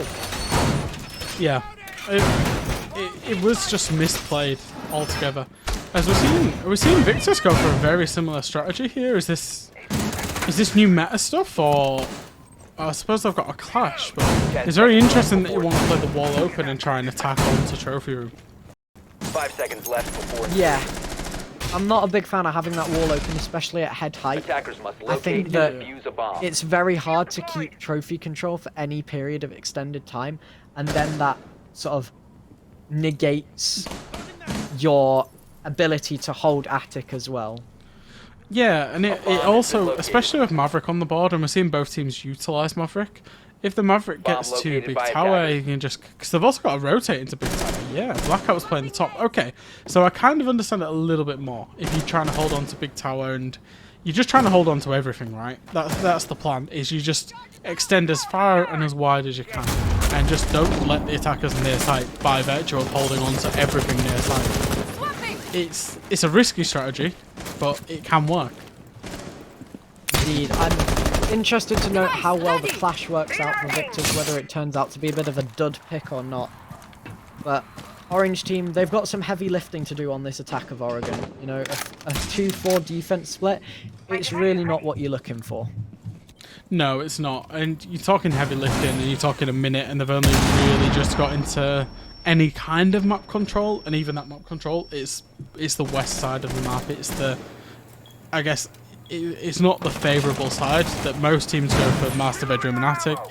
This is the west side attack where you play below and you're playing the verticality and stuff. And eventually against the clash, it's going to be very difficult because the clash can just front up the attackers, and obviously it's just a big shield in the way. Yeah, Shek looking to get some damage done from below with the nade. JJF5, another opening kill for that man. Divided will neutralise the man advantage, and Shek will swing it in the side of Orange team with a nade from below. But JJF5, he's been a real issue for Orange team. You know, he's been getting the opening kill round after round, and they've not really been able to shut him down. Yeah, he's a very talented shooter, and he can pop up in these positions and just take people's heads clean off, and that's what you're kind of expecting. As we see a little downtime in the middle of the round here. Everyone just kind of standing still. It felt like time stood still for 10 seconds there. It's like watching two lots of win your ones at once. Anyway, little bit of a lull in the middle of the round. Orange team still with the man advantage, but they are quite literally all AFK. They are. It's like you're playing gold rank. They're all just staring angles. Here we go. We've got some action finally going on as Ribby goes in. He tries to get the plant. The clash is just stood being annoying, and the C4 will go out and take Ribby's life away. It's a 3v2, but one of those is a clash, so it's all on JJF5 effectively to get 3 kills here. Oh, the Clash decides to bring out her shield. She gets one with the SMG, and I think she managed to swap back to the shield. Mr. Patrick with one and divided. Orange team, they take the first attack in a bit of a macabre round. Yeah. It was one of them. The attackers didn't really do anything apart from, I mean, they got the nade kill from below, and then they just kind of waited and waited and waited and waited, and nothing happened until it happened, right? They just, you know, they eventually forced their way up white stairs, and the big drawback of a clash is that when you're in numbers disadvantage, it's also one less gun, right? So you're almost in another numbers disadvantage because the clash is just as a shield and can't physically kill anybody. So in that 2v3 of a clash, it effectively became a 1v3 until the clash pulled out her sidearm. Attackers need to It locate felt and like defuse I was as many bombs as they felt like I was watching CS, where some teams they kill sound in the middle of the round to make them think they've rotated around. That's what it felt like I was watching. Some halfway stats there. Oh, they're a couple of rounds out of date, I think, because... Oh no, Affy's giving me their round 7, so they're completely in date. There we go. Got the highest cost on the server, JJF5, absolutely no surprises there. 86% cost from him. Highest opening kills, also JJF5. 10 seconds to go. Nero's got 3 plants, which is quite impressive. Yeah, and that's just what I was going to highlight alongside the survival rate, is that Lockout and Pangora, you know, as you see, very few deaths across 7 rounds, only died 4 times, and effectively what that means is they're getting to the end of rounds, they're getting the plants down, and they're seeing the end of rounds, and that's on the attack side, obviously as you saw, that they were so comfortable on the attack and playing the late round. It was like the opposite of when you ones. They were, you know, Victors almost weren't great in some of the starts of mid round, but the late round game was really good. Yeah, I think that'd be a fair analysis as we see Shep. He's gone in through T3 and he's looking to put some pressure down from the top of the tower stairs onto these players that are sat by meeting, proving a bit of a nuisance for Curly and the rest of his team as they see the clash on the tower stairs. Victus wanting to make the clash play a bit of a part of their game. Yeah, and it didn't work too well because the clash was just AFK the other side of the map the last round. It was almost like they weren't exactly. It's not like they weren't sure. It's just that when you've got a clash, you want to front up the attackers. You want the clash to be in the face of the attackers, not give them any room. Check Mike has to be very careful. He is very careful, and he will eventually maverick this hatch. Curly gets dealt 50 health with the C4 from somewhere. I think it was JJF5 indeed it was, the only C4 on the team comes in. Anyway, Neuro playing that bunker position. We talked about these power positions when we mentioned how Orange team weren't playing the traditional way where they sit in the power positions and bunker down. But it's nice to see that we see Victus doing it the more traditional way, and they'll probably have more success than Orange team did on this bottom site, I'd wager. Yeah, and you've seen it 2 minutes before there's really been a real ingress made. The attackers have meeting control, and they're going to go for blue now, but, you know, Neuro can just play it. He could always reinforce it off as well. He doesn't. He kills one and gets refragged by Divided, who pushes on through. That's possibly a mistake, not going back through and reinforcing the site, to be honest. Indeed, Divided. Nice little 2k from him. He's now up to double digits. First person in the server beating JJF5 to withdraw. JJF5 though still alive and still a threat for the side of Victus, but again you've got the Clash AFK on the other side of the map, not fronting the attackers, not proving to be a nuisance whatsoever. And Orange team, they've got a man advantage, 2-man advantage, especially if this Clash continues to play so passive. And they've got about 30 seconds left to make something happen. Yeah, and if the Clash was playing elbow, that plant and that play doesn't work. As we see the plant going down from Ruby. The Clash is going to push with JJ behind. JJ gets taken off by Patrick. Plant's going down, and we're in a 4v2 scenario. Blackout will pick up one. He's looking for another. He doesn't find it though. He sees the diffuser and will get taken out from the stairs. And it's all left to Exile on the sidearm of the Clash in a 1v3. Looks for one, gets one. Indeed. And he's now left in the 1 versus 2, Patrick and Curly. Curly 50 health, almost spots Patrick, almost catches a head as he walks away. Patrick, or Curly rather, proned inside of the E-box, a live drone. Will go for the defuse, and I think 12 seconds, he's not got it. No, Curly will swing, Curly will get the kill with that AK-74. An orange team, they'll level it up at 4-4. Yeah, and again, what's the point in having a Clash if it's just going to be AFK the other side? If the Clash was playing elbow, we saw, I believe it was Rivi on the smoke, and no, sorry, it wasn't Rivi because he was playing on the attacking side. It was, I think it was Neuro. It was Neuro on the smoke. Clash needs to be playing in front of that smoke because Clash would have absorbed so much utility and so much damage and the speed at which the attackers were able to push in and refrag and really take control. The Clash just neutralizes all of that. So for Exile to be the other side of site AFK is, it's a criticism, but it's a very fair criticism that either leave the Clash alone because you're not playing the Clash properly, or play the Clash properly. Yeah. I think some unrelated to this game, but still related to Union 2, so I'll bring it up. I've heard news, Boom has posted on the timeline, acquitting Twitlonger. So I think we could expect some changes in Pat's asleep over before the next playday.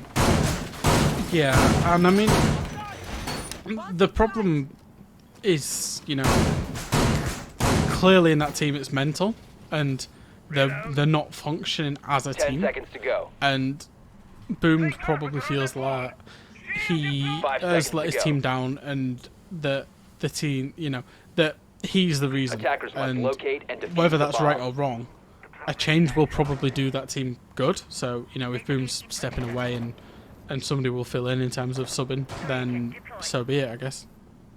Yeah.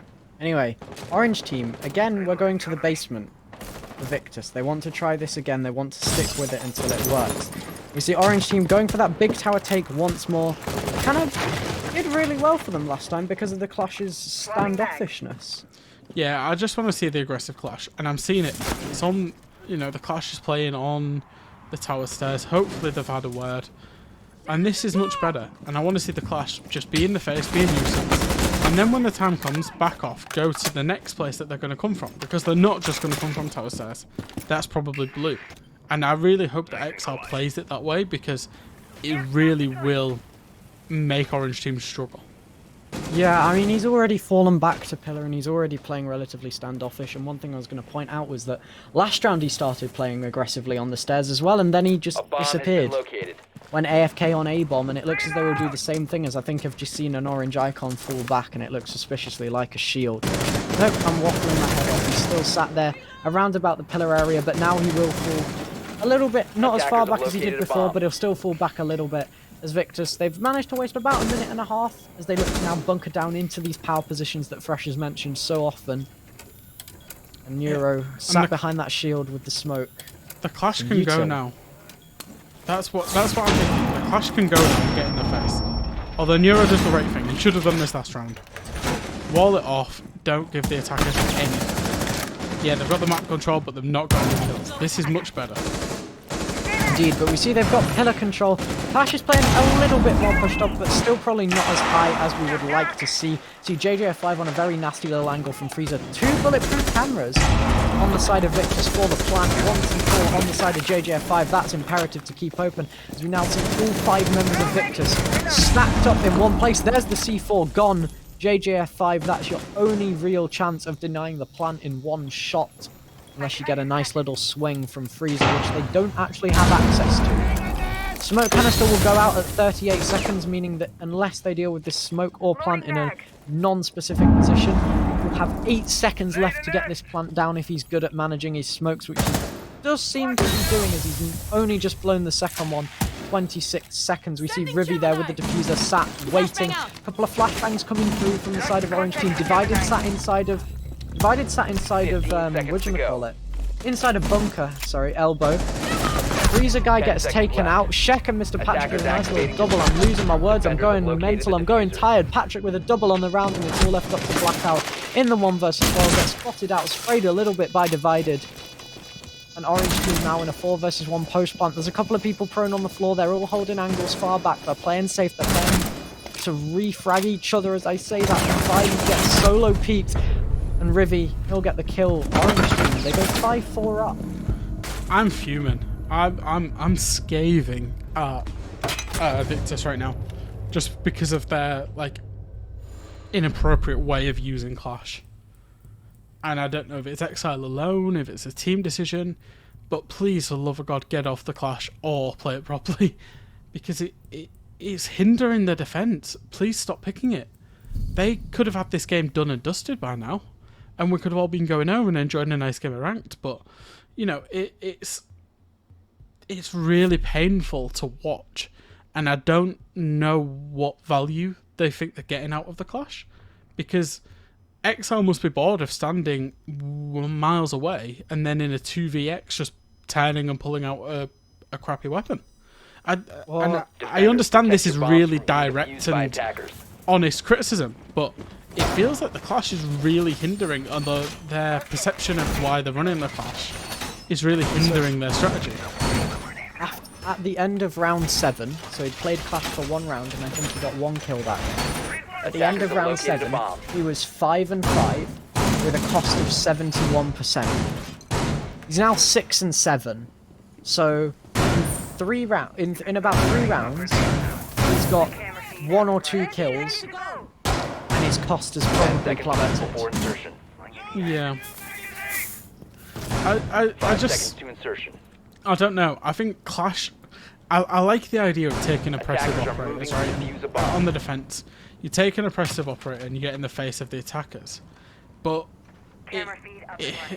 it's not oppressive when it's nowhere near any of the action. Orange Team are doing very easily, very straightforward stuff that's easy to read, and it's very easy to work the Clash around that. You send the Clash to where the fight's going on, and you get the Clash up in the face. But Victus haven't been doing that, and therefore the Clash is a very ineffective pick. Yeah, I'd almost prefer the Cap Cannon 1. He's got a 0.67 cost, which is quite incredible, but I suspect that 71% cost that was rolling over from the first half has done him quite good there. But yeah, I think the Clash has been a real letdown for the side of Victus. He's been playing too far back. He's then been isolated, and they've dealt with all his teammates. The guy who swings behind him has been dealt with. Again, they're going for this one-side take, Orange Team. And this came down to a little bit of a frag fest last time. I lost my voice a little bit. You did. I hate to be so negative as well, by the way, because it just feels like Victus are losing the rounds before they've begun, and that's why I'm feeling so negative about the Clash. Orange Team are playing the rounds perfectly because they're not having the Clash up in their face. They're effectively playing a 5v4 most of the round. And yeah, it would just be, you see the same again. Look at where the Clash is. The action's clearly never coming from that position, Exile. So get yourself down, get yourself on the white stairs. And if the Clash plays the white stairs, they can't go up it. Exactly. And as well, that's what I want to see. It does as well seem like the Clash is almost afraid to be up front and aggressive. Yeah. That's what it feels like, They're actively playing as far away from the action as you can get. And if you look, the whole team is quite standoffish. You've got Neuro who sat inside of the bunks, but then you've got, 3 people in Attic or Wolf, and then you've got Pangoro holding a nice tight angle. Apart from these 2 people in Neuro and Pangoro who could just get swung at any moment, they're all playing very standoffish. Yeah, and checks on the rappel. So as soon as they deal with the smoke here, by the way, as soon as they do that, check them to the rappel. Maybe not, because Blackout will get the kill on check. I feel like I've cursed, but they've got the right position in place to go for the plant.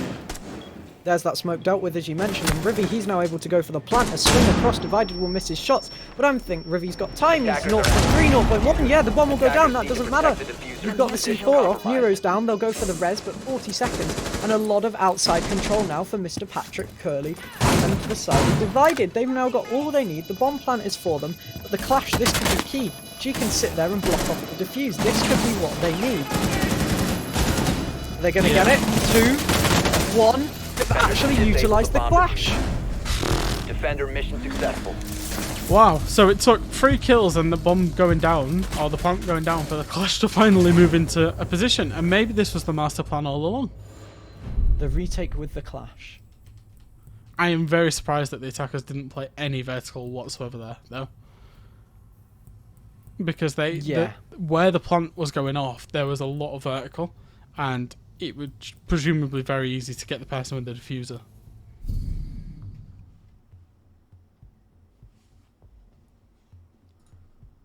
Yeah,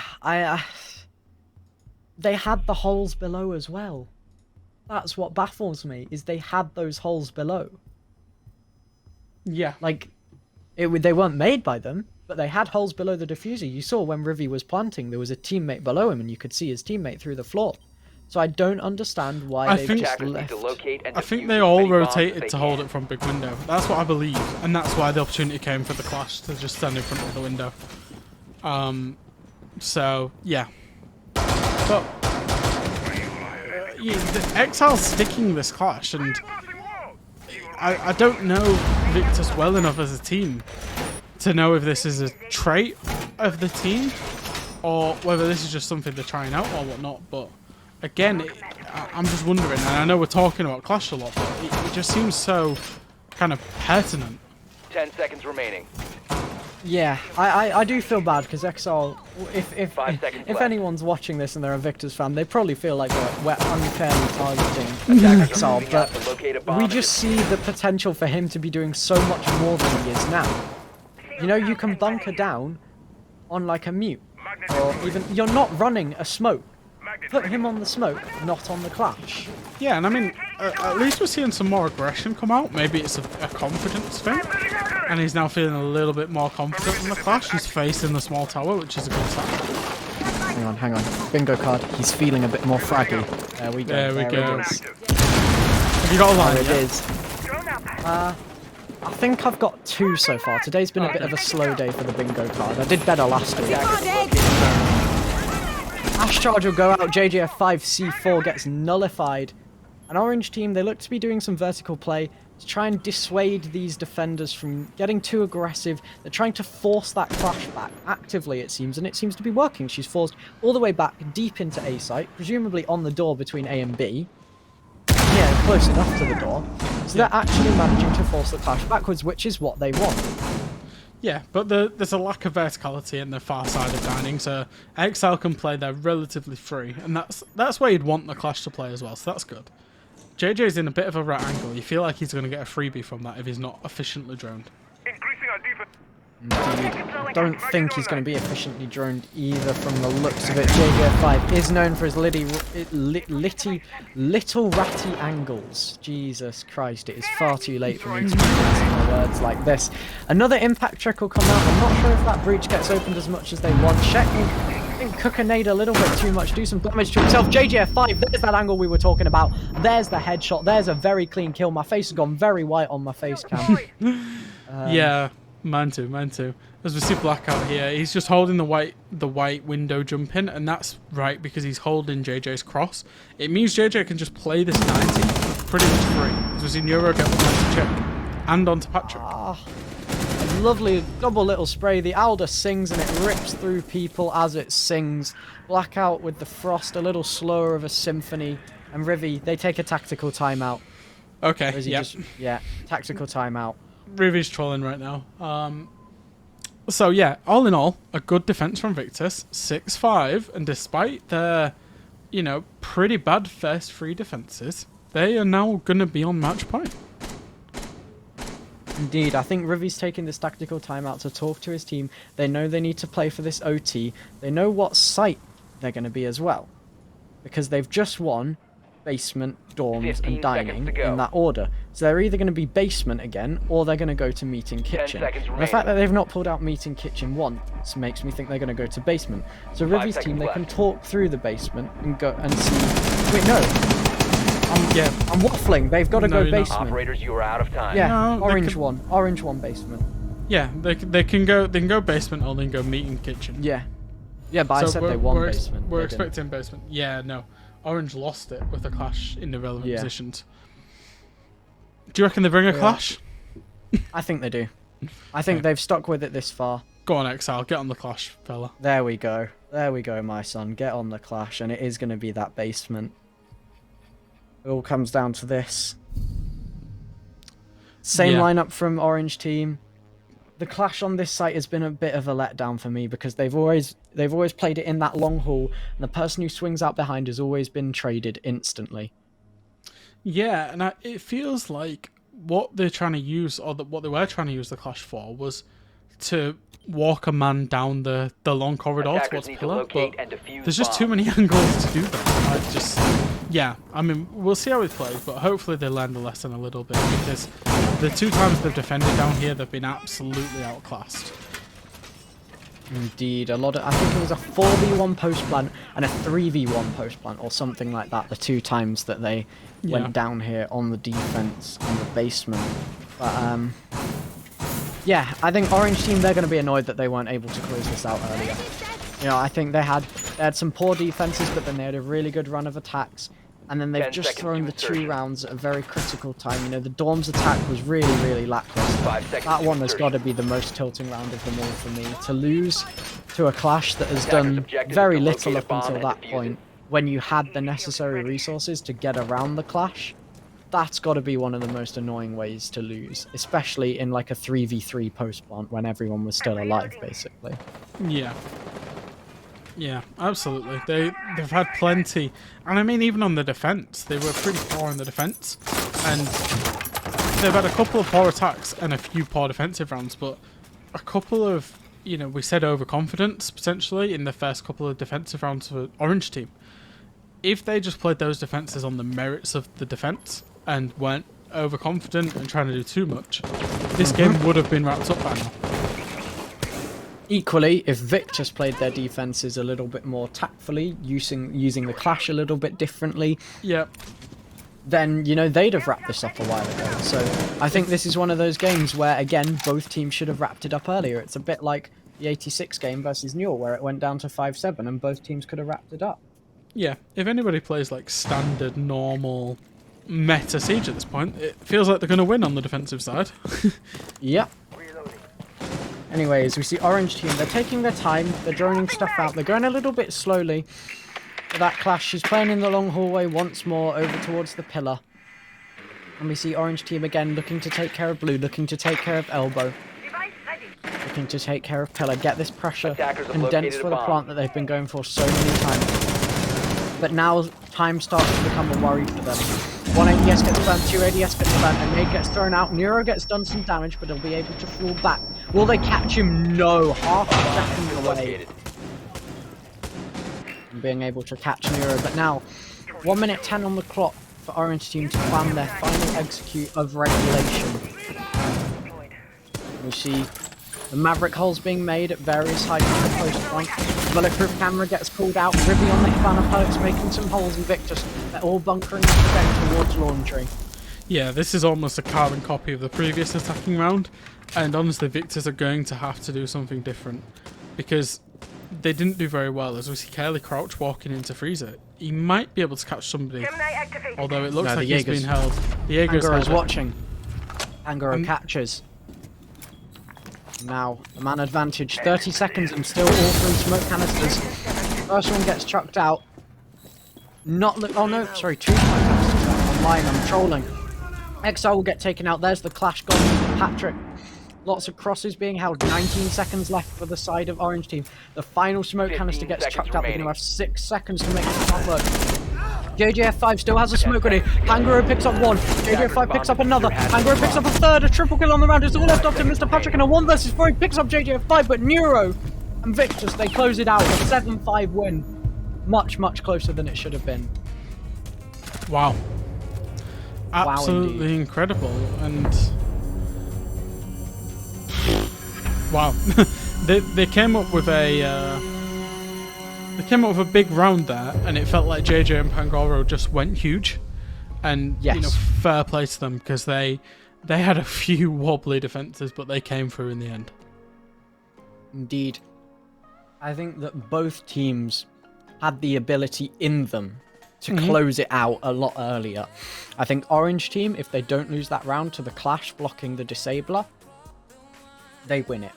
Because that's the round that, like, your mental gets tilted after that.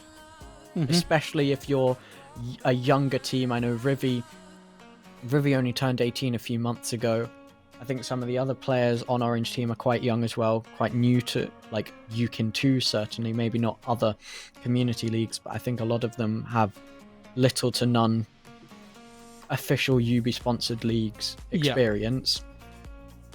Whereas Victus, you've got people like Blackout, who came from UKIN 1, Pangoro, who's played in Benelux before, It's one of those where both teams should have closed it out a lot earlier. Victus really should have closed it out after they got that 4-2 attack split.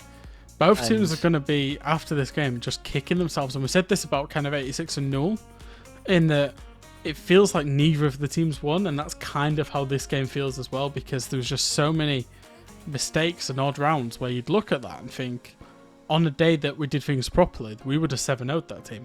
And both teams will feel like that. So it was a really weird and interesting game that threw up a few strange kind of rounds and situations. But all in all, from Victus, that's a good round, and that's 2 wins from 2 this week. Yeah, I think it does feel, like I said earlier with the 86 Newell game, I think it feels like 3 points to either team wasn't really deserved, and what would have been much better would have been a 2-1 split. I think an OT would have really, as much as I wouldn't have wanted an OT, because, sleep is a thing, but I think an OT was probably I think that was deserved between those two teams based on how they played today. Yeah, absolutely. I think we get the stats here at the end, courtesy of Statman Affy. Just going to move them down so I can actually read them. My face is going to go red as a result, but it is what it is. See Divided and Mr. Patrick having standout games for the side of Orange team. And then we see pretty much everyone on Victus having a really good game. Exile, the 0.75, he's on the Clash for like 6 rounds. You can't really expect him to keep that KD, especially if I look at round 6, he had a KD of 1.0. So, he's lost his KD because he's been playing Clash. That's excusable. But I think what really tells the story is if you look at the costs of Victus versus the costs of Orange team, you see the lowest on Victus is 58.33, and the lowest on the side of Orange team is 33.33. Yeah. Czech had a really explosive start in the first couple of rounds and then just drifted off throughout the rest of that game. Yeah, I think at round 5, or round 6 rather, round 7 actually, I'll go to that, Czech had 5 kills and 6 deaths. After round 6, Czech had 4 kills, 5 deaths by the looks of it. Yep. So, if you look at his season-long stats for Czech, he's got a 1.05, so he's much better than what he's produced today. Yeah, and both teams are better. Orange coming into this play day, they were top of the league. And they really should have been top of the league tonight as well. I kind of can't emphasise that enough. They're sitting in third place. They're in that little group now with Vex and Victus. And honestly, it's not what a lot of people are expecting. People are expecting 86 and Vex at the top, but you look after that, you're thinking some of the bigger hitters that you'd expect. Pat's Asleep in particular, down in 8th is concerning. London looked good today, and it's really wide open for those kind of 3rd to 4th spots, even 2nd. Yeah, and I think 2nd is going to be really interesting, because I think 86, having played Vexed, should have a relatively clear run for the rest of the season. Yeah. But Vexed, London have played Vexed already. I don't think Orange team haven't played Vexed, so there's still that game to come. Have Victus played Vexed? I'm just checking. No, not yet. That's No, Playday Victus 7. haven't played Vexed. So we've got these 3 teams, or these 4 teams with Vexed, Orange, Victus, and London. London have already played Vexed, but neither of Orange and Victus have played Vexed. So you've got 2, 3, and 4, all of which are on 9 points and are separated by round difference. That could all change because they've got to play each other still. Yeah. You know, Orange team and Victus have just faced off just now, but they've still both got to play Vexed. Yeah, it's a real interesting battle because like you said, you're kind of looking at 86 as being top, and then 4 or 5 teams. You know, potentially you can even throw Flight into that mix. They had a win today, and you're looking at 4 or 5 teams that really are playing for this 2nd to 4th kind of spot, and it really could be any out of them. We could even see Pats or Win Your Ones. Maybe Win Your Ones are 2 gone by this point, but Pats just returned from the ashes. Indeed, I think that, you know, we talked about the change coming through with Pat to Sleep, with Boom saying that he's leaving, etc. So I think that this is a change.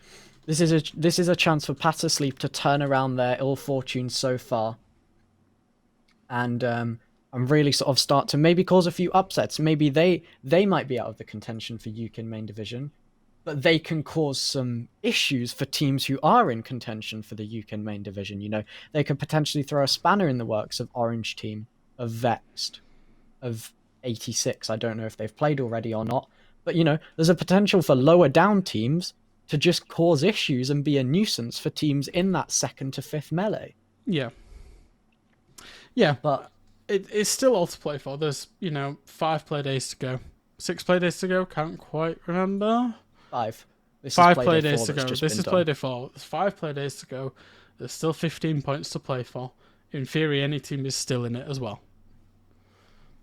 But that being said, that is it for play day 4 of the UK Ireland Nationals Division 2 Season 2. I've been Kemsing, been joined by Fresh tonight. Thank you to Asus Republic of Gamers, Intel and Special Effects, and good night, and we will see you again next Wednesday for more Yukin 2 action.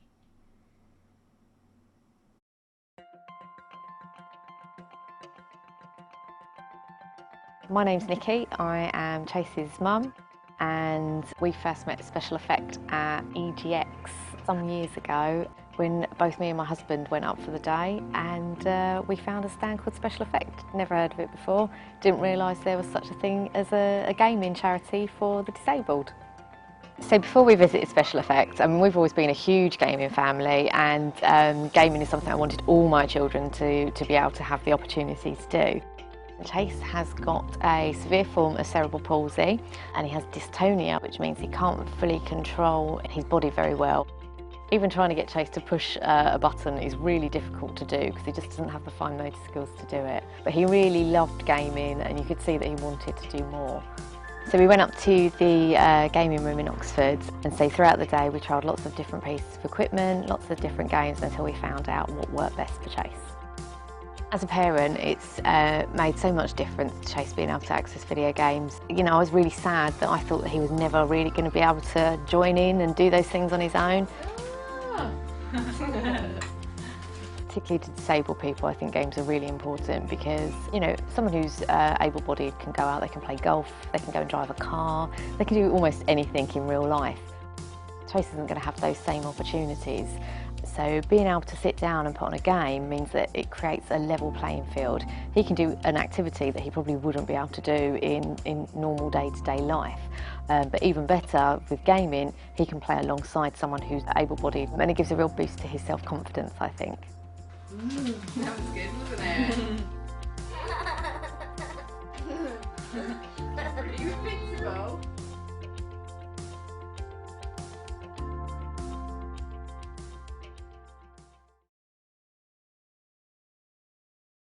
Able-bodied can go out, they can play golf, they can go and drive a car, they can do almost anything.